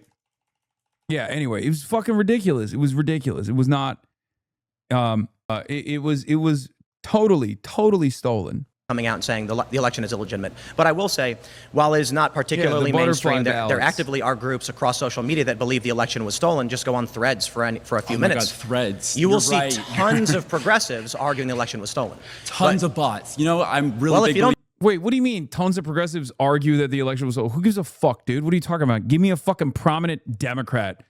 Give me one fucking prominent Democrat that has actually ever seriously advanced the argument that the elections were stolen, ever. You can't even point to fucking Al Gore when the election was actually stolen because he conceded on the Supreme Court decision, even though he didn't agree with it. And he should have, in my opinion. I think the real people, that's fine. I agree with the internet theory, actually. So look, but if you're talking about the right versus the exists. left, overall, again, we are talking about the overall picture here. Where is the majority of this coming from? Well, let me ask you a question. You mentioned California. Mm-hmm. I want to ask you a question. Let's say there's an election that takes place, and a ballot comes in 3 days after that election. It's signed with a picture of Mickey Mouse, and it's hand dated. Do you think that is a real vote? So guess what? In California, when you don't have a correct signature, you can do this thing called ballot curing, where you take that ballot back to the voter and you say, is this really you? And you have to get that signature again. But in that I case, I don't think they registered with the Mickey Mouse signature. Well, that's actually legal in California. In fact, the example given, I think, in Santa Barbara is a Kirby star image. Now, the challenge with this is, and that's why I'm not a fan of the fraud argument from Republicans. Just stop saying fraud. This is legal in California. In California, you can draw a picture of Kirby star in any manifestation. Oh, God. Let me just address something here, okay? Something that I repeat all the fucking time. American elections are safe and secure. Regardless of what Republicans lie about, American elections are safe and secure. They have been endlessly investigated by Republicans, by bipartisan committees. The notion that American elections have high levels of irregularities is fucking bullshit. Okay? It's made up. It's completely made up. The fact check also presents that as well. The Santa Barbara Mickey Mouse signature claim traced to a rhetorical comment by a local Republican official about in-person polling place sign-in sheets, not evidence that a ballot with a cartoon signature was accepted. The same Santa Barbara GOP review ultimately found no voter fraud. Now, the problem is signatures are supposed to be unique to an individual because they would be falsifiable. Meaning, I've never seen your signature before. How can I match it? But if you sign up, register to vote with a picture of Kirby, anyone in the world can draw that picture of Kirby. So in California, the challenge that but not everybody has the same name, the same social security. No, but the point is, if a ballot is received by a homeless shelter, anyone can fill it out and draw a picture of Kirby star. There's a limited number of ballots that get sent to registered voters who are registered with the state. Well, it's universal mail-in voting. And for instance, there was a homeless shelter in Venice Beach that received 185 mail-in votes despite no one living there. And so, yes, because again, people that live on the street have addresses registered to shelters because they don't have anywhere else to get mail. And so what we've already seen is undercover video showing that activists do go to places like Skid Row and secure voter registration, where in one video, a man who's clearly not a woman says his name is Teresa, sure, he'll fill it out. Now, the problem is that man will fill this out under the name Teresa. He will sign, he'll put an X, a mark, which is legal in California. The other issue is that ballots can be received, so it gets complicated, but in California, if a ballot is received before the election, it can be hand dated. If it's received after the election, it has to be post dated. However, a ballot can only be rejected if two independent officials can prove beyond a reasonable doubt it has violated one of these tenets. So I do take issue with Republicans saying voter fraud all the time when it's legal to do this in California. But I think if you go to a regular American and say, ask him this question, and I'll ask you this question, what's the margin of victory for the Democrats in the state of California? Let's look. California presidential election result. In 2028, 58.5% of the state voted for the Democrat and 38.3% voted for the Republican. It was actually higher than 2020 for the Republican side. Okay. Or did I say 2028? I'm sorry. I meant 2024. Oops. I just admitted that the elections are stolen, and I'm giving you the future election. Okay. Let's see how many people voted, though. I want to see what the number is. I know you like the number. All right. Let's take a look. Okay. What are the number? Okay. 2024 Kamala Harris running for president, right? 9.2 million votes, give or take. For Donald Trump, only 6 million votes. Okay? So the difference is 3.2 million votes. Is Tim Pool claiming that there are 3.2 million homeless people in the state of California that had the false registration of ballots? Is that what happened, Tim? They found 3.2 million fake ballots? Now, of course, these elections are unbelievably secure, and people, there's investigations conducted after the fact. So I don't know if Tim Pool thinks that there are 3.2 million false registered homeless people with Mickey Mouse signatures, but that would be fucking insane, don't you think? It is such a crazy argument. It is such a crazy argument that this would actually break elections altogether. Okay, there would be bedlam. There'd be riots in the fucking streets. It's ridiculous. Thea Rahman surpassed Karen Bass, both Democrats, in mail-in votes only after Election Day. Because... Wait, what? No! No, I hate this argument. Oh my God, it's the dumbest argument. I hope this guy knows the answer to it, because young people vote late. Young people drop mail-in ballots in California, but late, closer to Election Day or on Election Day, myself included. Young people vote later, and Nithya Raman won the young vote. Well, the truth is that the DSA on their website advocates for ballot harvesting, which is legal, and they're allowed to do it, and more power to them. It's very smart. So do the Republicans. They go to senior centers all across the country and get. Okay, we're going to pause here. You've been voted out. Yeah, what? So they ballot harvested? What? It's fucking ridiculous. The majority. Good talking with you. If you'd like to be the next debater, please get to the chair in 3, 2, 1. No contest. Likewise. Elections, as you were talking about the other person before, I think are sacred. I think elections are sacred, and I believe it's a fundamental thing to American values and democracy.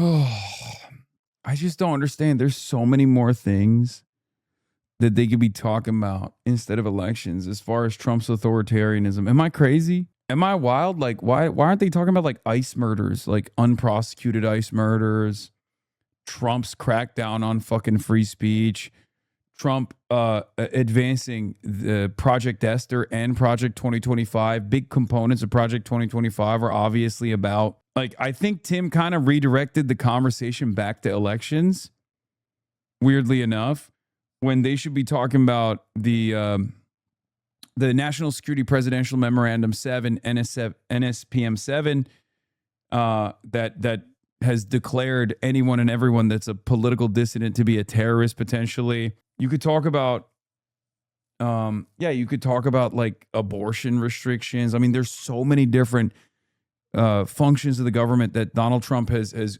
greatly accelerated that is authoritarian. Yeah, expanding presidential immunity, like. We have never seen, ever in American history, the attempt to subvert a free and fair election compared to how Donald Trump and his cronies did on January 6th. And I think that it's absolutely ridiculous to claim that that is somehow comparable to the Biden administration talking to Facebook and certain social media platforms to ban Donald Trump. Fair. When social media platforms... Never mind. Fair take. I think that's a fair standard. If you are complaining about fucking Biden, if you are complaining about Joe Biden, like, cracking down on speech or whatever, but, like, you don't consider the January 6th shit to be, like, far more authoritarian, then it's, it's a problem. Have been under attack by Donald Trump as well. We had in Florida how the right now chair of the RNC is now pursuing legal action against Facebook, Twitter, etc., for banning Donald Trump, which was a decision that they made without Biden's interference. Well, I don't think arguing like a civil litigation is it's hard to argue civil litigation as a big political issue. If there's a contract violation committed by a company and Trump wants to sue them, certainly if you have the opinion, you don't believe that you believe there's malice there. It's the current RNC chair. Right. That's My like argument is pursuing like regulatory action against them for banning Donald Trump. Right. So these are civil issues, and Yes. the challenge is I don't know the facts. You don't know the facts. You don't think civil issues can be political? They certainly can. But the point I'm making is that sometimes companies do bad things, and we need regulatory bodies to go after them. I'm in favor of that. Now, the question is, are the Republicans bad for doing it? Honestly, I don't know because I don't know the underlying issues of the case. Maybe they are, maybe they're not. So I'll bring up another instance. I mean, in Massachusetts, for example, we just had 2 Republicans who were running for attorney general and lieutenant governor who were literally faking signatures on their ballots. Lock 'em up. Literal dead people. Yeah, lock 'em up. And if you look at the papers, they're the same signature. Against the cowardly South Korean government. Yeah, this is where I'm going to be at odds with the liberals. It's actually a unique predicament because actually this is probably good for South Korea as well. This is one of those instances where Donald Trump is like low-key not the worst on as far as like moving or advancing in the direction of normalizing relations with Korea, sorry. Normalizing relations between South Korea and North Korea. He did this last time around as well, and I defended it. I wish he would normalize relations with Cuba. But yeah, no, this is a solid move. The real dude, you want to hear something crazy? Donald Trump has been far better on the Korea issue than Biden was. As a matter of fact, the fake coup d'etat, one could even say, happened under the watchful gaze of the Brandonian administration. Donald Trump, bar none, out of all of our contemporary presidents, is probably one of the best on the Korea issue. And I don't know if it's because he just like loves Kim Jong-un or something. I don't know what the fuck it is. But low-key, this is the one area where I, haven't criticize him as much. As a matter of fact, I've defended it. When people ask me like, oh, what did you, back in the day in Trump 1, people would always ask me, what is like one good policy of Donald Trump? I would always say Korea. Because a big part of the reason why, I mean, regardless of the internal dynamics, the domestic policies in South Korea, and regardless of the military action that Trump actually took in North Korea, if you remember, I think in Trump 1, they sent like Delta Force or something, and they just like slaughtered a bunch of Korean fishermen. It was disgusting. And that information leaked about that operation. It was really fucked up. But outside of that, as far as like the broader, allowing South Korea and North Korea to communicate with one another without American intervention, and also restricting the military operations in the Korean Peninsula, that was actually good. That was unironically a real move by the American government in the direction of a far better peaceable negotiation between DPRK and South Korea.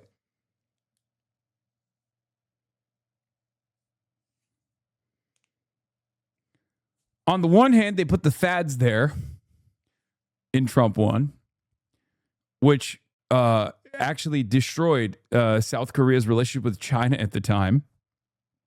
So that wasn't good. On the other hand, this time around, Donald Trump took the THAADs, which then the South Korean government got pissed off about because they were like, well, what the fuck? We lost billions of dollars in economic activity and trade from China because you put these THAADs here and then you took them away from us without us having a single say in the matter.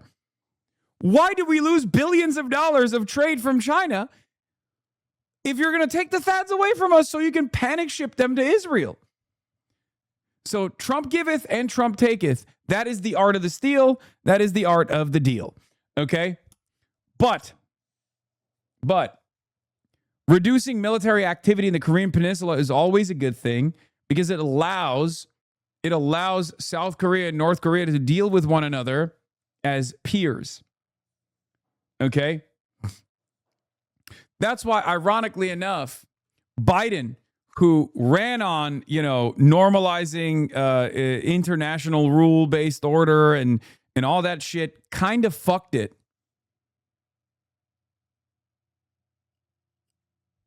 Kind of fucked it pretty hard. Both with Israel, but then even with South Korea. Because if you recall, when Biden was president, South Korea had a incel psychopathic president who facilitated a fake coup d'etat, tried to do a coup d'etat, if you remember, and then the people got really mad and then they stormed the fucking parliament and, democracy thrived that day. That was a day where liberalism actually defended against authoritarian initiatives. It was kind of crazy. That fake coup could not have been facilitated without the Biden administration's watchful gaze. And part of the reason why I'm saying that is because the Biden administration did not communicate their criticisms of the president at the time and their initiatives. It was crazy. They didn't say a single damn thing about it, which leads me to believe that they were probably not upset about it, I guess.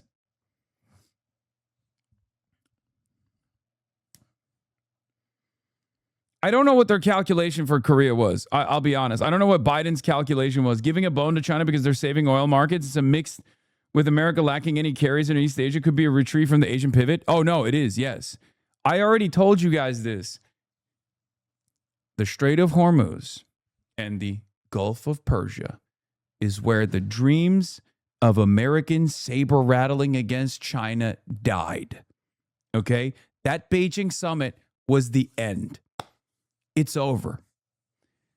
Anyone that doesn't recognize how over the Asia-Pacific theater is delusional. Okay? The quote-unquote pivot to Asia that started under the Obama administration, it's done. It is done. Okay? It's done.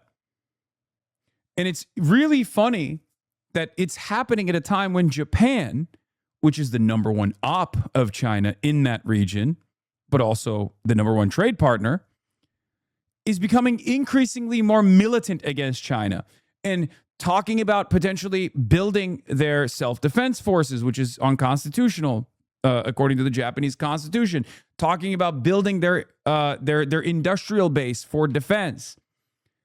Talk about making the worst bet of all time.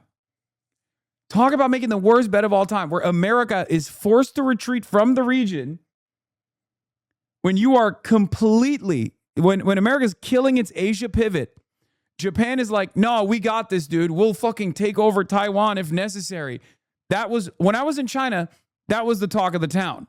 If you remember, when I was visiting China, when I was traveling through China, Takaichi came out and said, we will defend Taiwan with military force if necessary.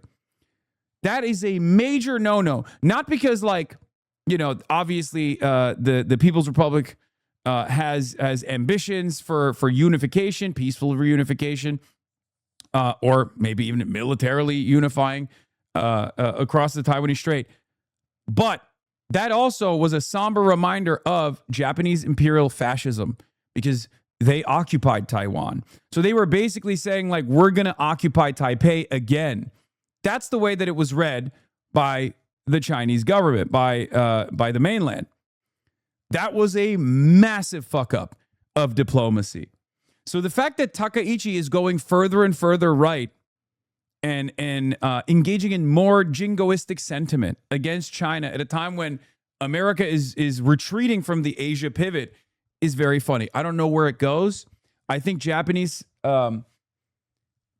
I think that Japanese politics is probably going to change dramatically as well in the next decade or so, because they have nothing. Because if you think about it, I mean, aside from their economies, these places are basically holdover states for American military to, like, launch campaigns if they want to. So the Japanese economy is fucked. The yen is imploding. And also on top of that, they're taking a more right-wing position. It's unsustainable. It's completely unsustainable. Japan loves surprises. True. They do love surprises. But Japan also notoriously, even if I disagree with what America did here, Japan also notoriously has received tremendous blowback for said surprises. So I wouldn't, if I was Japan, I wouldn't be moving in this dangerous direction. That's all I'm saying. 4 top officials from Japan's ruling party will be visiting the Yasukuni Shrine tomorrow. Prime Minister Takaichi is expected to avoid the shrine for diplomatic reasons, but the LDP Secretary General, General Council Chair, this is the war crime one, right? An election strategy committee chair will make a group visit. These are all important politicians that Takaichi picked the top spots, top posts for in the party. Local media reports that individual visits by politicians are common, but a group visit by top party executives like this is rare. It seems that Takaichi wants to communicate to conservative voters that her party supports the shrine, even if she won't personally visit on the 15th. The Yasukuni Shrine is diplomatically problematic because it enshrines Imperial Japan's war dead, including World War II leaders who were executed as Class A war criminals after the war. Yasukuni's museum does not describe World War II as a war of aggression and treats wartime leaders such as Tojo as martyrs. In the past, the United States, South Korea, and China have protested when prime ministers visit the shrine. Takaichi has previously visited the Yasukuni Shrine on many occasions. Before becoming prime minister, she said, if I were ever to become the leader of Japan, I would like to continue visiting. I feel very strongly about this. Even if the prime minister does not visit, it is likely she will have someone send an offering on her behalf. Dude, Takaichi psycho, and it's so crazy because like Japanese society broadly loves him. Like the Japanese youth love him because they find her to be like so cute and so youthful. It is such, dude, I don't even want to talk about Japanese politics. It really fucks me up. Anyway, let's just move on from Japanese politics. I don't know how the fuck we got here. God, I'm so much more invested in this conversation than fucking watching Tim Pool talk about how Trump is not authoritarian. Anyway, Japanese politics is very chuddy. Yes. Japan and Iran are two nations with autism in very different ways, okay? 2 autistic nations, but like very different kinds of autism. I would go so far as to say China is also a very autistic nation, but also a different kind of autism, maybe closer to the Iranian style of autism. The Islamic Republic of Japan. Anyway, Trump says he ordered Pete Hegseth to substantially reduce joint U.S.-South Korea diplomatic military exercises, citing his relationship with North Korean leader Kim Jong-un and calling the drills hostile. Trump says he's helping North Korea because South Korea refused to join his failed war against Iran. Yeah, this is a dumb reason, but the real reason, it's not a bad thing. This is not a bad thing. This is a good thing. Okay, but that's Trump. He's going to fucking say whatever dumb fuck reason he has. But the real point behind this is probably throwing a bone to PRC, to China, and also allowing South Korea and North Korea to normalize relations amongst themselves, which is not a bad thing. That is a good thing. Okay, the reason that he's bringing up is fucking stupid, and I don't even trust him on that. I don't think that's the reason why he's doing it. Because he was like this last time around as well, weirdly enough. Dude, imagine in our lifetime, Korea reunification in our lifetime under Trump would be insane. It's probably not going to happen, but why do you always want Europe to be sovereign, but Japanese sovereignty is bad? How dare a small island nation that's not Cuba try to protect their sovereignty against a much larger neighbor? Wait, what?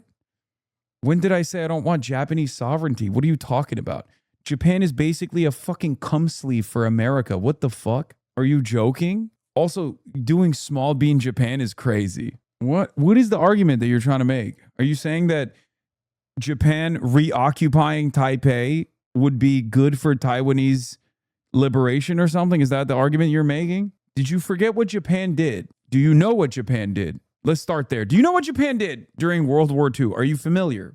Because they were doing their own Holocaust in China. They were also occupying China, including Taipei. Colonial occupation. They did a Holocaust in China. I want every country to have sovereignty, and I want every country to have whatever kind of trade relations that they want to have with other nations, whether they are considered foreign adversaries of the United States of America or not, doesn't fucking matter to me. You just want world peace now? That's simple? Yes. Anyway, based on my very good relationship with Kim Jong-un of North Korea, I am not happy with the fact that the United States has long ago agreed to participate in joint military exercises with South Korea. These exercises are not only costly, with much of these costs paid for by the United States of America, as usual, but send a signal that is totally inappropriate and hostile to a country that as long as Donald J. Trump has been president, has been unthreatening and respectful. Therefore, and based on the fact that it is too late to cancel, I have instructed Secretary of War Pete Hegseth to substantially reduce the joint military exercises. While somewhat unrelated, I recently asked the president of South Korea if they would like to join us in the denuclearization of the Islamic Republic of Japan, not Iran, but Japan. And they said, no thanks. Thank you for your attention to this matter, President Donald J. Trump. I hope liberals don't eat debate on this, which is probably not going to happen because they get really mad about this shit. They'll say, oh, this is a betrayal of our allies. But it's not. I don't know what the current South Korean government's attitude is, but I suspect it's far better in terms of normalizing relationships because it was like Moon was doing that. And then it's Moon and then Yoon, right? The incel was not. The incel was like super right-wing and far more reactionary about the dealings with North Korea. And then this new guy is also the new guy is also woke, or in comparison to Yoon, obviously. What's also crazy about this, sorry if this is a stupid question, but how can Japan do genocide against China when it's nowhere near China's population? Wait, what? What do you mean? They were an industrial force that were attacking a country that was largely colonized by other powers and were slaughtering the peasant population. They slaughtered more than 20 million people. But yeah, South Korea 1 day ago proposes talks to officially end war with North. Okay, see, this is what I mean. This is liberals taking the bait. Yeah, South Korea's president has proposed talks with its northern neighbor to officially end the war between the two that's technically still active. Lee Jae-myung suggested a multi-layered security system to avoid flare-ups along the country's de facto border. I think that I think that this is good, and I understand that this is partially because of Trump's fuck-ups for sure. But this decision by Donald Trump is not bad. It's a good thing. Yeah, not just China, Japan killed people in South Korea too. Oh yeah. And then there's the comfort women scandal. I mean, Japan is the Nazi Germany of the region. I don't know how else to describe it. Like they did unbelievable amounts of violence in the region. Joseon, not South Korea. Yeah, hell on earth. You said Holocaust, not genocide. Yes, what they did was basically another mechanized, like they had concentration camps. They had like similar experiments that they conducted, like Mengele style experiments that Unit 731 conducted on the Chinese population. Like the reason why I don't shy away from making that comparison is because I think most people would recognize that comparison to be apt. Yeah, the rape of Nanking is one of the most horrific massacres in history. It's just like not, because it's China, it doesn't get a lot of coverage, especially here in the Western world, but it's still a very real wound that Japan chooses not to recognize. And it wasn't just China. They did it all across Asia, which is why it's so crazy that for most Americans' perspectives, Japan is this like kawaii country. Whereas if you look at like some of these other countries, they, like China, for example, literally rides for the nukes. They love that America dropped the sun twice on Japan. Like they straight up will tell you that. Those are like there's two common positions in China that, you know, I consider to be, you know, I understand where they're coming from. I just don't agree with it. It's like their love for Henry Kissinger and Richard Nixon makes sense. And also Hiroshima and Nagasaki, they ride for it. What's up with China loving Kissinger? What do you mean? They fucking recognize the PRC and unrecognize the KMT, unrecognize the ROC. That's huge. There's no People's Republic. There's no modern China without that move. Ultimately, this is a good thing, though. And as U.S. is pulling its last aircraft carrier in Asia as Trump focuses on Iran in the Western Hemisphere. Oh, yeah, this is the Chinese Sino-Japanese war, right? Isn't this it? I can't wait for this game. I can't wait to play this game. This game looks fire. I suspect that this is probably going to feature the first element of the Sino-Japanese war, like the Japanese occupation. This game will probably come out in multiple series, including the best part, which I don't think this game is going to feature like the revolution, right? I assume like it's not going to, but there probably will be one later down the line.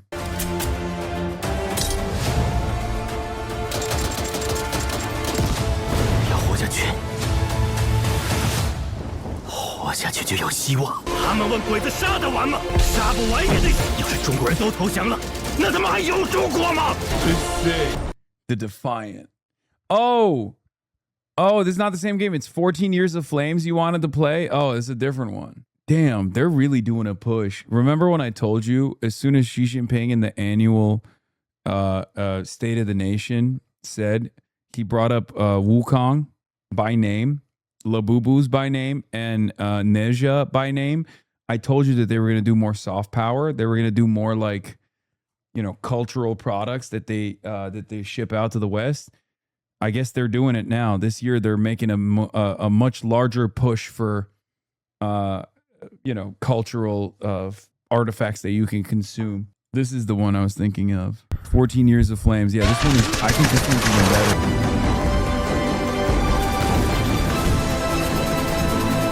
Can you please turn it off? I'm getting flashbacks of the Second Sino-Japanese War. Okay, chatter.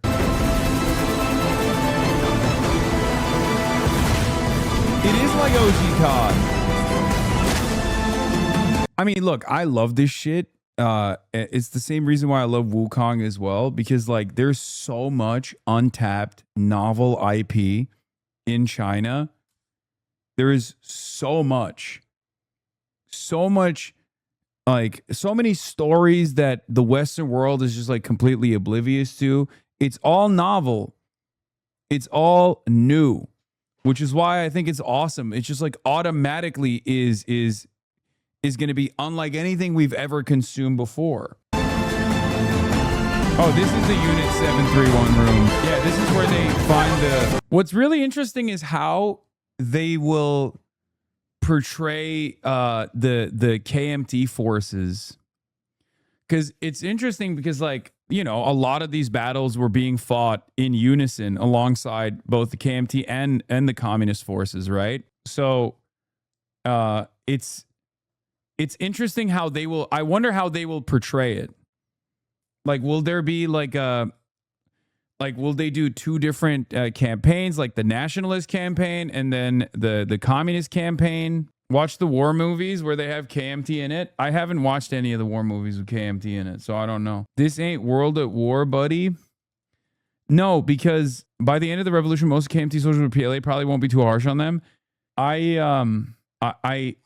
wonder if they just like glorify or will act like it was all, you know, it's all technically under the PLA umbrella or something. No, probably not.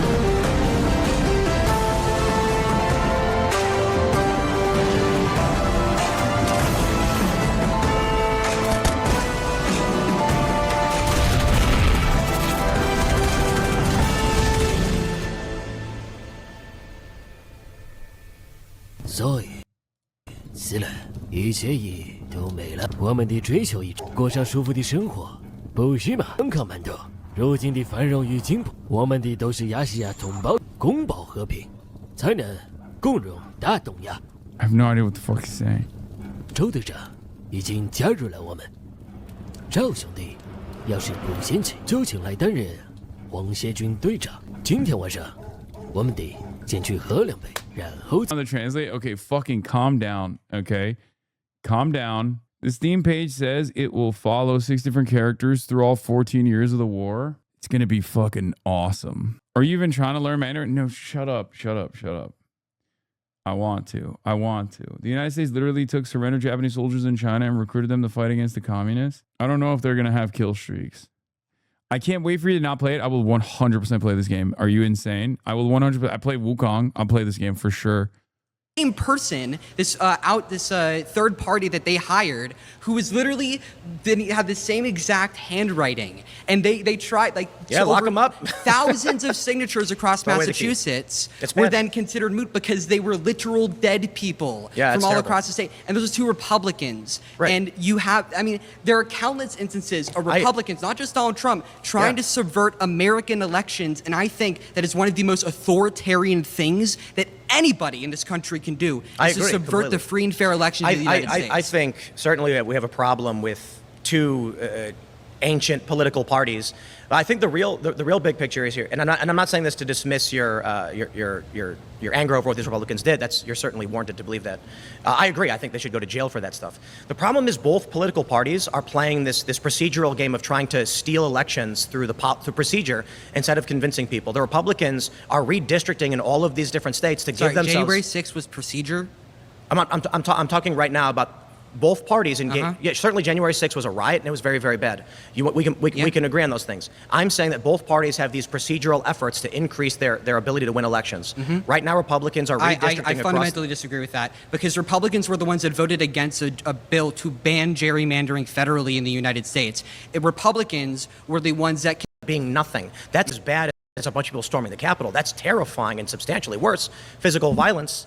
But yeah, I think if you look back at the history of this country, going back decades, it would be a bit naive to say that the political parties aren't doing everything in their power to steal power from each other. Again, so I mean, I don't want to pivot to Mueller, which in fact also. But also, we should get caught up in being like Republicans are bad because Republicans are bad. When Mueller passed away, rest in peace, an American hero, Donald Trump literally said, "I'm glad he's dead." That's awful. And he no longer can hurt innocent people. I know. So like again, another instance of Republicans, I would consider threats against people like that authoritarian. Throw him out there. When he said that, I said it was disgusting. I mean, it's horrifying.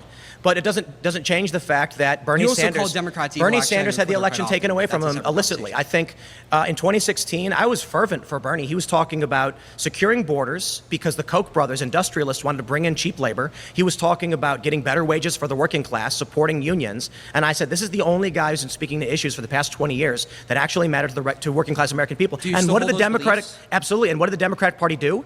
They used superdelegates to make sure he could not win. Okay, so first off, I'm a big fan of Bernie myself, so I guess it's something you could agree on there. I will say that if you as a supporter of Donald Trump, I find it kind of ironic that you believe in anything closely related to Bernie Sanders. I'll give you a few examples. 9 million people who are Democrats voted for Donald Trump in 2016. Yeah, and I also say 3 million, millions of people, I think it was a couple million in West Virginia, your state, that voted for Bernie Sanders in the primary and then had to switch to Donald Trump. I criticized my own party for that, and I think that was wrong. My point is not that the Democratic Party has never, ever, ever used something or participated, I would say, in bad faith in elections. My point is that we see consistently from Republicans, consistently over and over again. Parties. Again, I think that's both parties are all bad. You literally had Donald Trump try to subvert the fair election. You've been voted out by the majority. Good talking with you, man.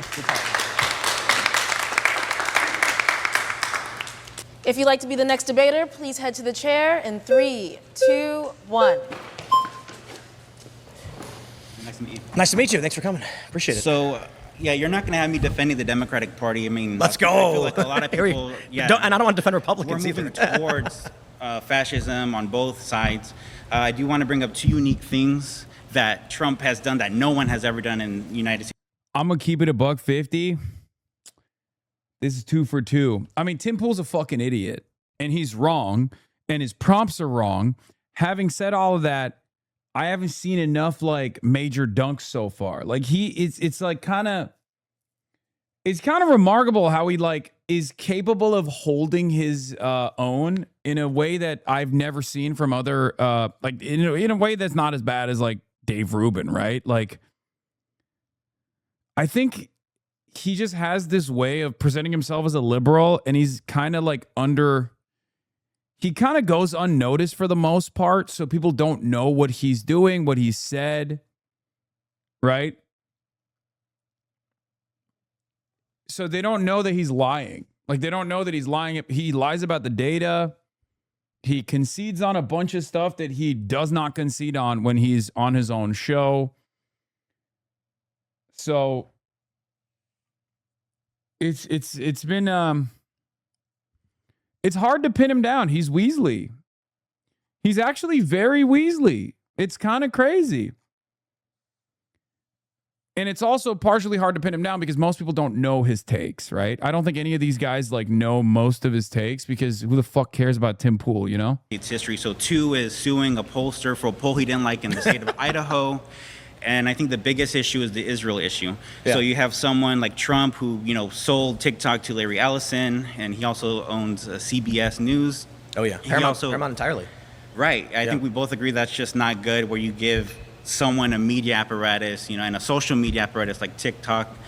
And then these things worry me for sure. I think where we're going to agree with like Democrat and Republicans is the issue of Israel, particularly.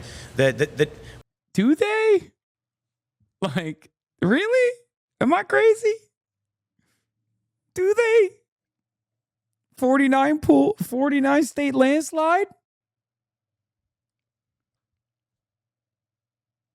I don't think they do. I think he's just lying. I think he's just straight up like, yeah, none of these fucking guys know anything about me. So I can just feel very comfortable about what I'm saying and doing. Because like he took very different.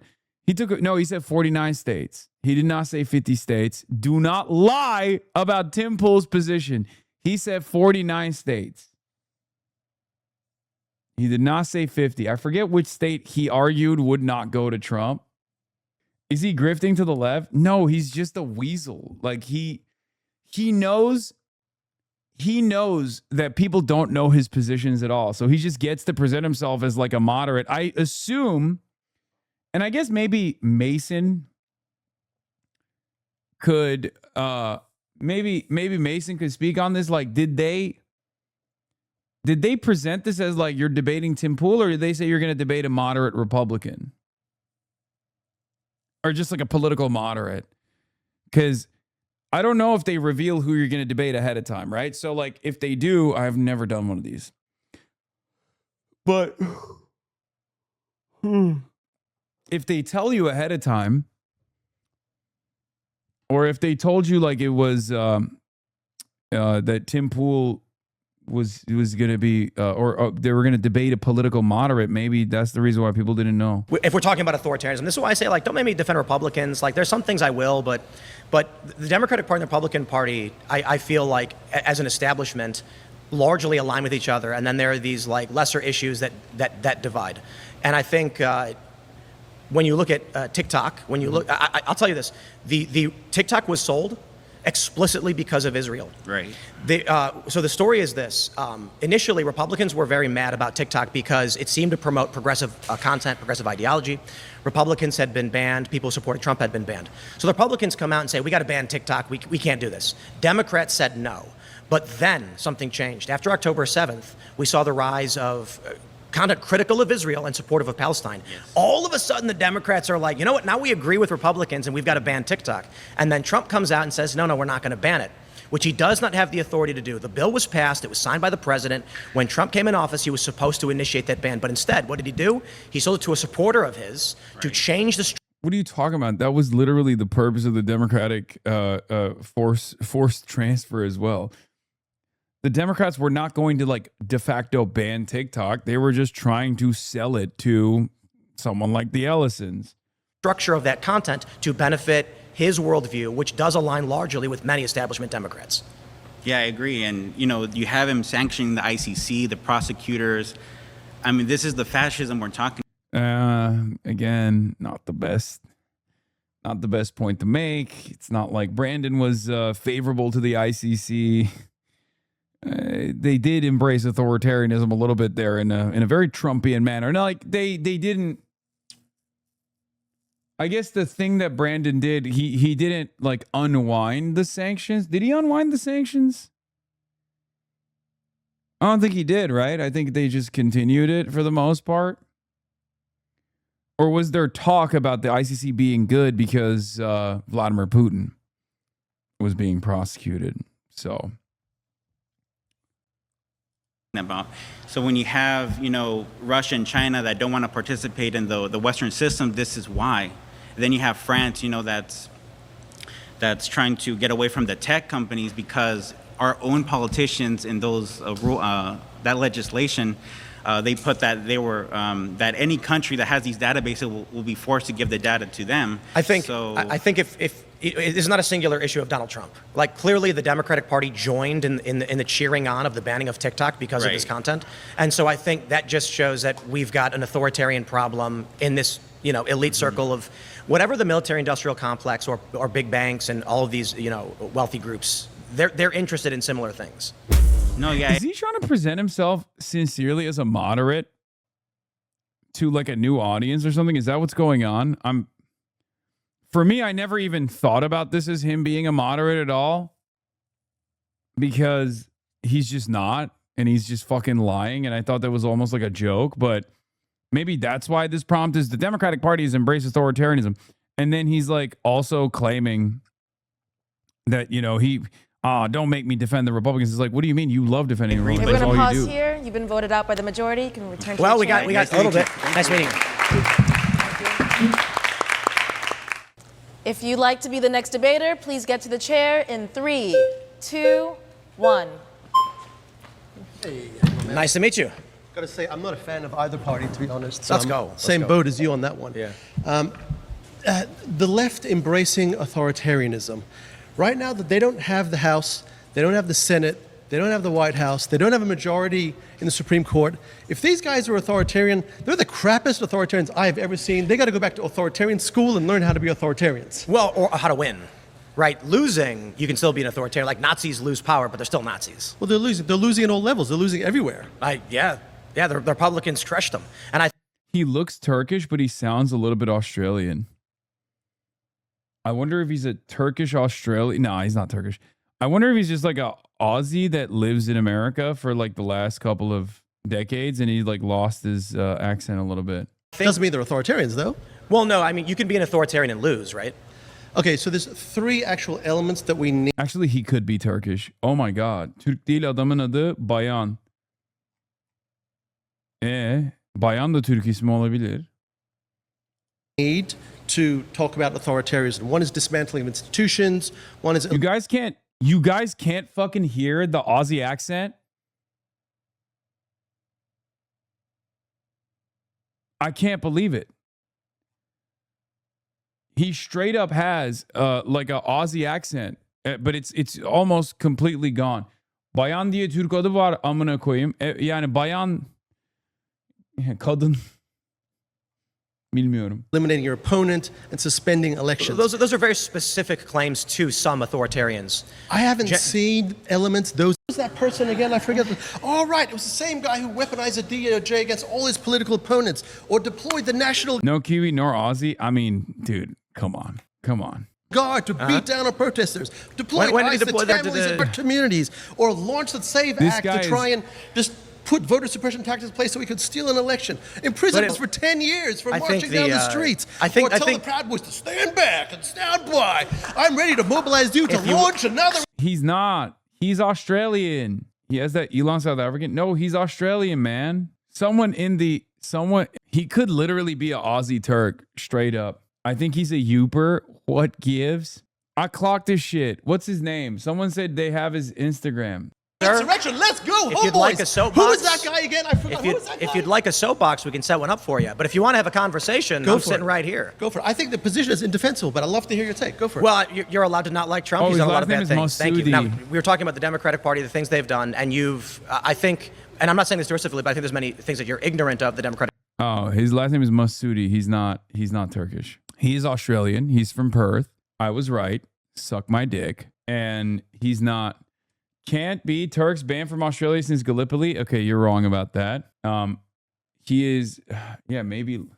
Is Massoudi Lebanese or is it Iranian? No. He could be Lebanese, but that tie is so Iranian. Let's see. What last name is Massoudi? Last name. Arabic origin, Middle East and Iran. Okay, so it could be North Africa, Middle East, or Iran. He's Iranian. Masood is a famous last name in both Iran and Afghanistan. Yeah, he's probably Iranian. But that tie looks so Iranian. I'm sorry. Like that tie is not Lebanese coded. Lebanese people are too gay to ever wear a tie like that. Okay? Debate's so boring. We're doing race science. Party has done. You talk about suppression of their political opponent. Well, yeah, they sued so that Trump could not run for office. They tried to claim he was an insurrectionist. He was ineligible. He was arrested several times. They arrested his lawyers. Now, by all means, Every authoritarian makes the argument they're justified in their use of authoritarian tactics to remove their political opponents. That doesn't change the idea, or I should say the philosophy behind what they're doing. So if you want to accuse Jenna Ellis, for instance, of doing something wrong because she drafted a letter arguing on Trump's behalf, that's authoritarianism. By all means, you can say she was wrong to do it, she's a criminal, but we are seeing when you start going after people's lawyers. I'm bored. Okay, yes. Claim. Towards a civil war. If you'd like to be the first debater, please head to the chair in 3, 2, 1. Come on, Mason. Welcome back. A peak of civil unrest in this country, and in all honesty, I'm going to blame people like you. This entire time, you've been trying to blur the line between what separates you and a person like me and everybody in this circle. Okay. The truth is, you don't agree. Like, here's the problem. It's not like he's winning the debate. It's just he's not losing it. Does that make sense? And that's why it's not as, like, fun. He doesn't win the debate, but he also doesn't, like, aggressively lose it either, unless you're already knowledgeable about the issues that he's trying to present or knowledgeable about his background. You're like, I don't know what my takeaway would look like if I was just watching this from afar. I want to see the Mason part. So here's the thing. I don't know what the average uninitiated person's takeaway would be with Tim Pool. Like, I don't know if they would believe that he's a moderate or something. But you just skipped it? No, I didn't. Please head to the chair in 3, 2, 1. Welcome back. Damn. Good to see you again. Great to see you again. Yeah. First time we talked about this was in 2019, so it's been quite a while. I think it was since before you were that, calling actually. for civil war. I've never called for civil war. Or not calling for, I'm sorry, said that we're on Important the brink of civil war. And what was the citation I had for when I said that? I would love you to It was tell The me. Atlantic.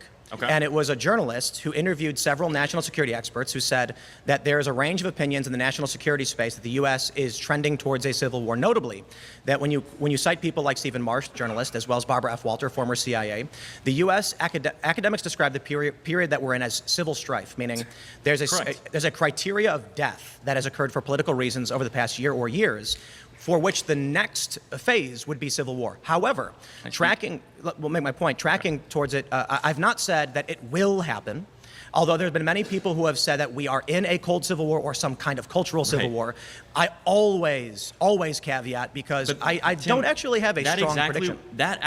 First of all, you do have a strong prediction if you've been saying this since 2019. There's 42. Reading articles about people it, can sure. look this up. There's 42 of your titles that have the word civil war in it. Correct. With big fonts on the front. They sure do. So why is that? It's sensationalist. It's easy to get clicks on that. There's a reason why you say it, because it's very profitable for your business. Not necessarily. But We have 1,600 episodes of just. There comes a point where people stop taking your predictions seriously. Are you going to make an argument, or are you mad at me? I'm not mad at you. Okay, then let's make an argument about whether or not we are tracking. No. If you're making an argument, you don't like my thumbnails, or you say my name. I'm saying that you say bullshit in order to get money. But what I really think is let me ask you a the question. predictions. Let me ask you a question you can't answer. I will answer. agree with you that there's increased polarization. I would attribute a lot of that to people being specifically online. Let me ask. There's a lot less interaction with people that are in different camps. Let me ask you a question. But you're going to sit here and tell me that we're way more polarized than Alexander Hamilton and Aaron Burr, who shot each other with their disagreements. You're going to tell me that Andrew Jackson, who's the sitting president, do you want to have a conversation, or are you just going to be angry? Polarization? Why was Aaron Danielson shot in the chest twice? Sorry? Why was Aaron Danielson shot in the chest twice? I'm not disagreeing that political violence is taking place in question. You say Alexander Hamilton and Aaron Burr, but then when I ask you a question about an assassination, you defer. You can say that Let me ask you a civil question. war every fucking year and it doesn't happen. And I you're never say, said it just there hasn't was. happened yet. Let me ask you a or question. if it does happen, you say, see, I've had it all Let me along. ask you a You question. are the same thing as the Let Christian me rapture ask you people a who say that question. the rapture's coming every fucking year, and when it doesn't happen, it's do you want a it's just not soapbox? happening. Do you want me to get you a I'm just saying, soapbox? it's really I can leave. easy. He hit the soapbox thing twice, by the way. I didn't even realize he hit the soapbox thing earlier in the debate as well. Wow, cool meta for Timothy Pool here. Easy to do what you do. It's really easy to do what you do. You literally just say, Civil War is happening next year. Civil War is happening next year. It's coming. Make sure you subscribe to Timcast. Continue to watch my videos, please. Follow us on YouTube. Follow us on Instagram. It's easy to do what you do, bro. She did not like that at all. Damn, Mason, you pulled out the beanie on the Beanie Boy. You busted out the beanie. Nobody's actually had a debate yet. Are we going to actually talk about whether it will or will not happen? I mean, sounds like it's gonna. All right. If you'd like to be the next debater, please head to the chair in 3, 2, 1. Welcome. Nice to meet you. Hey, nice to meet you. I think we are being constantly fueled by the people that are already in charge, that are up on top, that are already wealthy, and that already have power over the entire government. Donald Trump has 8 billionaires in his administration, including himself. You see his sons profiting, you see his friends profiting, you see everyone in close ties with him profiting. They're not going to give up this power. I don't think we're on the verge of a civil war. I think we're due for a revolution. Well, and I hope that's peaceful. I hope that's not violent. I hope we change. So this is fantastic. No, I appreciate this. Can I ask you some questions? Yeah. Do you believe that Donald, and I'm not trying to accuse you of believing this, but do you think that Donald Trump is a fascist? Yes, I do. Do you think that there are Nazis in his administration? In his administration? Few. Yeah. Do you think that how do you feel about them using the military to go after undocumented migrants in this country? I think it is an unnecessary use of force. Like, the argument is so crazy. Your chat cooks my laptop battery. Stop it. The argument is so crazy because, like, these are prompts that make no sense. But to us, they make no sense because, like, Tim Pool has constantly claimed that America's on the verge of a civil war.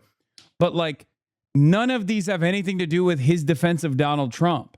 So I think he tried to expertly pull a fast one on the Jubilee guys and tell the Jubilee guys that he's a moderate or something. And the Jubilee guys didn't do their due diligence, or they're just content brained.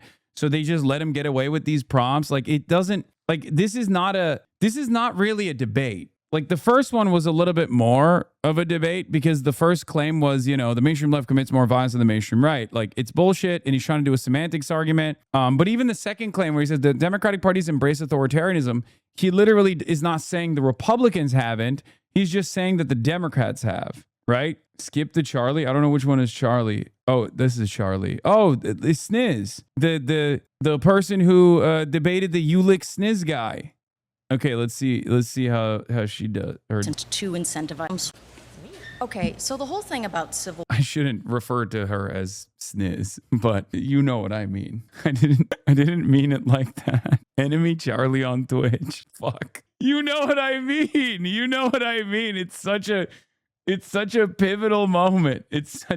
That is not how this person should be remembered. They're great. Okay, they're great. They're great. It just.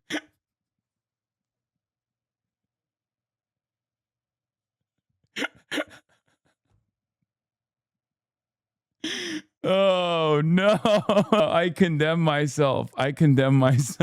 Oh Jesus, she gonna start calling you 9/11? I mean, fair, valid, fair. War is that I do think that you need some sort of. What the fuck Sniz means? I hope someone reply to me maybe. Okay, so this is Enemy Charlie. They're a Twitch streamer and they do debates. And one of the most viral moments of the guy, Andrew Wilson, who we watched get fucking destroyed by Candace Owens yesterday. One of the most viral moments is that guy debating Enemy Charlie and getting so flustered when Charlie turns around and says, like, you talk a big game about being, living this like trad lifestyle, but your wife has like 7 your wife has 7 previous relationships and like has children with numerous people. And then he gets so flustered. Charlie answered your question. Contestants didn't know who would be debating until we showed up. So imagine everyone's shocked when Tim Pool's the moderate. This show was also pitched as 1 moderate versus 20 progressives, and they create. Okay, yeah, that's what I was suspecting as well. The idea that these people seemed like kind of not ready for Tim Pool at all. Anyway. Where's the clip? Here, I'll just show you the clip. So, Andrew, can I sell you on my worldview? Yes. Your wife has 3 baby daddies and has been married twice before. And you Yeah, okay, this is like meme-ified, but he turns around and goes, "Yeah, well, you like Sniz." And it's a incredibly viral moment because he gets so flustered, he gets so angry, he's so aggressively called out here, so aggressively clocked that his retort in that moment is, well, you lick Sniz. That's why I called her the Snizzler. Leadership, that is being financially disenfranchised to incentivize a civil war. And we don't really have any strong progressive leaders in office currently that are being meaningfully financially disenfranchised the way slavers were. So but I think that you don't. That's the challenge. I think. Yes, that is absolutely, yes. That you is don't. If you take a look at civil wars throughout history, we can use the Syrian civil war as an example. It started with a dozen or so disparate factions, largely of locals and various ideologies that. How did Mason know to pull out the beanie then? That's actually a good question. That's why I wanted to ask Mason if he knew ahead of time or not. You know what I mean? Ultimately coalesced around one group, either the Free Syrian Army, but then ultimately got taken over. Right, So sure, civil but the wars thing can is be that, like, fomented through small factions that bubble up. Certainly, but I think that you are vastly overestimating the, kind of militant capacity of the American left. Like, we truly do not have, like, a far left in the U.S. that would be willing to take up arms. It is so small. Furthermore, I do think that technology-wise, it's not, it's not an even battle anymore. Like, the military, the U.S. military, which is largely conservative, and currently, Trump is in charge of them, the technology that they have to track, surveil, to remotely kill people would be absurd. I mean, I guess we could do some sort of guerrilla warfare, but this is American territory. It wouldn't go down like Vietnam, Like, we know where we are, we know where we're going. This is a fantastic point, by the way, and this gets into what's known as the generations of warfare. Okay. So the earliest generation of warfare, obviously, is a guy punching a guy. As we got into, the 1700s, well, maybe even before then. That's an awesome soundbite. Obviously, everybody knows the earliest generation of warfare is just a guy punching a guy. Obviously. Brilliant. Oh, man. He's so awesome. Yeah, this video sucks. I'm sorry. What is this?